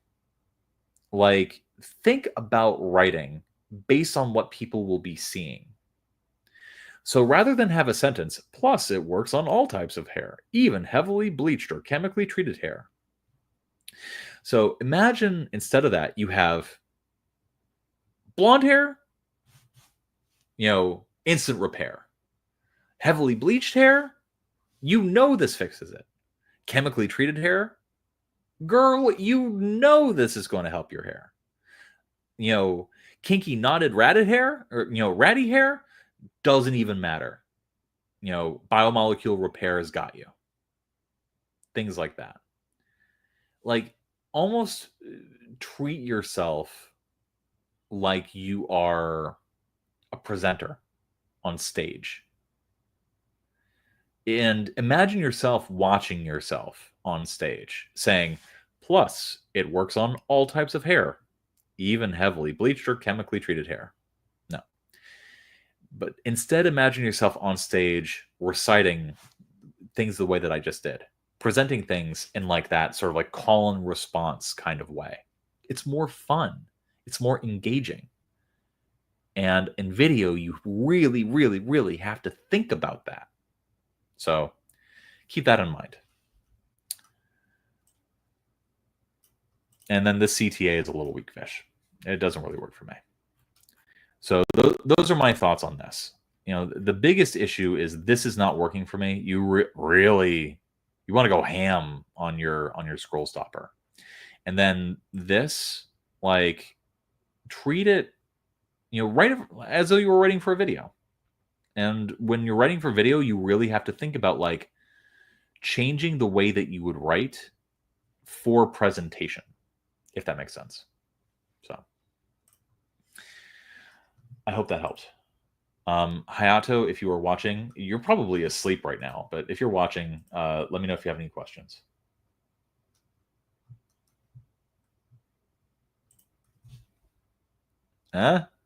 Yes. Very proud of that rant. Okay. Submission for today's whetstone. Oh, from Rashida. Ooh, okay. Looks like we have a sales page. Let's zoom in and get some context. Thank you for your critique. I want you to answer 2 burning questions keeping me up at nights, along with your main suggestions. Okay, they don't actually keep me up at nights, but if you had the time, I would love some clarification. Oh, I answered this already. Okay. My copy has bolding in all caps in some places. For example, is it appropriate to submit work to clients like this, or should I edit those out when done? No, like, listen, you should absolutely keep this bolding in terms of formatting. Keep it the way that you want it, and then let either the business or the designer run with it. You definitely, one thing that I like to do when I write in a Google Doc or a Word doc is format things to be more or less the way that I want it to appear in the end, or to, at the very least, to inform and inspire the graphic designer to think and present information the way that I'm thinking of it. So that's definitely the answer to number 1. Don't even worry about that. You can absolutely submit clients to that. In fact, when I submit copy to clients, or specifically to legal, I will have like whole bracketed messages in the middle of my sales letter being like, all right, let me explain this. Let me show you this. All right, graphic design team, this is what I want this to look like. Things like that. So don't worry about that. Okay. Page at very doc. Which idea and heading do you prefer? And do you, okay, hold on. I actually want your opinion on the second part of question 2. And do you think offering clients a second version for free so they can A/B test is a good idea when still kind of new to copywriting? Yeah, listen, like, what do clients want from copywriters, especially if they're a small business? They want less work for themselves, and they want more quality for the same or smaller rate. So if you want to keep working for this business, absolutely go for it. Certainly provide a second version free, but I would not go crazy. I would focus on making sure that second version focuses on what really moves the needle. And when it comes to sales pages, what really moves the needle is going to be the headline. It's going to be the headline, and it's going to be the deck copy, and it's going to be the hero image. So what I would recommend starting out is, rather than doing a whole separate second page test, just give people a second headline or a second piece of deck copy, a second thing that they can test. A/B test the pages. That's going to feel valuable without consuming too much of your time. I hope that makes sense.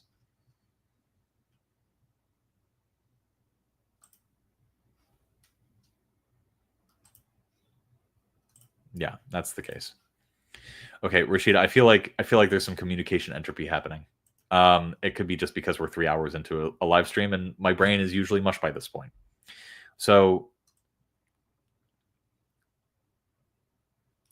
which idea and heading do you prefer? Okay, so this is the heading. Lux whiff. Give them a whiff of something fabulous. Always smell Lux with our monthly luxury perfume subscription service. I don't love these, but also, like, just knowing the perfume market and knowing clients in the perfume market, clients do actually kind of love this shit. They shouldn't. They absolutely shouldn't. But they do. So give them a whiff of something fabulous. It's very fluffy. It's very, like, saying nothing. One thing to keep in mind with colognes and perfumes is that nobody wears a cologne or perfume to hide. Let me see if I can make that make sense. A person who wears cologne or perfume wants to be noticed. It is a mark of prestige. It's attention getting. Like, it's a way to make a statement. That's what a perfume does, or a cologne. Nobody wears a cologne so that they can hide in a corner, stinking it up. No, a person who wears cologne gets out in the middle of that dance floor. And these are all sort of callbacks to conversations I have with Rod and, like, indirect response that I've worked on. But the copy that I've written for cologne, like, God, I went really crazy with one example where, like, a tagline that I wrote, wear the cologne that punches your boss in the face and asks for a raise.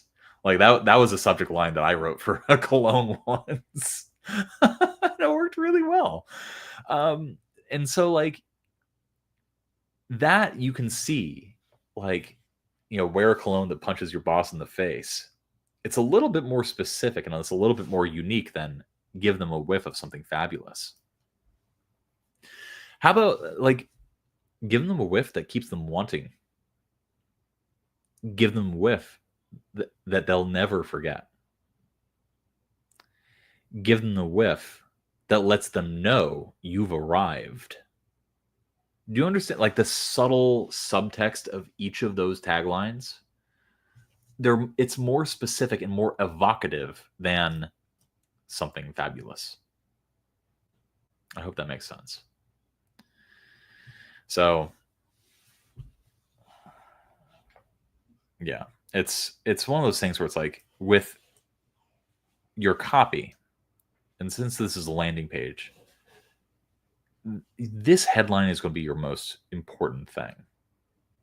Like everything else just sort of confirms the decision, the emotional decision that people make based on this. So these are things that you want to keep in mind. Luxury products and services. I see a fluff like this even for somewhat mid and big brands. Maybe bad copy doesn't matter because brand authority carries. Can you still emulate for small business? Yeah, I for me, here's a problem that I commonly see. I see this in luxury brands and I see this in SaaS a lot. Here's the problem. Luxury brands, because the brands are big, they've spent so much money to basically always be in the conversation in people's heads. They don't need to work very hard to stay present in people's subconscious. And the problem with that is that smaller brands and other services in the orbit of those big brands then think, oh, I should be writing copy like them. The small SaaS company that wants their copy to be like Apple.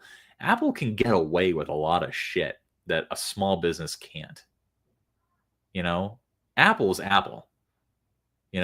Your SaaS company ain't fucking Apple.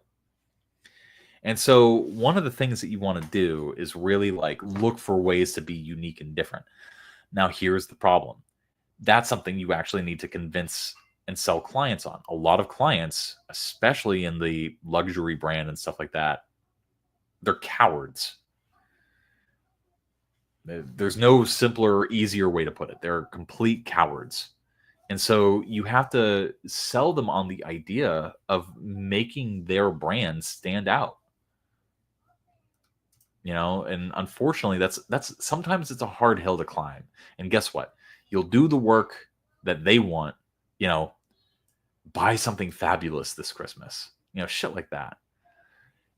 And then you'll collect the check and then you'll move on. Or they'll hire you again because they loved what you did so much, even though it didn't convert at all. That's a common experience with clients. So those are things that you want to keep in mind.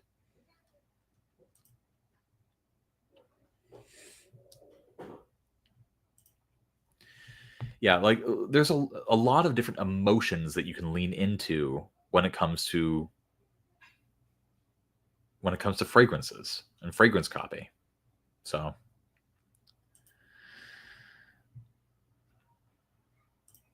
yeah, you can't emulate this for a small business and experience success. Small business owners crave empty copy. Yeah, that's absolutely the case. And again, it really is just because that small business wishes they were the big business. Therefore, they think that in order to be successful, they need to do what big business does. Not the case.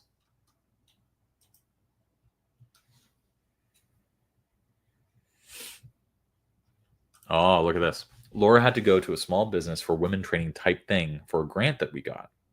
The whole thing was about finding your brand story instead of how to sell your product. Yeah. Studying Apple's copy is not pointless. You just have to understand the context. You have to understand what Apple is doing, why Apple is doing it. And you have to understand that Apple can make their copy, their things appear the way that they are because Apple has literally hundreds of billions of dollars to spend. The clients that are going to hire you don't have that. They can't hire some of the best designers and videographers in the world to create the first iconic iPod ads. They can't license the fucking Beatles. They can't do something that nobody else has ever done. So what you have to do is you have to use the copy and use the formats that are available to you to use copy to articulate things and feel things that nobody else is doing. You can't use what Apple is doing to sell doggy chew toys. It just doesn't work. So,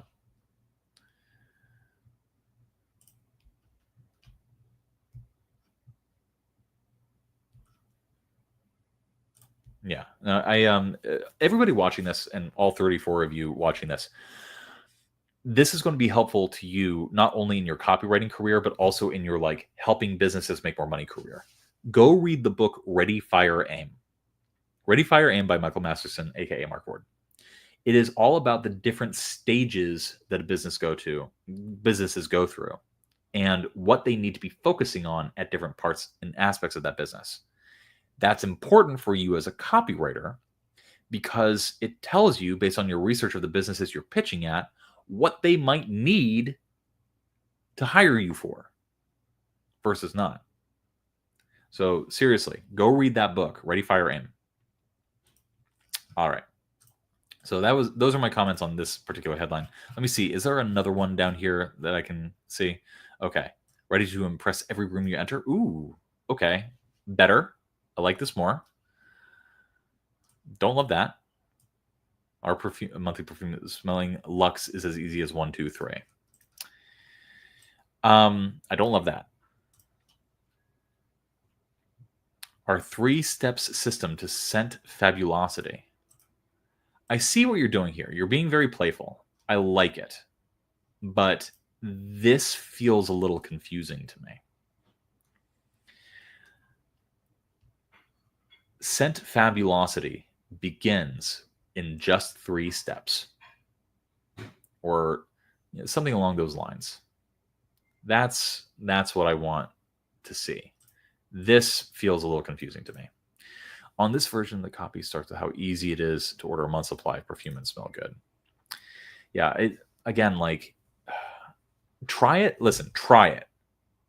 Do I know everything? No. But, Rashida, give it a shot. If it works, it works. Personally, I don't think easiness is what people want. I don't think it passes the bed test. I don't think people wake up in the morning being like, God, I wish there was an easier way to get more perfume. Do you understand what I mean here? People want quality. People want the best. People want to be unforgettable. Things like that.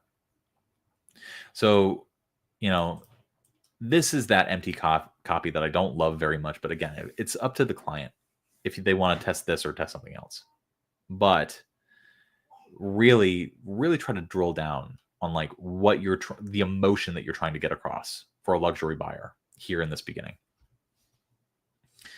Hold on, let me look at this.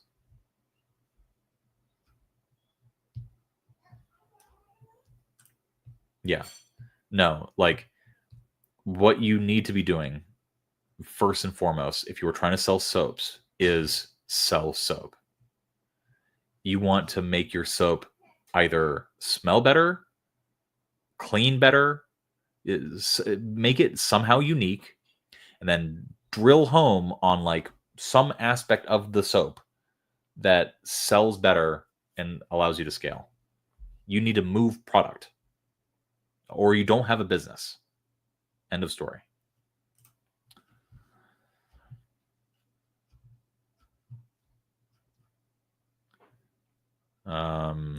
Would it be possible to constantly leverage the existing desire from the actual brands they ship to you? If so, how?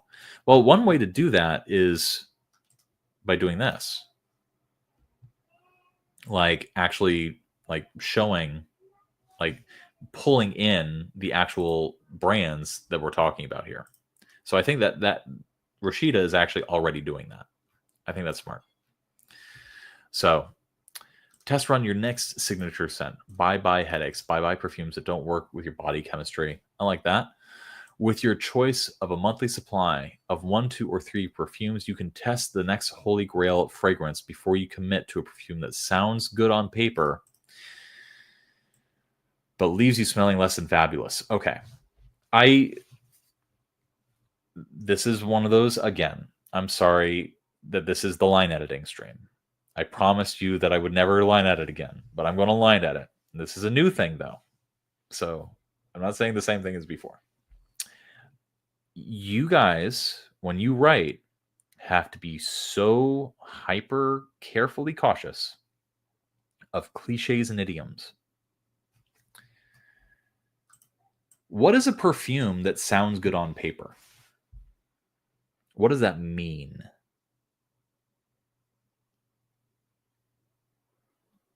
How can a perfume sound good? Now, here's the thing. If you're trying to give me the literal answer, I'm not interested in the literal. I know that what this is trying to say. What I'm trying to get across, though, is that it's not saying that because it's relying on a shared understanding of this idiom that I'm telling you right now, most people don't share. There's a danger.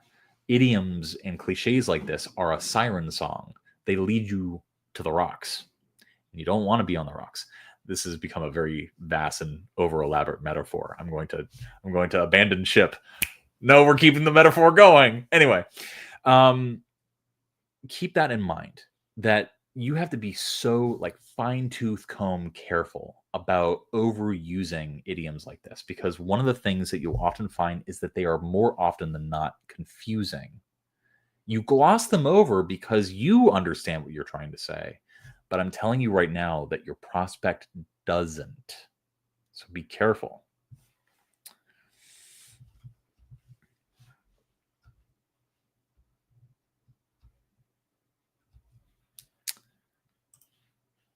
Give them a whiff. Anyway, so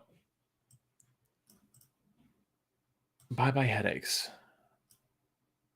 Bye-bye headaches. So I have quibbles and problems with using this to sell a. I think that there's an inherent problem with perfume subscriptions inherently. And the reason for that is because, like, so you're telling me that you're just going to send me a bunch of bottles of stuff that like I'll try once and then never wear again, and then it'll just be cluttering my bathroom. That's it. That's how this is going to work. So like I have a problem with the product itself, the idea of the product. And so your job as a copywriter is going to be to make sure that people don't read your copy and learn about the product and have that objection. Oh, you're just creating more work for me. You're just giving me a bunch of chemicals that I now have to deal with. Great. So that's something you want to keep in mind. Is everybody going to have that feeling? No, absolutely not. But it's something you want to keep in mind. So for me, this notion of like you get a monthly supply, how like I had a bottle of Polo at one point. It lasted me like 5 years. Like, and so you have to keep in mind, like, you know, some people use perfume like every single day. Some people don't. And like, so how do we get around that? Are the bottles smaller? Are we sending tester kits basically? Like, I have questions, is what I'm trying to say. That I don't think that you, Rashida, can actually answer for me because it's related to the actual product itself. So, but those are all things that you want to like do. You know, an easy way to do that is show a picture of what the box looks like. What do people get when they get this box? And then that immediately answers the question of like, okay, how big are these bottles? How many uses do they get, et cetera, et cetera. I'm trying to think. I like my perfumes, facts. We put 130 sprays into each atomizers. That's 5 sprays per day. Can you imagine the person sitting next to you in a cubicle who's literally 5 times a day reapplying a really smelly perfume? Man, good grief.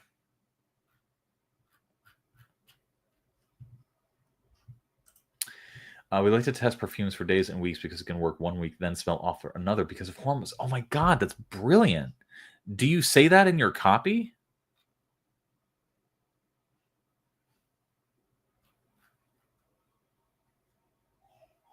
Let's see. If I want no more, can't splurge on a full bottle of that new perfume. We always have the newest, trendiest perfumes. waiting for you to try without the need to commit to a whole new bottle. Pressing the room has never been easier. I like that. I like that. Rashida, your copy is competent. There are some, like, again, fineries, nuances of language that I'm calling attention to, but these are things to keep in mind. Spice up your routine. Boredom creeps into every relationship, but maybe you don't want to dump your fave perfume just yet. Spice things up with a bold, alluring, fruity, flowery, or sexy scent. With a wide selection, you have the world of perfumery at your fingertips. Now, all you need to do is choose your next knockout scent. Good. It passes. Get free surprises. Surprise. Okay. So you have this aspect of the product. We like to test perfumes for days and weeks because it can work one week and then smell awful the next because of hormones. I'm currently married to a very pregnant woman, so I know all about this. Everything you're saying, I totally understand it. Totally get it. Now, here's the thing. I'm not seeing this in your copy. If an objection that people have to the product itself is like, why do I need this variety? Well, this is something that's not going to be top of mind for a lot of people. Go back to earlier in the stream when I was talking about like why long form is more effective. This might be an objection that people have that they have not really put words to yet. That's something that you want to keep in mind. I'm going to keep reading to see if you actually did address this. But like the fact that I'm having to go so far down to overcome the first and biggest objection that I had to the product, it tells you something.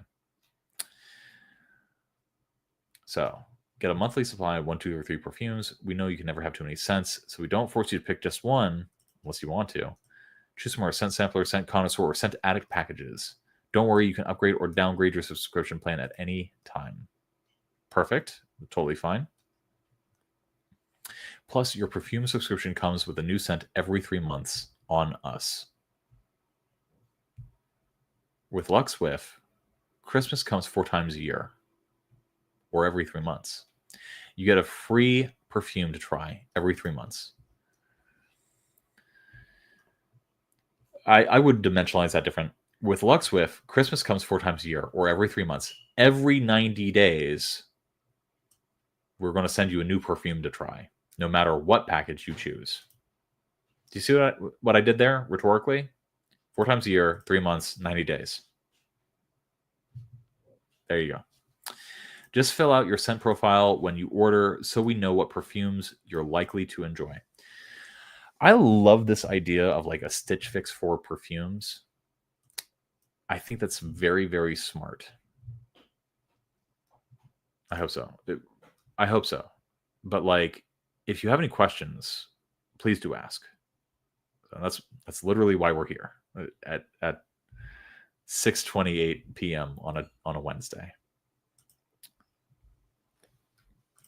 This is Adam's suggestion. Tiny edit that he would do every 3 months. We send our best sellers top pick fragrance for free. I like that because, okay, there's a pro and a con to that. Here's the pro. Social proof. Like, that way, if you do this, what Adam's suggesting, there's another branch of selling points that you can go off into. For example, if people feel like they're missing out, or people, want to be hip and like in with the newest scents, this offers you the opportunity to do that. Because again, we're sending you like the best sellers, the top picks. Okay. So there's that emotional resonance with that. The con to doing this is if you frame it as it's being curated for you, like personalized, as you're doing here, that feels more VIP. That feels more exclusive. It gives the impression of people being brought in to the fold a little bit better. And that you can't really do with, we'll send you the best pick. So that's what you gain. That's what you lose when you choose an angle like that. I hope that makes sense. God, copy is hard, guys. Ugh. Why does this have to be so hard? Why can't we just write like, listen, put on this perfume and everybody will love you and your family will finally respect you. And that's it. CTA, buy now. That's it. Why can't we just do stuff like that? How our perfume subscription service works. Be mindful of like the small, 2 dots versus 3 dots kind of thing.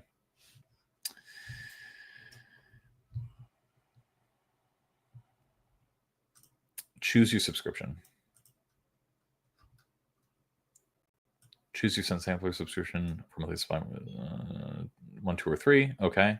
Before you choose your subscription, you'll be able to see all the perfumes in our arsenal. I don't know what this means.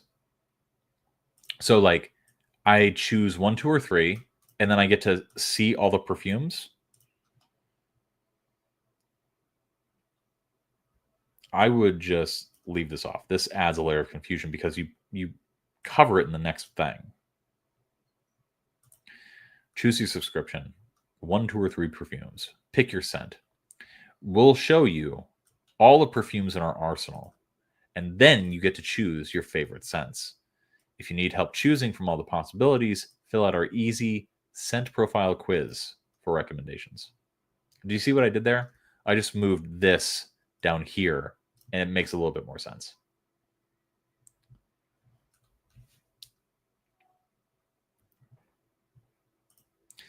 Get your perfumes with free shipping.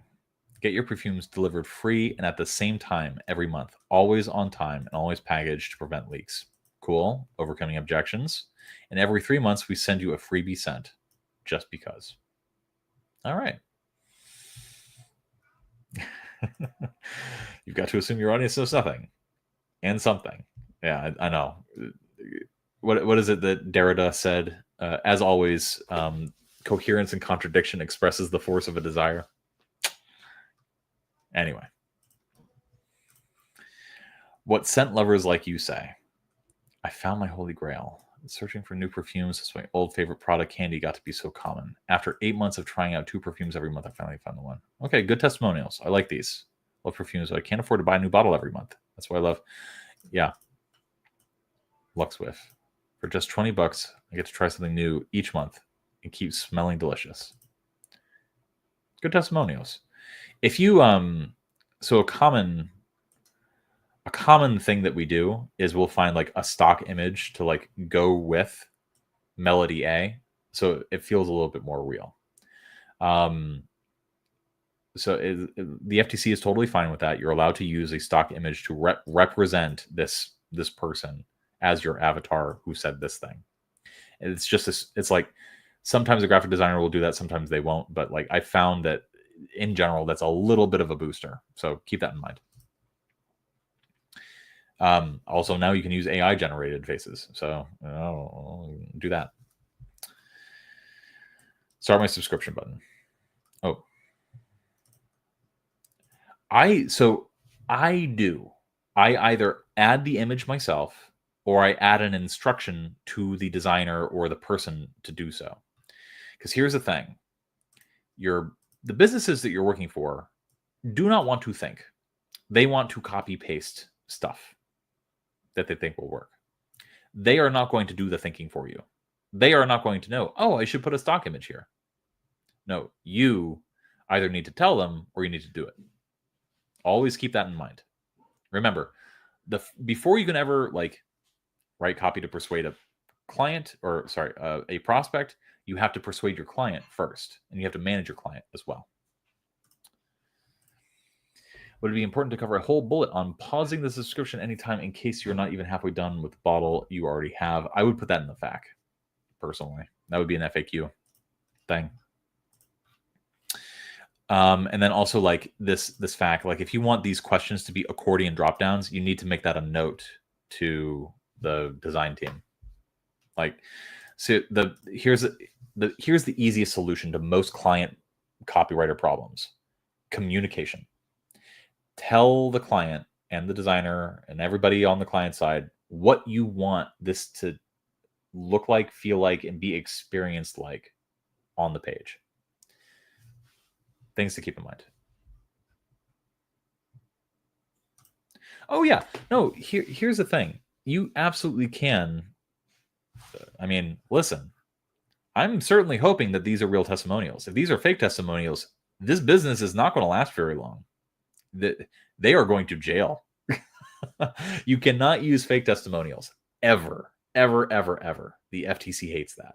I know actually 3 people who got fined to like unbelievably large amounts of money for using fake testimonials. Don't do it ever. That is like, before I gave a compliance thing where it's like, sometimes you can, sometimes you can't. This one is a never do it. Now, in order to use real pictures, you would need to reach back out to the testimonial person, or like have a person upload a picture to like SurveyMonkey or whatever you're using to collect testimonials. Sometimes it's just not practical. In which case, you would tell the person, include a picture of the testimonial giver's face, or use a stock image, or use AI. For me, I've definitely had like a bunch of text testimonials and was not able to reach back out to those people, so I just used stock images, and it still worked. It boosted conversion. So there you go.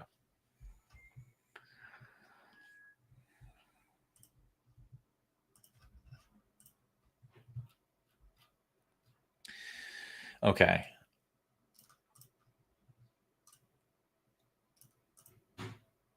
So again, I try, like, the reason why these go so long with me is because I try very carefully to share what I know when it comes to like the smaller nuances that people don't really think about or talk about. When you ask in a FAQ a yes no question, don't answer yes or no. You want to say, do I get a full month supply of each perfume or order? We take pains. We put in the effort and have made sure that there are 130 sprays in each atomizer. That's 5 sprays per day. More than enough to keep you smelling fabulous for the entire month. When you read this, and then you read this, people tune out. There's a little part of their brain that goes, eh. So what do we want to do? We want to continue to sell, continue to persuade. So remove this and emphasize and use this as more real estate, an opportunity to actually like build up either like the likability of the company, not only think like, let me put it this way. FAQs, the purpose of them is not to answer common questions. This goes back to my buyers of financial information spiel. People who read FAQs are looking for answers to the question.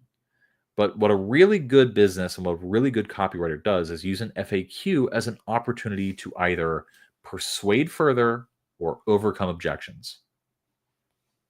So don't treat it as a waste of space. I'm simply answering people's questions. Treat it as like a real opportunity to sell people on a thing. How can I be sure I'll like the scents? That is certainly an objection that people have.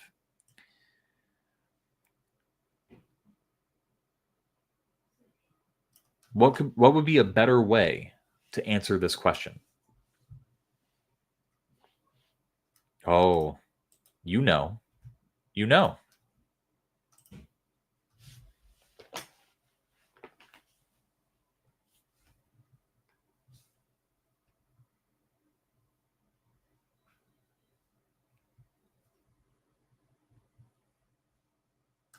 Yeah.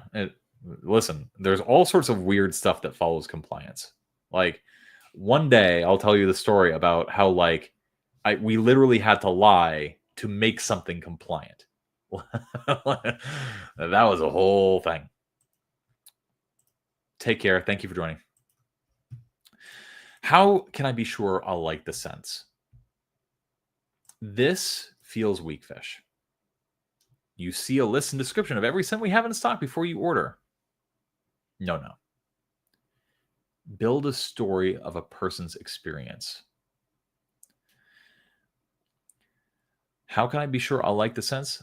Listen, not every scent marries well with every type of skin. You might find when you first receive your box of scents and you open it and first spritz it onto your wrist that it doesn't quite fit. Well, that there's no reason to worry, because not only do we offer some sort of like refund period or whatever, or something, you can send it back or whatever, but also the whole purpose of the subscription plan is to give you as many chances to find the scent that's perfect for you right now or forever. Do you see what I'm kind of doing there? It's like building up the benefits and really like answering the question in such a way that implies why a person would want to be with this business in the first place. This seeing a list and description of every scent is not going to help me overcome this objection. And it's not going to sell me on the product. So those are things that you want to keep in mind when it comes to a FAQ. Facts are hard. Facts are hard to write. And so really put in the time and care. Like really think like, okay, if you were a salesperson on a call and a person asks you this question, would you just answer their question, or would you pivot? Or would you ask a question answer a question with a question? Like these, like really, I'm not saying to like look into skeezy sales tactics, but look into skeezy sales tactics to like actually like persuade people and handle facts. Like more often than not, like the rhetoric that works really well for facts is the same rhetoric that you would use to like sell people on the phone. A lot of people don't realize that. So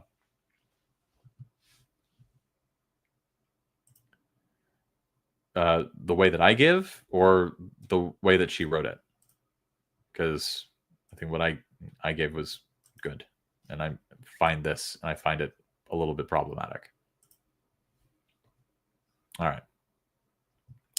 Yeah, reviews next to each cent could work. Thank you. Yeah, that's just giving it a shot. Anyway, that is my review of this particular sales page. We have a few other things to look at.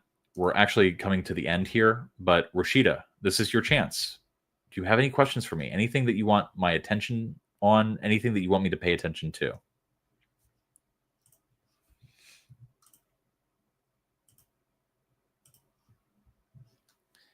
Low-key, I really love fragrance copy, especially brands that like just understand that there's an inherent ridiculousness to perfumes and colognes. Like there's something inherently funny about it.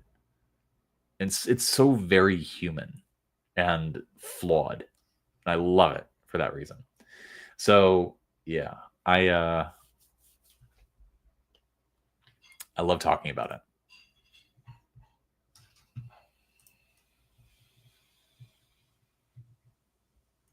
Good. All right. Again, use the Discord, ask questions, ask other people for critiques, run ideas by other people.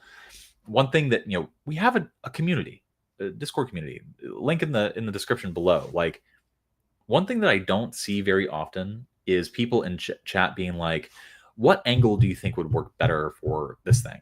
What bullet do you think is better? Like what tagline do you think is better? People just sort of like plant their copy and critiques and then like hope to get like a vision of Jesus. But that's not what you can use a community for. You can really use a community as a sounding board. Hey, what word do you think is better here? Things like that. Feel free to use the community for that purpose.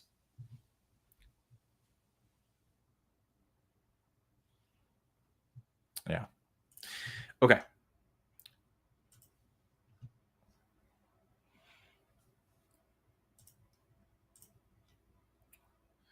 Ooh, a product page spec. Oh my God. Oh, this is the cross-pollination masterclass. Oh, okay. Yeah, we are eventually going to sunset this offer, but for now, like, well, let me just provide some content. I feel like I do this every single stream, but for the time being, and this is going to be ending very, very soon. Oh, hey, new homepage. Who this? Go to your products. We have a product page where you can buy our masterclasses individually. Sometimes we throw in a little bonus. Actually, I was the proponent of we need to give bonuses with these. Yeah. So some of these don't have copy. We just didn't have time. We're eventually going to sort of pocket, like, so for example, instead of like 2 or 3 different email masterclasses, we're just going to have like a full email copywriting course. We're going to bundle them all together. For the time being now, we are selling them individually. So get it while the getting's good. So some of them have copy, as this one does. Some of them do not. This one does. Never mind. Yeah, this one doesn't. So what we did was we said, listen, write copy for our page, and if we like it, if we want to publish it, $150, we'll pay you. So this was our first attempt at being like, listen, like, you know, like we will teach you how to write well, and we're not going to pull any punches, but this is your opportunity. So I have 2 of these pages to look at, so we'll do that. So this is one of the product pages. Problem. And this is specifically for cross-pollination. Did we even post this to this page? So I don't think we have yet. Yeah, we made more masterclasses that we added to the Patreon, and then we stopped updating this page because we knew we were going to sunset it eventually. So why did we take down the free calc, by the way? What?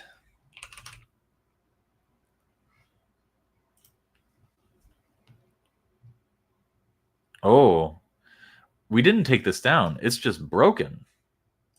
Oh, no. All right. Well, I have to fix that. Just another thing to add to the fucking list. God damn it. Anyway, cross-pollination. So this is... Why didn't you tell me? God. It's not like I need to go to that page to calculate a fee. If it's broken, you got to tell me. Anyway. Problem. Audience knows the importance of ideas, struggling with coming up with ideas. Solution. A method that ensures a good success rate for ideas. No, I want that thing up. I want, like, it's a very useful, like, helpful tool. Ugh. You've arrived at the source of the problem. Thank you very much. That was funny. All right, so we are actually going to talk about this product page. Cross-pollination, masterclass, and idea generation. Immediately actionable 3-step process to spark killer ideas and dominate any niche. Strong, very bold. Wonder if Alex would like that. I like it. So, a method fine-tuned by 7+ years of real-world market experience. This feels a little weak to me. This, good.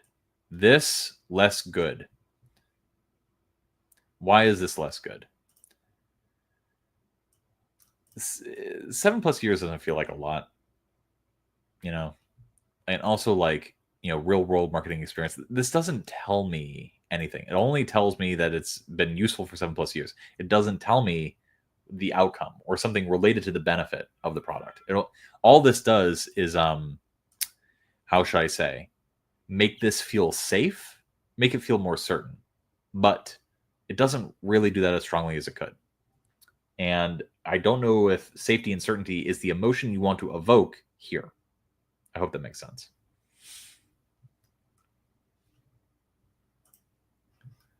Yeah. Doesn't support the bold claim. Oh yeah, one thing that we're trying to do. So, just to tip my hand a little bit, we are not going to be releasing any new videos on the main channel. I have a hiatus announcement that's going out over the next week. But one thing that we do want to do is, instead of focusing on videos for the channel, is just go super hard into Whetstone Wednesdays and masterclasses, like the free to paid versions that we do. So yeah. Anyway, okay. I can already tell you right now that this is too much copy for what it's doing. Now, what is it? So if we go here, you can see that there's a small little bit of copy, usually about, a little less than 200 words, that basically teases what this is going to be and provides, bullets of what people can generally get. Basically, it's a little bit of topper copy. And if you go to Amazon, Huggies, diapers, you can, God bless America. All right. JXNMHX. You can see that Amazon pages do the same thing. There's bullets, a little bit of about this item, topper copy, and then the main copy down below. That's what is going on here. Now this, I can already tell you, it's pretty long. Maybe not the longest. Maybe it still works. But also, like, bullets are very common for this particular section. It's typically something that you want to see. I'm not, again, I'm making assumptions before I even read it. I'm just giving you guys a sense of like what this is, the context, what you typically want to see, et cetera, et cetera. All right. The one non-negotiable skill a marketer should have is the ability to come up with good ideas. I don't hate that. But I guess one immediate niggling objection that I have to that is, do marketers all understand what an idea is when it comes to marketing? This was a problem that Todd Brown came up with when he wrote a book entirely about coming up with big, emotionally compelling ideas. He called the book The Big Idea. There's a reason he doesn't market it anymore. And a large part of that just comes down to the fact that a lot of newbie copywriters, a lot of people that are just getting into this business, that, they'll hear the terms big idea. They'll hear the famous quote from Ogilvy, like, oh, your copy needs an idea or people are going to ignore it. But nobody knows what an actual idea is. And a marketing idea is used so differently in so many contexts by so many people that nobody really has a clear sense of what it means. So for me, if I were writing this, I would probably start with, there's one non-negotiable skill every marketer should have. However, this skill is hard to come by, and it's actually challenging to execute. What is this skill? Coming up with good ideas. And then you go, a good idea in marketing is, and then you give the definition that Alex gives. Do you see what I'm doing there? By presenting a little bit of intrigue, you build up like the desire for the thing, but also the desire to know what the non-negotiable skill is. Then you go with, oh, ideas. Why is it ideas? And then you explain what ideas are. And hopefully your description is written well enough where you're just like, oh my God, I see why an idea can make or break a piece of copy. Do you understand what I'm doing there? So, but what if the inspiration you need is already out there, hidden in plain sight? Cross-pollination is a system that helps you reverse engineer proven and transferable ideas from other niches and apply them to your own. This just gives away what the course is about. A person's going to read this and be like, okay, so hold on. So this whole 39 minutes is just going to be telling me to go look at other stuff and then transfer it. Is that how that works? Is that what this is? Is that what I'm buying? Kind of feels a little lame. So this is one of those where you want to like keep the secret a little bit more secret. Traditional idea generation methods are risky, with success uncertain until after launch. Cross-pollination lets you leverage proven ideas from other fields, lowering risk and eliminating guesswork. Yeah. So my problem still is like, people are going to see cross-pollination and like transferring ideas and be like, all right, I don't need to buy this. I can just go do that. Never start from scratch again. Always build on successful blueprints to attract more leads, more conversions, and increase sales. Join Alex as he unveils the exact method he uses to spark killer marketing ideas that you can use to grow any business. Okay. My biggest problem with this is that it's just it's not building any intrigue. If this is topper copy, where's the intrigue? Like, yeah, you build out the benefit, like the why I should care, but you're not convincing me why I should keep reading or why I should buy the product. What is there left to discover? Anyway. And then no headline. So these all have a headline. So there's no headline. By crafting a lead so unconventional that no one in the niche could have thought of, Alex was able to convert 50 plus high ticket clients, each worth between $1,000 and $40,000. In one of his Copy That videos, Alex revealed his method for coming up with campaign ideas. You may have not realized it since Alex only subtly touched on it. Okay, here's what's going on that's good. Here's what I really, really like about this. This person is using one of our YouTube videos as a bit of proof for what is being revealed in the masterclass. Good lateral thinking there. This person saw an example of the thing in the masterclass and is using that as tangible proof of the value of the thing in the masterclass. The problem is it's just worded and written a little weirdly. It needs a little bit of line editing. But after all, we all know, all few of us that are still watching, this is not the line editing stream. Here are his exact words from the video. My team and I were pitching this. Passive income. This feels boring to me. Like, if I were reading this, I would probably just gloss this over. Do you see how quickly an idea can cascade into a flood of success? Alex generated all that revenue by simply taking an idea well established in one circle and applying it to another. Again, why should I buy this now? You gave me the idea. Of course, there's more to it, but you need to build up the more to it before you reveal the what it is. Or you say, another way to very simply get around that particular problem is cross-pollination is not simply taking an idea well established in another circle and applying it to another. There's more to it than that. See what I mean there? And then you take what Alex actually taught in the class and be like, you have to consider this and this and this and this. Using cross-pollination, you can, okay, and these are benefits. But again, I think that you want to tease this before you reveal this. Okay. So this is not really working for me. There's potential. There's a lot of potential. The biggest thing is that it's just giving away too much. Here are some quick highlights of this masterclass. You should spend more time and money on things that already work, right? Wrong. Here is why it can be the biggest waste of marketing potential. That one's worded a little weak. Piggyback off of human evolution. Sneaky way to hijack your reader's brain to sell better. That bullet is strong and has even more potential. How not to fall into the... So I know what this person is doing. This person is following the...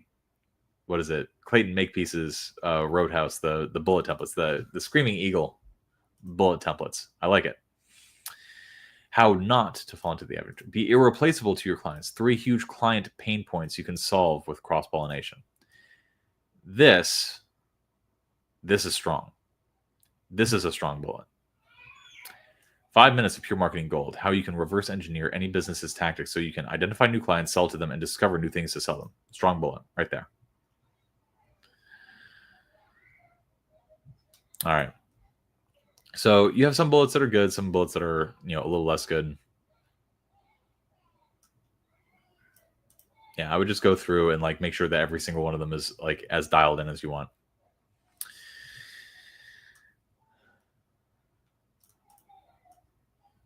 Yeah, you have a lot of stuff. You have a lot of stuff that's working really, really well, but where it's falling apart is in that okay, you're able to articulate, you're able to use the register of copy, you're able to write in an exciting and emotional way, but you're selling information. And if there's certain information where you need more context in order to utilize it well, that means you typically need to withhold a little bit of information or tease it a little bit better. I hope that makes sense. Information is a tricky beast because it's like a skirt. You want to have it be long enough to cover the subject and short enough to keep it interesting. So hopefully that helps. Totally, while that page is still up, as long as people care to do it, we will look at your copy and we will pay you for the work that you do for us. That is always going to be the case.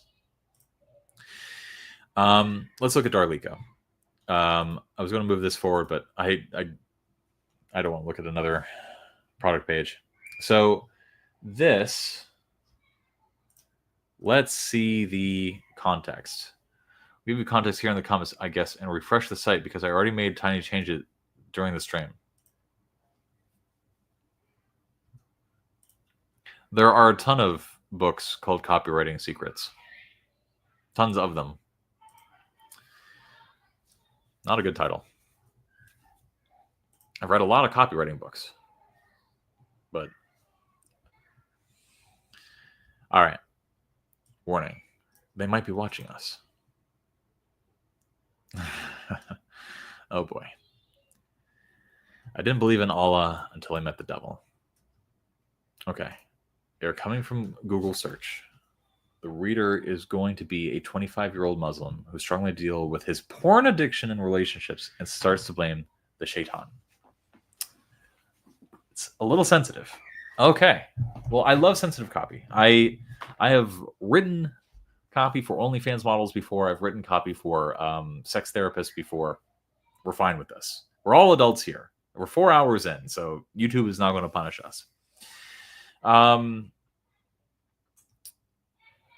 I've read a lot of Clayton Makepeace's stuff. I have not read the Quick Start Guide. So one of the things to keep in mind, I think this is selling a book. Yeah, it is selling a book. All right. I didn't believe in Allah until I met the devil. One out of all the paths you could take, I would never guess that I would become religious. Before I became a Muslim, I was fully atheist, and I came from a Christian household. The reason why I got out of Christianity are multiple. Could not get clear answers on common objections like the verse from Isaiah 45:7, where the Christian Bible claims that God is evil, God creates evil, and makes evil happen. By the way, if you guys want a fun word to look up, it's called theodicy. Here. Theodicy. The vindication of divine goodness and providence in the view of the existence of evil. There's a whole branch of theology and metaphysics dedicated to this question, the question of evil. Have fun with that. All 25 nerds of you who watch this eventually. So theodicy is what you would want to look at. After not finding the answers, I just turned my back on religion, God, and what's really fascinating about this, the devil was hiding from me. All the evil things they went to silence. They tried. All right. I want to make it everything clear to everybody. This is about porn addiction in Muslim men. All of this feels like a non sequitur. We don't need to know this here. Like this is not working for this. Meet people where they're at. People don't care about this unless it benefits them. This also doesn't pass the 3-finger test. Take 3 fingers, hold it up to the page, boop, right there. And then put this finger up to the bottom of the headline. And then look and see. Do you see a benefit, a reason to keep reading, the answer to the question, what is in it for me, anywhere within the span of that 3 fingers? The answer is no. So this doesn't feel like it's working for me.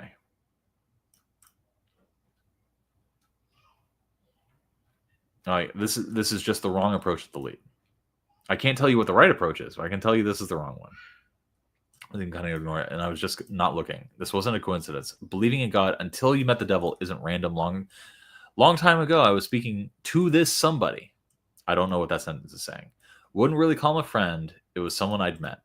How deliciously vague. He was a Christian, and he was telling me about Jesus and his faith. Interesting.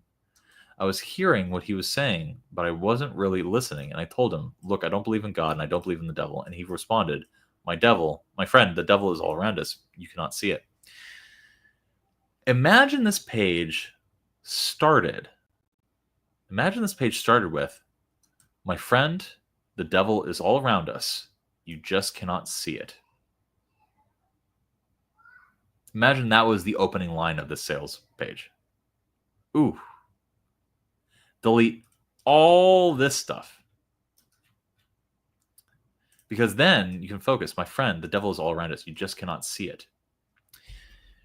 You cannot see it in the social media that you scroll through. You cannot see it in the television that you watch. You cannot see it when this thing happens. And then you be specific and you describe it. You cannot see it when this thing happens. And you certainly cannot see it. And you certainly cannot see the devil in all the enticing, alluring depravity that exists online. It is there to seduce you. Do you see what I'm doing here? I'm rewriting the beginning of your sales page based around this, the first strong line that I saw. Hopefully that makes sense. Yes. I would agree with Rashida here. Like, this either needs to be cut or it needs to be in a cred section.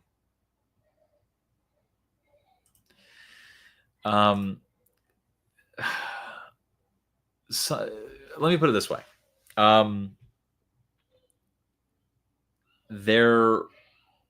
In my Benefits to Deeper Benefits masterclass for free on YouTube, go watch it. It's very good. I talk about a pickup artistry sales letter called Pandora's Box. The opening lines are all about how a man has a magic pussy magnet that allows him to have sex with any person on the planet. That's the hook. That's the thing that people think they want. The actual product was all about helping young men gain self-confidence and have more fulfilling lives. If you launched the headline with, gain more confidence, finally find true love that you've been longing for, nobody would buy the product. Nobody would pay attention. Do you understand what's going on there? The hook that you use, the angle of approach that you use, has to be sensitive to the people whom you're speaking to. I think it's smart in a book for Muslim men about porn addiction to be more indirect.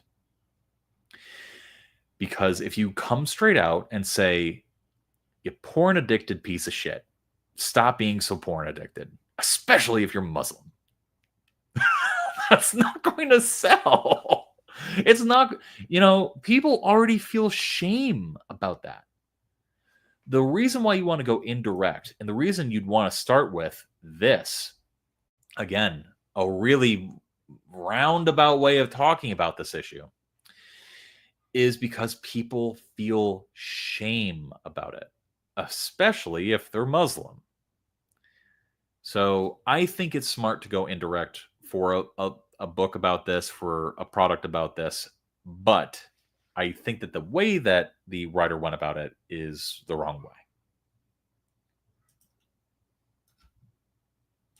I think it would be a tremendous expenditure of your time. I think you would learn a lot, but also that's a lot of time. The reason why we have a second channel, Copy That Clips, is to take some of the best stuff and like from the streams and put it up there. So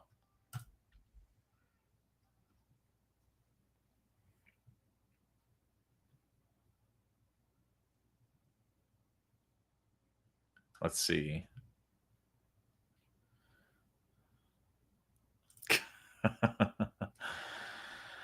Yeah, the best lead ever. There you go. Still going. And yes, that's the secret. Yes. Build intrigue, capture attention, and then sell people on the deeper idea. And that is what Maris wanted to do with this. Wanted to be a secret, wanted to be subtle. But again, like the way, like I'm sure you could see how when I improvised some copy, that it provided more of a secret and also allowed you to more directly talk about the thing that you want to talk about without explicitly calling people out for what they're ashamed of. So that's something to keep in mind.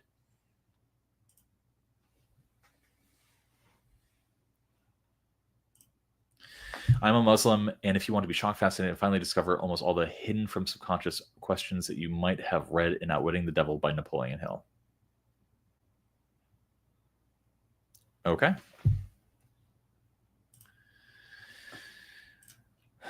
So here's the thing.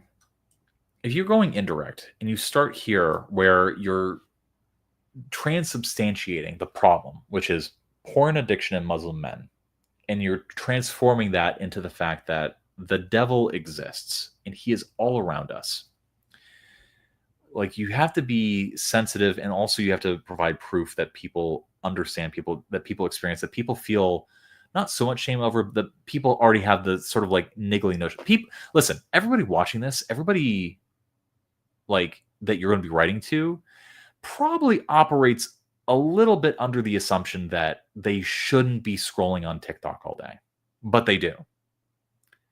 And so you can certainly use small behaviors like that as your way into a discussion of this larger, certainly more sensitive discussion. So, and this, unless you're going to tie it to something, it doesn't work. But I was thinking differently through my studies. I thought everybody had it backwards. I understood God created. It was, again, this is all sort of like theodicy. It's what I introduced before. It's theodicy.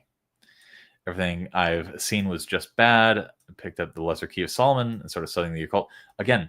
So, I applied this when I was talking more about imperatives. But copy needs to be you focused. What do I mean by you focused? Like, none of you guys would be watching these streams if you didn't think they would benefit you. And so I don't spend these streams mostly talking about myself. I spend these streams talking about you and what you should be doing and how you can improve this copy. That's why they're valuable, because they are about you, the person watching. They aren't about me.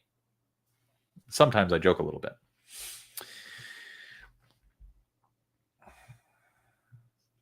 And so one of the key things that triggers my radar of like copy that doesn't work is when I see I did this. I was kinda. I won't get into the details. I got experience. Where's you? Where's the emphasis on benefits? Where's the thing about the people that are reading this? Do you understand what I mean? You really have to be you focused when you write, especially sales copy.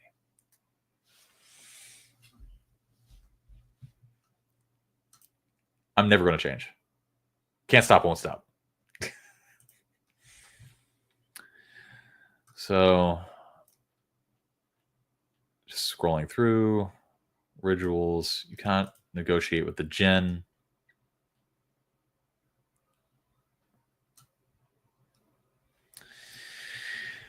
I think you can truncate and make the story more powerful. Like, if there's a story about like the writer losing himself to porn addiction or to the devil, like that's a powerful story. That goes into the cred section. Why am I telling you about all this? That's the subhead. Why am I telling you about all this? It's because I have seen the devil himself, Shaitan. And then you go from there. And then tell the story that shows like the transformation from a person who was in a hole masturbating all day and then ended up, still in a hole but masturbating less. The transformation story. You know what I'm trying to say. Right now, all of this feels like a long story. But none of this feels like it's going to be truly beneficial to people. And so there's very little for me to hook onto and see and understand like why I should keep reading, how is it going to benefit me? And like what I would really recommend doing is like talking about like, start with what people experience and see, the notions that they have, start with their identification, start with their notions, and then translate into benefits and talk about like, if there's a secret, tell people that there is a secret that people don't understand and people don't know about the way that they're living their lives, and solving this secret problem that they don't fully grasp leads to these benefits, and then show the benefits. So in this presentation, what I want to introduce to you is this and this and this, and I want to show you a way that you can achieve this and this and this and this and this. Give people a reason to read before you get into I picked up the lesser key of Solomon, that kind of thing. So that's all I have to say about this. You're doing interesting things. Like, listen, in copywriting, there are 3 types of people. There are innovators, there are imitators, and there are idiots. You are trying to innovate. You're trying to do something very interesting and compelling. I would recommend instead imitating a little bit more, especially at this stage in your career. Don't be an idiot. Try to find like other books, other bits of copy that sell similar types of products and similar types of angles, and really like understand beat by beat what they're doing to keep a person reading and teasing the product. Like try to identify like, okay, how is this line subtly alluding to the fact that there's going to be a product at the end of this? Things like that. And then try to craft your own message following those beats. That's going to help you a lot. Here, I can tell you went off the rails a little bit because you didn't put any rails there for yourself to begin with. And so before you start innovating in your career, really, really have a strong grasp of what you're trying to do when you sit down and write on the page. Does that make sense? Does that help? Yeah, this is effectively what I'm saying. Good. Amazing. Do you have any other questions for me before I click off?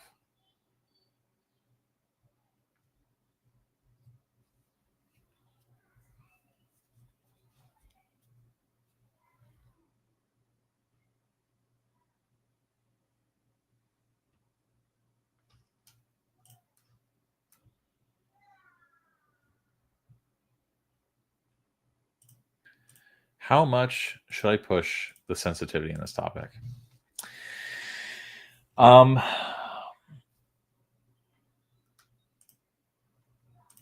Yeah. Yeah. It really depends on the product. Is the product specifically about porn addiction in Muslim males? Well, then at a certain point in the copy, you really need to, bring it around, and you need to talk about porn addiction in Muslim males. Talk about why it's such a problem, why it embarrasses their mother, why it brings shame to their father, why they will be excluded from the gates of heaven should they continue down this path. You need to write about that. That's just going to be part of the copy if that's what the product is, you gotta. There's no way around it. And so, if the book though is about broader things, resisting temptation, humility, what is it, the 5 pillars, like you can do a lot more. The porn addiction can be part of it, one of the temptations that you describe as being like a place where the devil is hiding, to like a siren song to draw people towards the rocks. But then you would want to talk about more and other common problems that people have. It's funny, as I was talking about people being excluded from the gates of heaven and the 5 pillars of Islam, we somehow lost a bunch of viewers. I have no understanding why. No, I did not connect with this copy emotionally.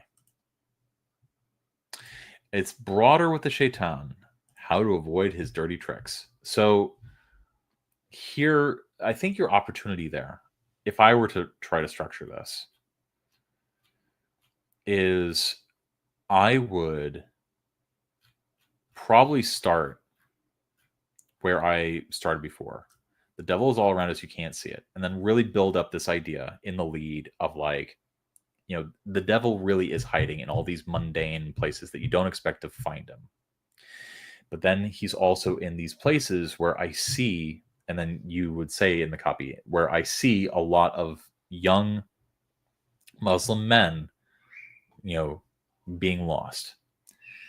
And then you can pivot to the secrets of shaitan, the secrets of the devil, and understanding it took me a long time to, and you would allude to the story but you wouldn't reveal it yet. And then you would talk about how the young men that I've worked with who discovered these secrets and discovered how to resist the devil wherever he's hiding have achieved these benefits.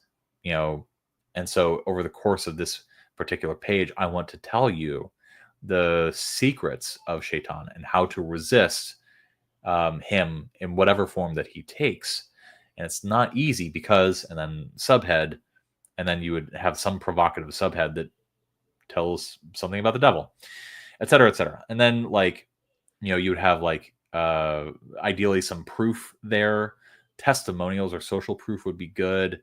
Case studies. And then after that, and the reason why you want, and then the next subhead would be and the reason why you want to listen to me is because, and then you tell the story of how this person, and you want to keep it really tight.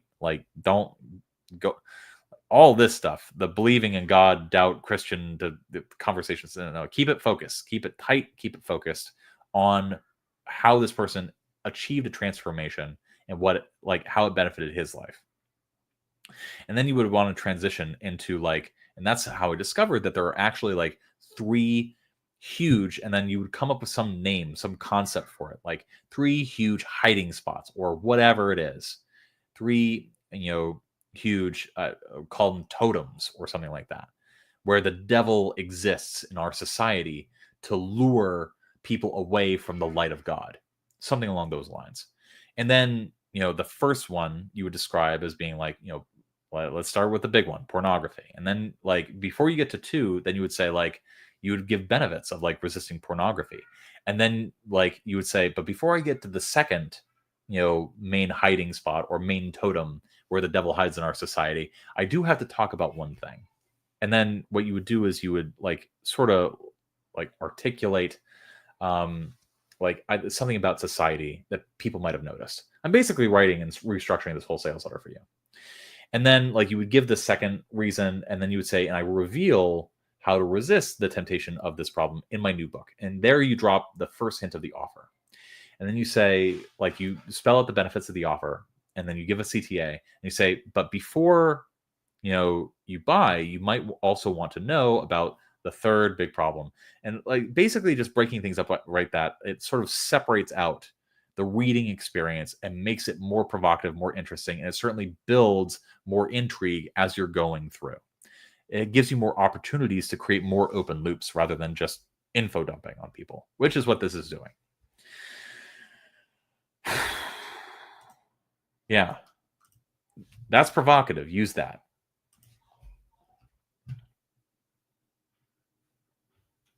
As a younger mother, I would be okay with more sensitive copy, but if I was like 30 plus, I'd find this insane, just how the world works. I've seen it. Yeah. There's tons there's tons of books. You'll find copy out there in the world, like old direct mail copy where it's like they were selling books on like ESP and like traveling through the fourth dimension and shit like that. Like all that is going to be really useful to learn from for copy like this.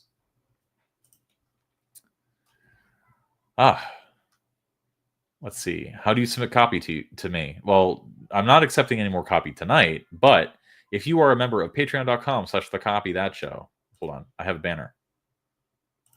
Yeah, I know how to use this thing. If you're a member of that or a member of the Copy That Platinum Collection, which is available for sale Black Friday, the link in the description below, you get a special Discord channel. And once every 2 weeks, we put out a call like, hey, submit your copy to us. And then we read your copy online and we give you feedback. I tend to go the longest because I also go on the most tangents. Yes, you still want to use the rule of one. And if you have to talk about some tangent or some diversion from your main idea, you always want to make sure that it still relates back to that one main idea.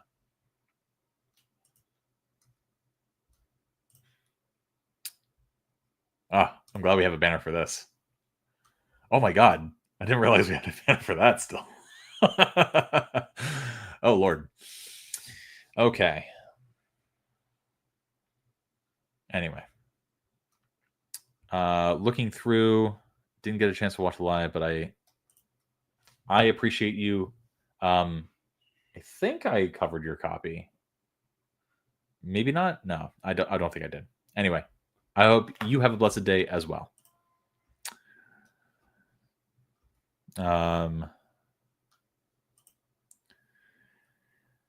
I've talked about this. If you rather than me waste time on stream talking about this, go watch my benefits and deeper benefits masterclass. Because at the end of that, I give an example using jewelry, like luxury jewelry. So go check that out.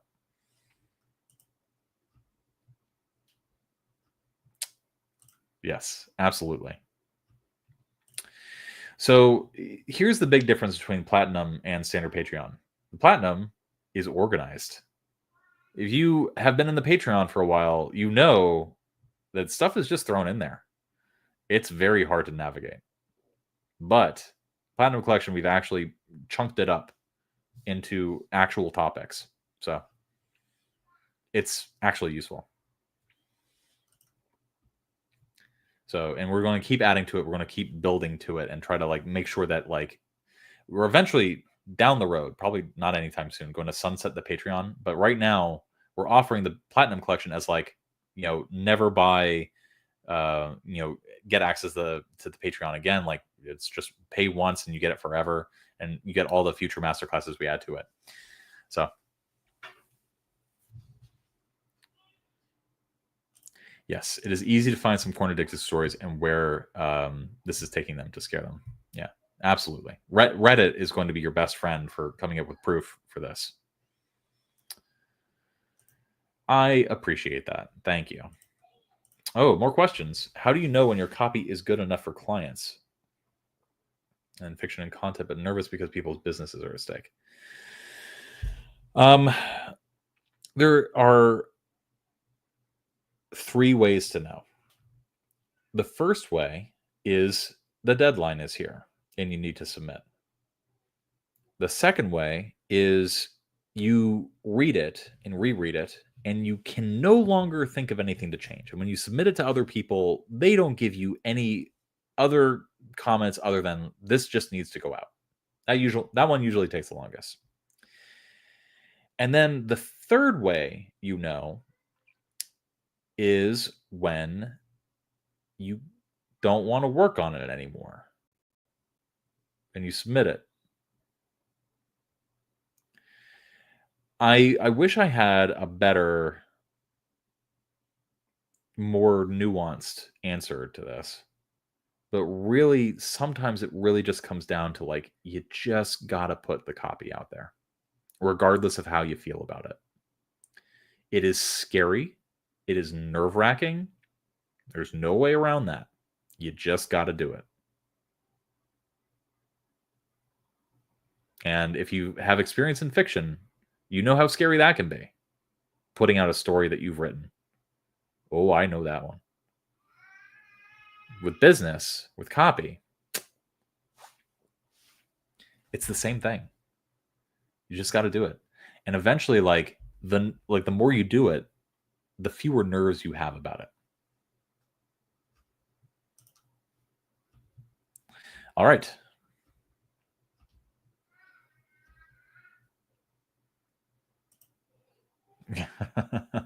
Or maybe I'm the best because I just have more nuanced and subtle ways to actually draw people into the business.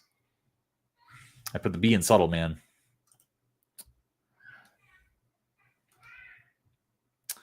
Let's see. All right, we're going to move on. We got another product page. And then, we only have 2 things left.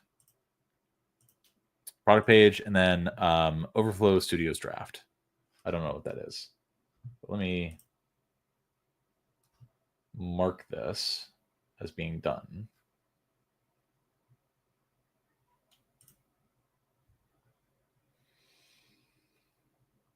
Okay. I don't know why that makes me feel so good. I don't know why that actually does warm my heart. Thank you. I appreciate that.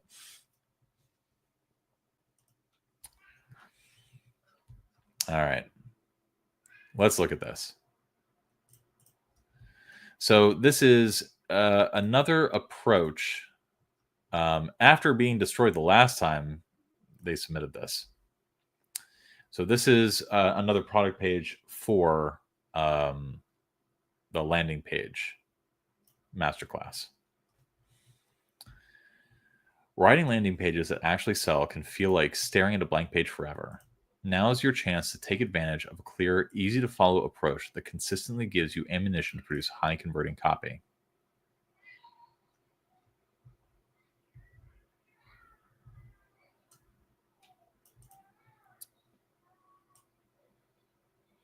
I don't know what the sentence is saying. Here, we're still a little far away, so let's boost it up. Writing landing pages that actually sell can feel like staring at a blank page forever. God damn it. What the fuck, man? Jeez. Yeah, writing landing pages that actually sell can feel like staring at a blank page forever. What you're trying to say here is it's hard to write landing pages that actually sell. And when you do sit down to write a landing page with the intention to sell, you might often find yourself sitting there staring at a blank page, not knowing what to write. That's what you're trying to say here. It's not what you're saying here. So from sentence 1, you've already lost me a little bit. There you go. No, I have some cushion for the pushing, so I got some padding. That's going to be the inspiration for the next unhinged Whetstone Wednesday stream that I do.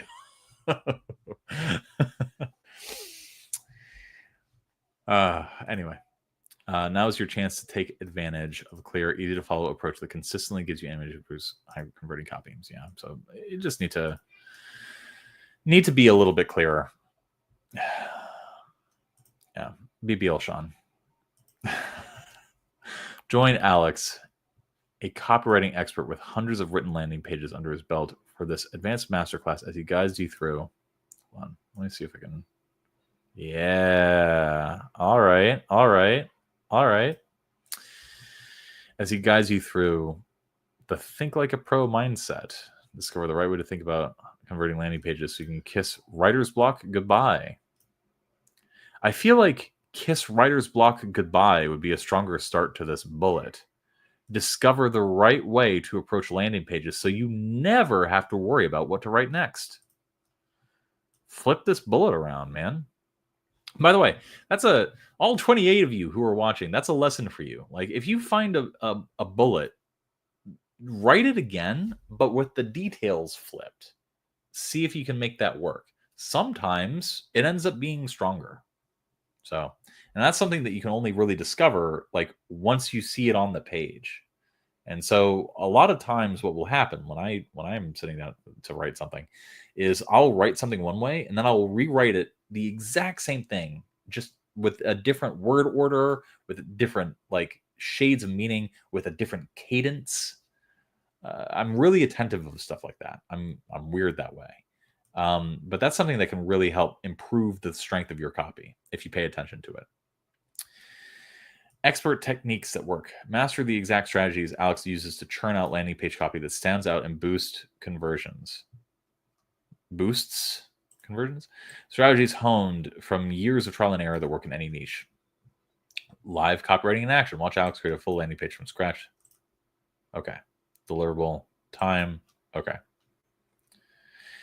At least here is potentially the only resource you'll ever need to write winning landing pages with these. How do we feel about this headline, guys? Let's go through the 4 U's. Is it urgent? No. Is it useful? It's potentially the only resource you'll ever need. That feels very weak. I would just rewrite the sentence so that like we're not like if you are not comfortable making this claim, it's better to just rewrite the claim than to add this. Does that make sense? If you have to hedge this, then just rewrite this. You need to write winning landing pages with these. Yeah, it's not really ultra specific. It's mildly useful. It's not unique. So this doesn't really work for me.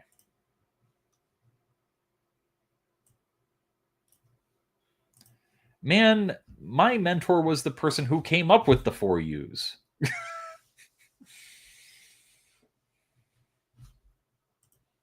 Jeez. Yeah, the delivery is weak.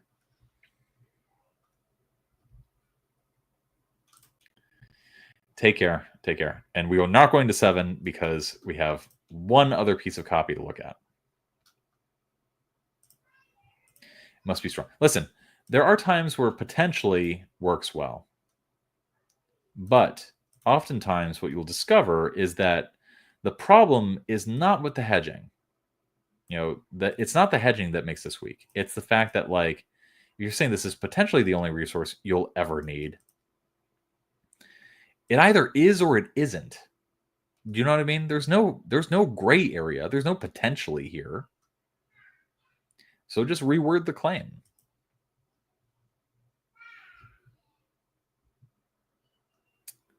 Yeah. Anyway, let's move on. Do you ever find yourself uttering these questions? Where do I even start writing copy for a landing page?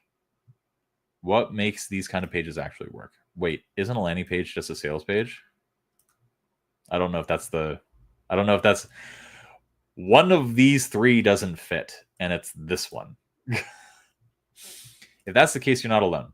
A landing page is one of the most confusing terms in the marketing world. That's why Alex distilled all the secrets, tips, and tricks he has discovered for crafting winning landing pages into one single, more advanced, nearly 3-hour masterclass.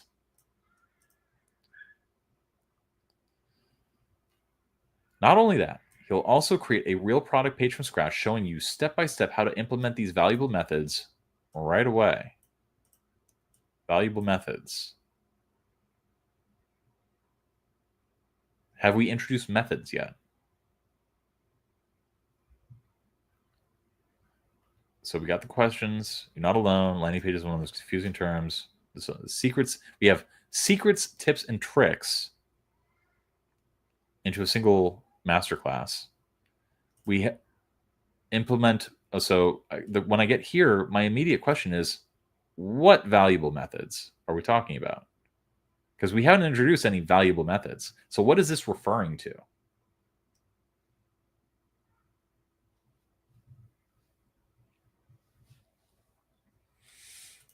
Imagine stealing this proven blueprint so you can banish the nagging self-doubt that makes you question if your landing page is good enough. Like, again, like there's some strong copy here, but like it's not landing. Sometimes it's not landing because it's super confusing and unclear. Sometimes it's not landing because it's not as strong as it could be based on the wording and the word order. Sometimes it's not landing because it's just undermining itself. It's not as powerful or evocative or intriguing or useful as it could be. And then sometimes it just feels like we're taking a hard right turn, and I don't know why. Like some things just don't click together. So this isn't really working for me either. And so there's a few things that are going wrong here. Yeah. Those are my thoughts on this so far. So I apologize that this had to happen again. But yeah. Last time Alex said the approach was entirely wrong for selling this masterclass. He said the strategy aimed at people who are already familiar with copying that and just want to improve their landing page skills while also ditching their confusion around the topic. I focus entirely on selling the benefits of this masterclass without mentioning other benefits like boosting your income, getting clients, yada yada. Yeah, that's fine.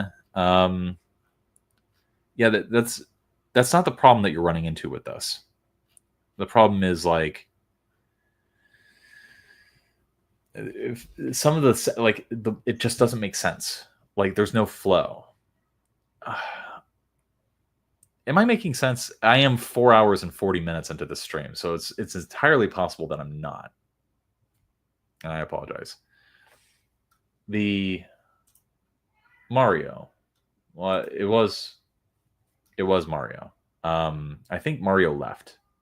So hopefully he's going to come. He missed this part of the stream that was entirely about his copy, and I hope that was not too cruel or mean. Again, totally down to see a revision of this. I would recommend maybe rethinking like, what is it that you really want to say? Like if you had a gun to your head and somebody was saying to you, like, tell me one thing, one reason why I need to buy this landing page masterclass, what would you say? What would be your first sentence? And then put that as your first sentence. And then go from there. The rest of this topper copy is going to be basically proving out that one sentence. There you go.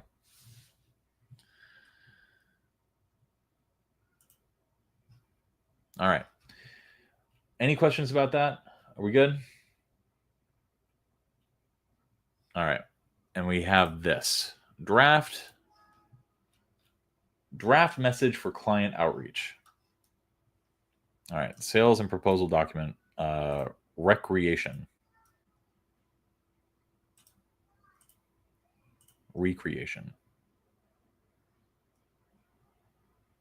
Okay. So this business is hiring.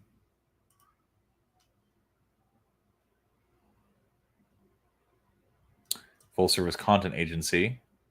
All right.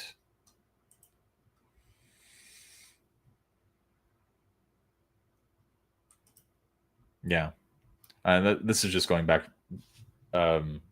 Mario, this is referring to yours. More active and visual than you'll write a landing page.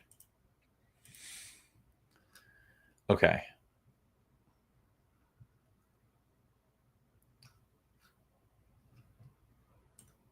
So this is okay. They want templates. Just so I understand, you are making a template for their cold outreach messaging so that they as an agency can reach out to people. Is that what you're doing here? Because I was previously under the assumption that you were reaching out to people with this.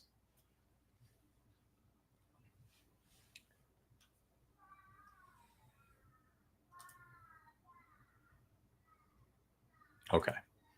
So this is a template for reaching out to people. Those of you watching know that I'm not a huge fan of templates for cold emails, but we can certainly do something with this to make it strong if they want to mass email people. And you can certainly make money by mass emailing people. Doesn't always work. It's a numbers game at a certain point, but we'll do what we can here.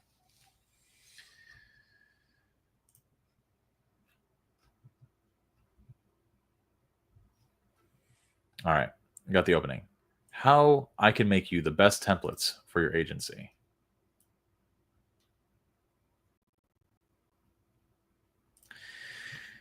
I'm confused. So this agency is offering or wants to offer template creation to other agencies. Is that what you're saying here?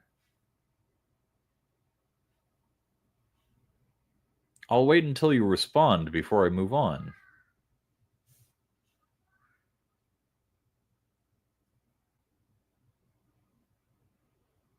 Okay. Okay. Please illuminate for me what I'm reading and why I'm reading it. This is the opening. How I can make you the best templates for your agency. So the agency would send this to another agency. Otherwise, it wouldn't say your agency, right?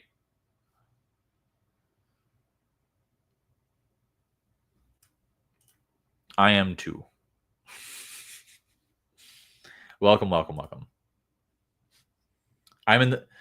Just to explain, right now, this is the last thing that I'm going to look at for the day.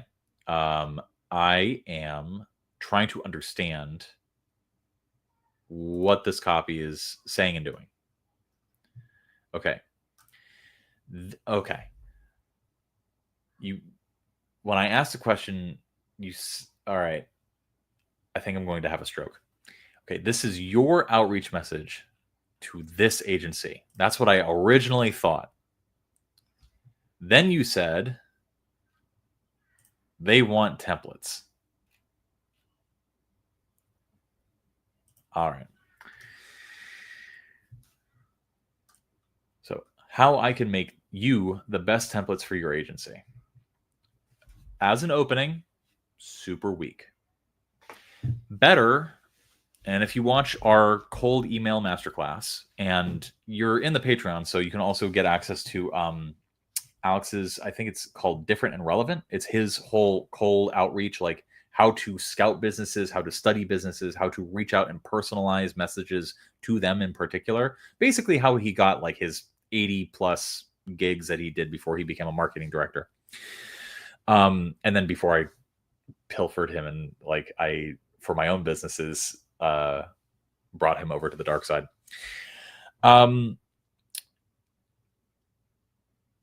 We have good content on cold email and cold outreach, and you should absolutely watch those. Because I can tell you from sentence one, like, you're going to lose people very quick. People are very unforgiving of cold email outreach, extremely unforgiving. And the reason why you want to be different and relevant is because, very simply, like, if you don't stand out of the trillion of other emails that you see in client inboxes, you're going to run into a lot of trouble. One tactic, this is not a strategy, this is not a principle, one tactic that people use to be different and relevant is to start with personalization. What is personalization? Personalization is very simply launching with some sentence or paragraph that very simply makes you seem like a real person and that this is not an automated email or template. And it feels, and you reveal something that makes you seem likable, personable. So I'll give you a good one and I'll give you a bad one that I've seen. So a really good one is like one that Alex has used very successfully. Hey, I just want to let you know that I saw your podcast on blah blah blah, and I want to let you know that what you had to say about yada yada, some specific thing, absolutely changed the way that I think about such and such. Very good stuff.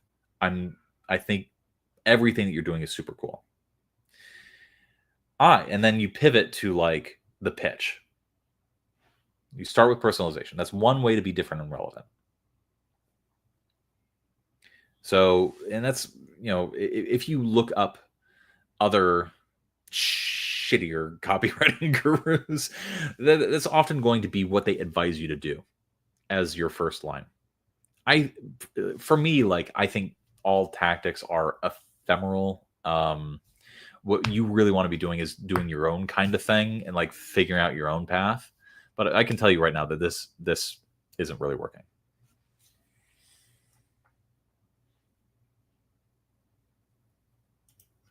Yeah. It's that either requires more research or a different target. There's only two things you can do there.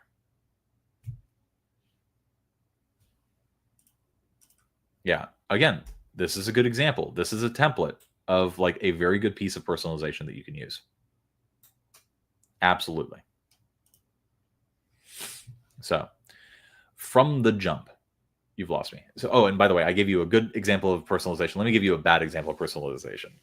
This is from somebody who was trying to, I'll just tell you what it is. Hey, I saw that you graduated from this university. Keep killing it out there. Yeah, that was the first line. Hey, person, I saw on LinkedIn that you graduated from this university. Keep killing it out there. That line has stuck with me as being exactly what you do not want to do in personalization. Because even the personalization was not personal. It felt so, and I later found out that this person used AI to write that. And when I tried to say, no, don't, please, this is bad, he was like, no, the AI scraped their page. And he was like, just insistent, like, why would I not use that? I was like, oh, God, this is why I don't do mentorship.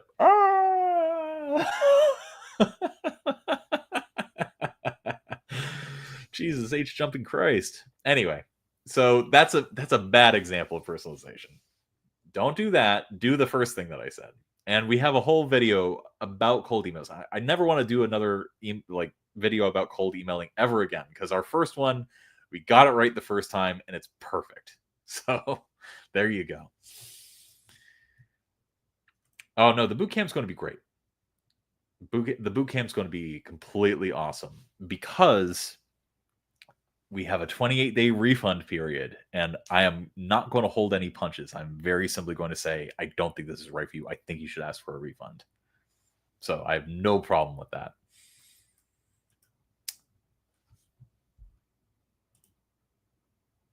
Absolutely not. And the example that I just gave is a good example of why.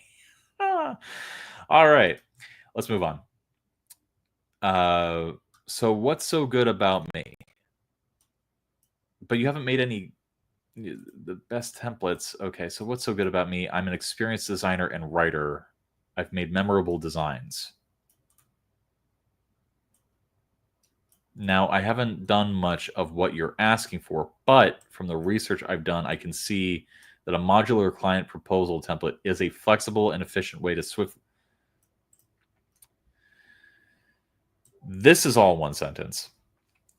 Now, I haven't done much of what you are asking for, but from the research I have done, I can see that this is guilty of clausal stacking. It's very confusing. It is quite confusing. So what's so good about me? I would just stick with like, what is the business looking for? You know, what's so good about me? I can do, you know, I have experience or I'm capable of enabling a brand to scale output without scaling staff using effective design and content. There you go. Just kick their own words back to them. It's after all, is what they're looking for. It's, you know, still a little mealy, but like it's better than this. I don't even know what this is saying. I know what this is saying, but it's just like it goes on too long and you lose the track. Because again, keep in mind, think about how you interact with in your own inbox emails that you don't want to read. You skim through them very quickly. If a person's skimming through very quickly, they're not going to understand a very long sentence.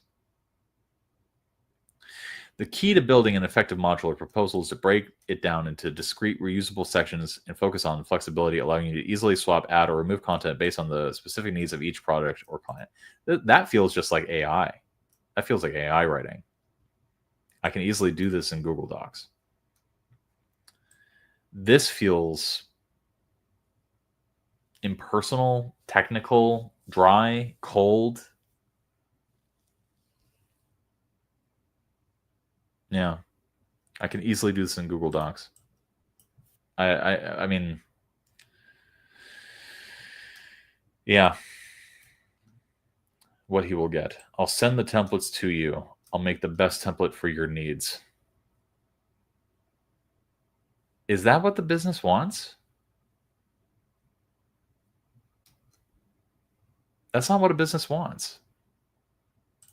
I will send templates to you. I will make the best template for your needs. That's not it. What are the problems that business owners have? What are the problems that agencies have? The work sucks, revisions, time, like the cost, the efficacy, variety. This is not the outcome the client desires. It'd be like applying for a job and be like it's a you know a waitressing job, and the job opportunity is like asking for people who are like personable and can wait tables effectively to generate a good customer experience. Okay, that's the job offer, and then you responded to the job offer with like, yeah, I can carry food to a table. That's not the real thing that they want. You understand? I hope that makes sense.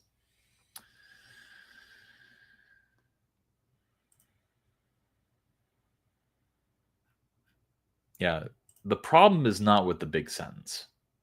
The problem is with your approach and how you're approaching, how you're presenting yourself. This is a symptom of a larger problem.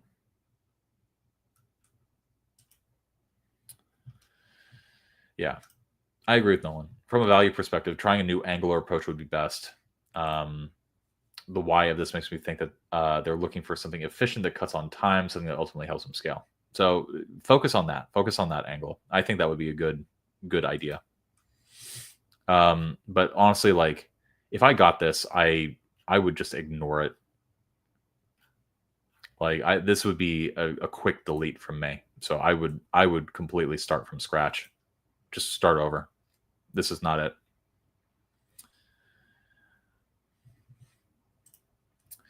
What do you think about this? If you were going to go for the unprofessional way, you need the right amount of wit to be confident. Yeah, I mean, more or less. Yeah, absolutely. Bob, ask me questions. What can I tell you? What can I help you with that will help bring you a little bit closer to what we're trying to get at here. Like, for example, have you already watched the paid masterclass and the free masterclass on cold email outreach?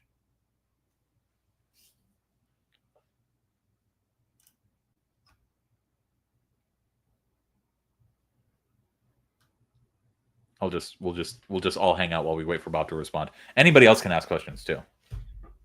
I will go until the stream has been going for 5 hours and 5 minutes.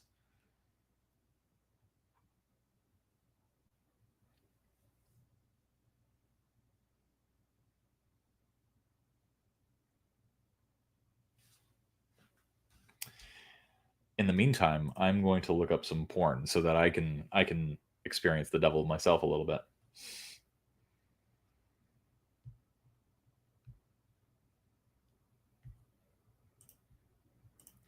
Okay. Go watch on the main channel the cold email outreach. Here, I'm just going to find stuff for you. All right. So youtube.com/copy that. Videos. Okay.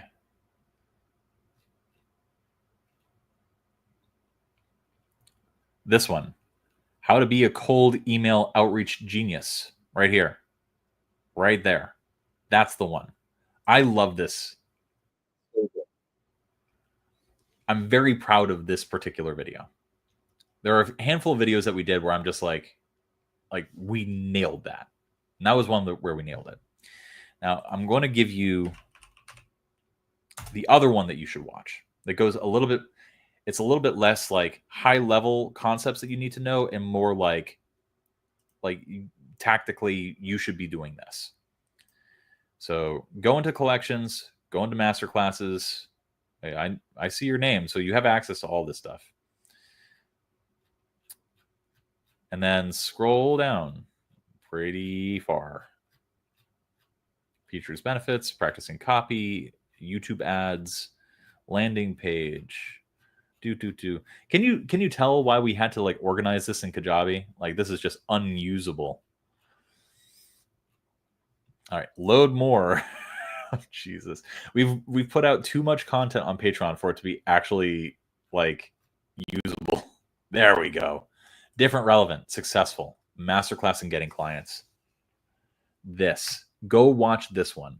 This one is extremely valuable because it will teach you a whole hell of a lot about scouting clients, getting clients, and you doing cold outreach, and also researching those clients, which it seems like it's something that you need help with. So go do that. All right. And then features and benefits video. There's a free version of that online. You can get the full version of that on Patreon. So Platinum is part of the Black Friday offer.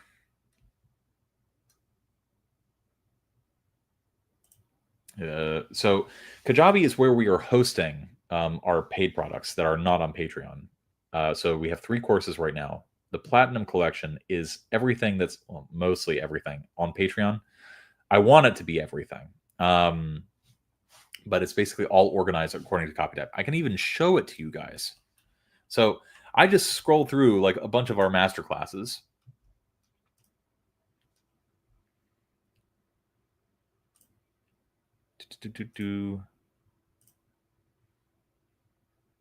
Oh, hold on one second.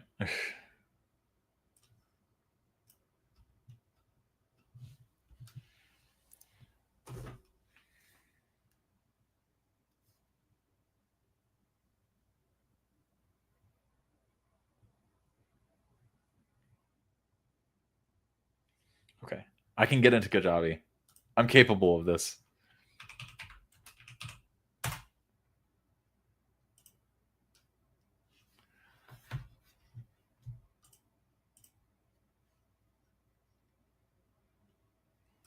Okay. Boom. Here we go. So these are all of our products that we have. We just launched the Platinum collection as part of the Black Friday bundle. here's what it actually looks like when you get in. Alex has organized it into different things that you need to be able to do as a copywriter and what you need to be thinking about. So we got the types of copy, we got sales letters, we got landing pages, every direct mail, brand copyright, everything, idea generation, productivity, interviews with professionals. These are the full extended interviews. So there's a lot of things here for people, and we try to organize it in a way that you can actually navigate it, unlike Patreon, which is, there's just too much. There's so much. So hopefully that's helpful to people.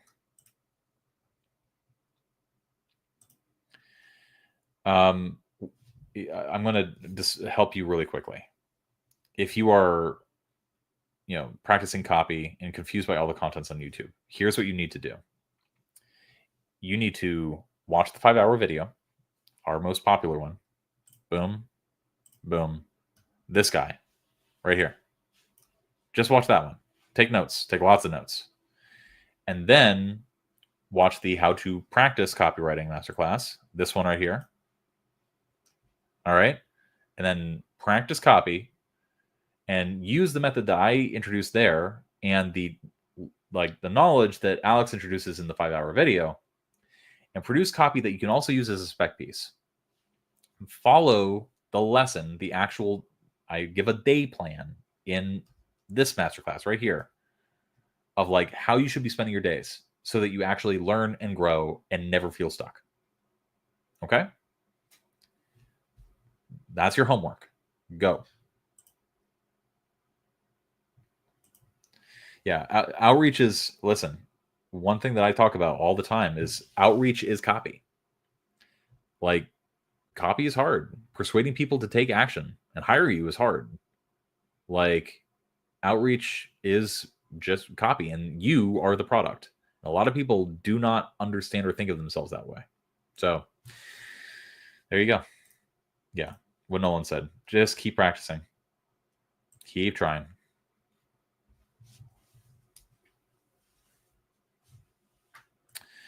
So right now there are a few things that are specific to that product that are not in Patreon, but what you'll find is that we still have a whole lot we need to add to it. And one thing that we are going to be doing, especially over the coming months, is just creating more stuff that we can add to our paid products.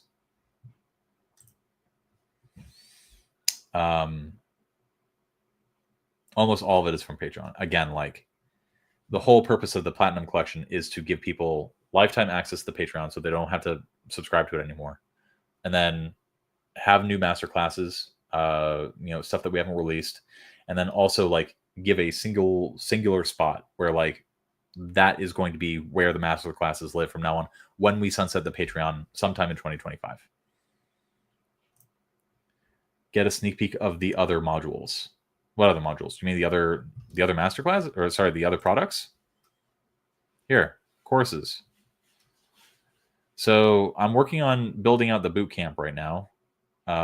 This is the eMarketer Master Plan. I'm really proud of this. There's so much content in here.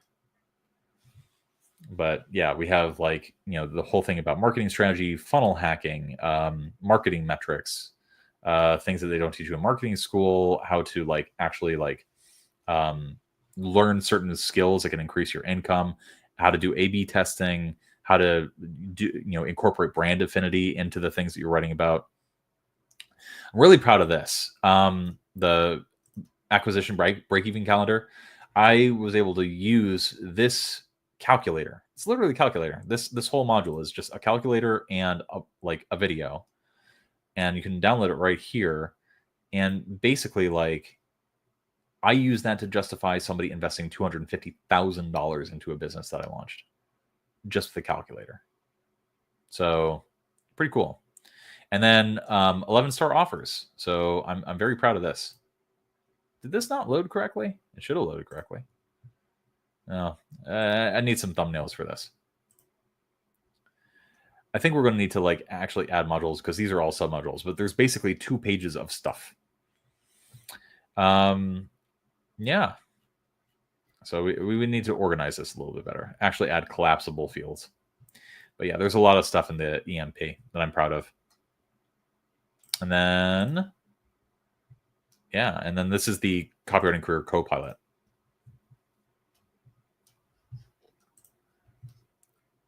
So this one is entirely about outreach. We're adding this. And one thing that I have started to do, forge a path, there's so many videos in this module. What I want to do is eventually break this up.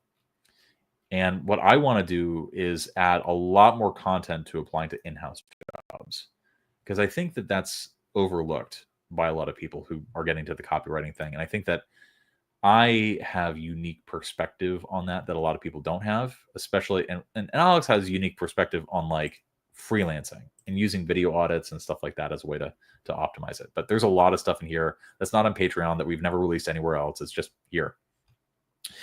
And we also mix in like some of our free stuff in here if we think it's valuable for the product. Oh my gosh, dude. This one right here. Different, relevant, successful. And I'm not gonna answer this again. So you either screenshot this or take a note. Yeah. The copy is done. Let's see. So I just recorded it today, or right before I hopped on stream. So it's official on December 2nd. The first Bootcamp starts. I'm nervous as heck because like I really want to over deliver on it. So hopefully it'll be good.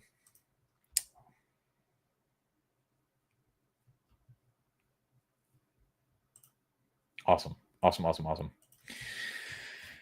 Guys, that was everything. That's all of our paid products. That's everything that you can get from our stuff. Like what I would recommend, I mean, let's be real.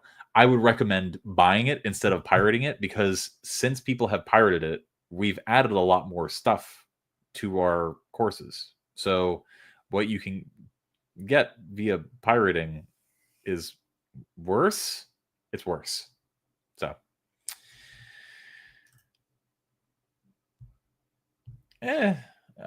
listen, I don't want you to spend money that you don't want to spend. One thing that I said in the copy at the end was just like, listen, if it's not a hell yes, it's a hell no. Like if you're on the fence about Bootcamp and anything like that. So, the Bootcamp is going to be literally 12 weeks starting December 2nd, where it's the first 4 weeks is pure theory. We're going to buy 5 copywriting books that we think you should read, and then we're going to talk about them. And then for each session, you're also going to write bullets about them. And then we're going to review your bullets, and we're going to talk about the books. We're going to talk about the theory. I'm going to give a lot of resources along the way. And then the second set of 4 weeks is going to be about like writing and practicing copy for different businesses. So I'm going to have people write, welcome emails, sales emails. We might even get into like a welcome sequence. We might do like a sales page, for example. And it's all going to be like every single week, people are going to have to show up like having written a ton of copy that we're going to review together once a week on Wednesdays, typically before What's Up Wednesdays. And then the second set of 4 weeks is after those 4 weeks of like writing copy and reviewing it. I'll either be publishing it and testing it live with businesses that I and Alex and Lindsey and Rod own. So one thing that we were able to offer in the Bootcamp that I don't think any other guru can offer is the fact that like we own other businesses and we can test your copy. And if we decide that your copy is good enough to publish and test, we will pay you. It is completely unethical to take work from somebody else and not compensate them for it. So if we publish your copy, if it's good enough, we'll pay you. If it's like close to a conversion, like it's a sales page or it's a sales letter that you end up writing, like we'll test that, and you deserve a commission for that forever. So, and then we'll have a variety of businesses that people can write for. So there you go. That's the Bootcamp. It's 12 weeks of hell, basically. Like it's a whole lot of work. I just gave it.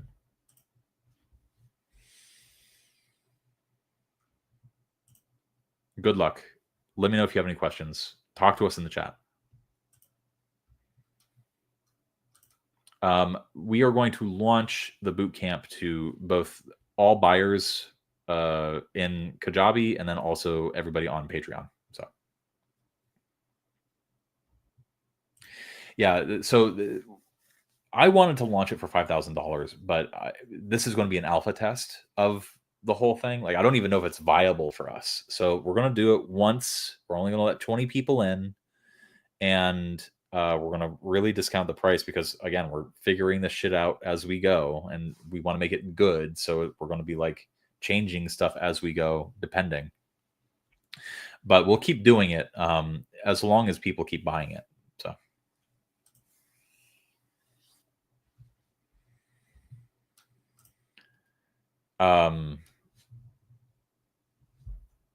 Listen, one thing that I say in the copy is like, I don't want you to get to the end of the session like not having done any of the work, not having like paid attention, like really trying hard. Like for example, we're not going to release the sales copy to the free list. We might. It really depends on like how many people buy it, but like really trying to discourage people from being like, if they don't know anything about copy, it's not going to help them. So.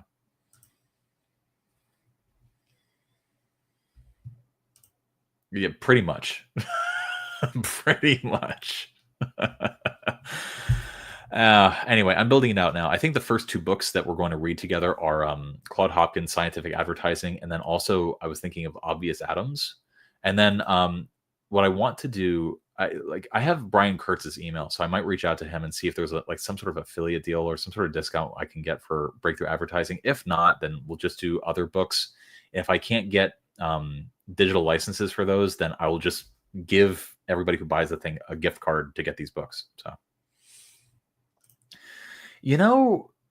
for these kinds of products, I found that the dropout rates are usually pretty low, like around like 5 to 10%. And that's because just like the buy-in is so high, and then also like you kind of have to acknowledge, like if you're going to drop out of like a intensive copywriting boot camp that was meant to get you like publishable and ready, and you decide, oh my God, I'm going to drop out. In order to do that, you kind of have to reconcile with yourself and say, I'm not good enough to do this.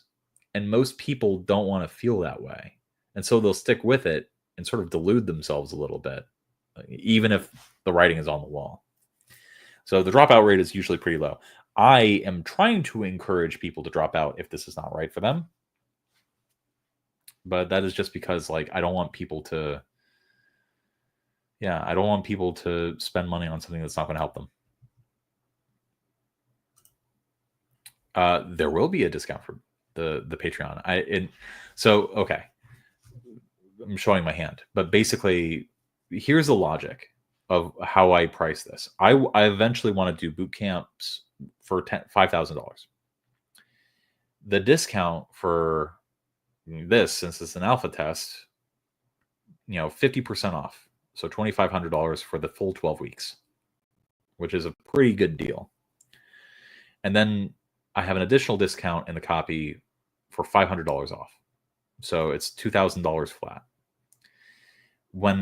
If I ever release it to like the free list, it would be the $2,500. But for anybody who's bought even 1 month of the Patreon or like any of our other products, they get $500 off.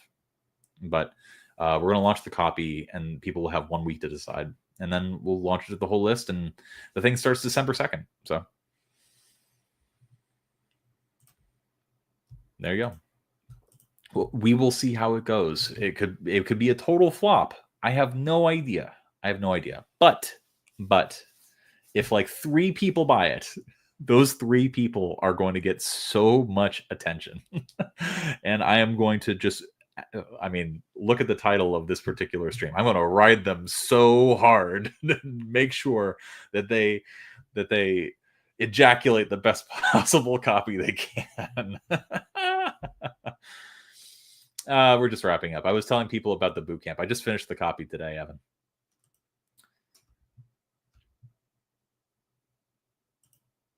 Yeah, I am shocked, Nolan. That is going to be amazing. I'm looking forward to it. I'm looking forward to having you. Yeah, yeah, I know. All right, I think it's time to wrap it up. I am tired. I've been talking for 5 hours and 20 minutes. That's 2 5-hour streams in 1 week. That's enough. That is, I'm never streaming again, guys. That's enough. All right. Thank you so much for sharing your copy with us. I hope that this was helpful for everybody who watched it now or in the future. Make sure to tune in for more long rambling Whetstone Wednesdays where we wet your stone or wet your Wednesday or one of the two or both. So yes, thank you. I'm glad these are beneficial to some people. So all right, yeah, you made it. 5 hours, 20 minutes. You did it. Take care.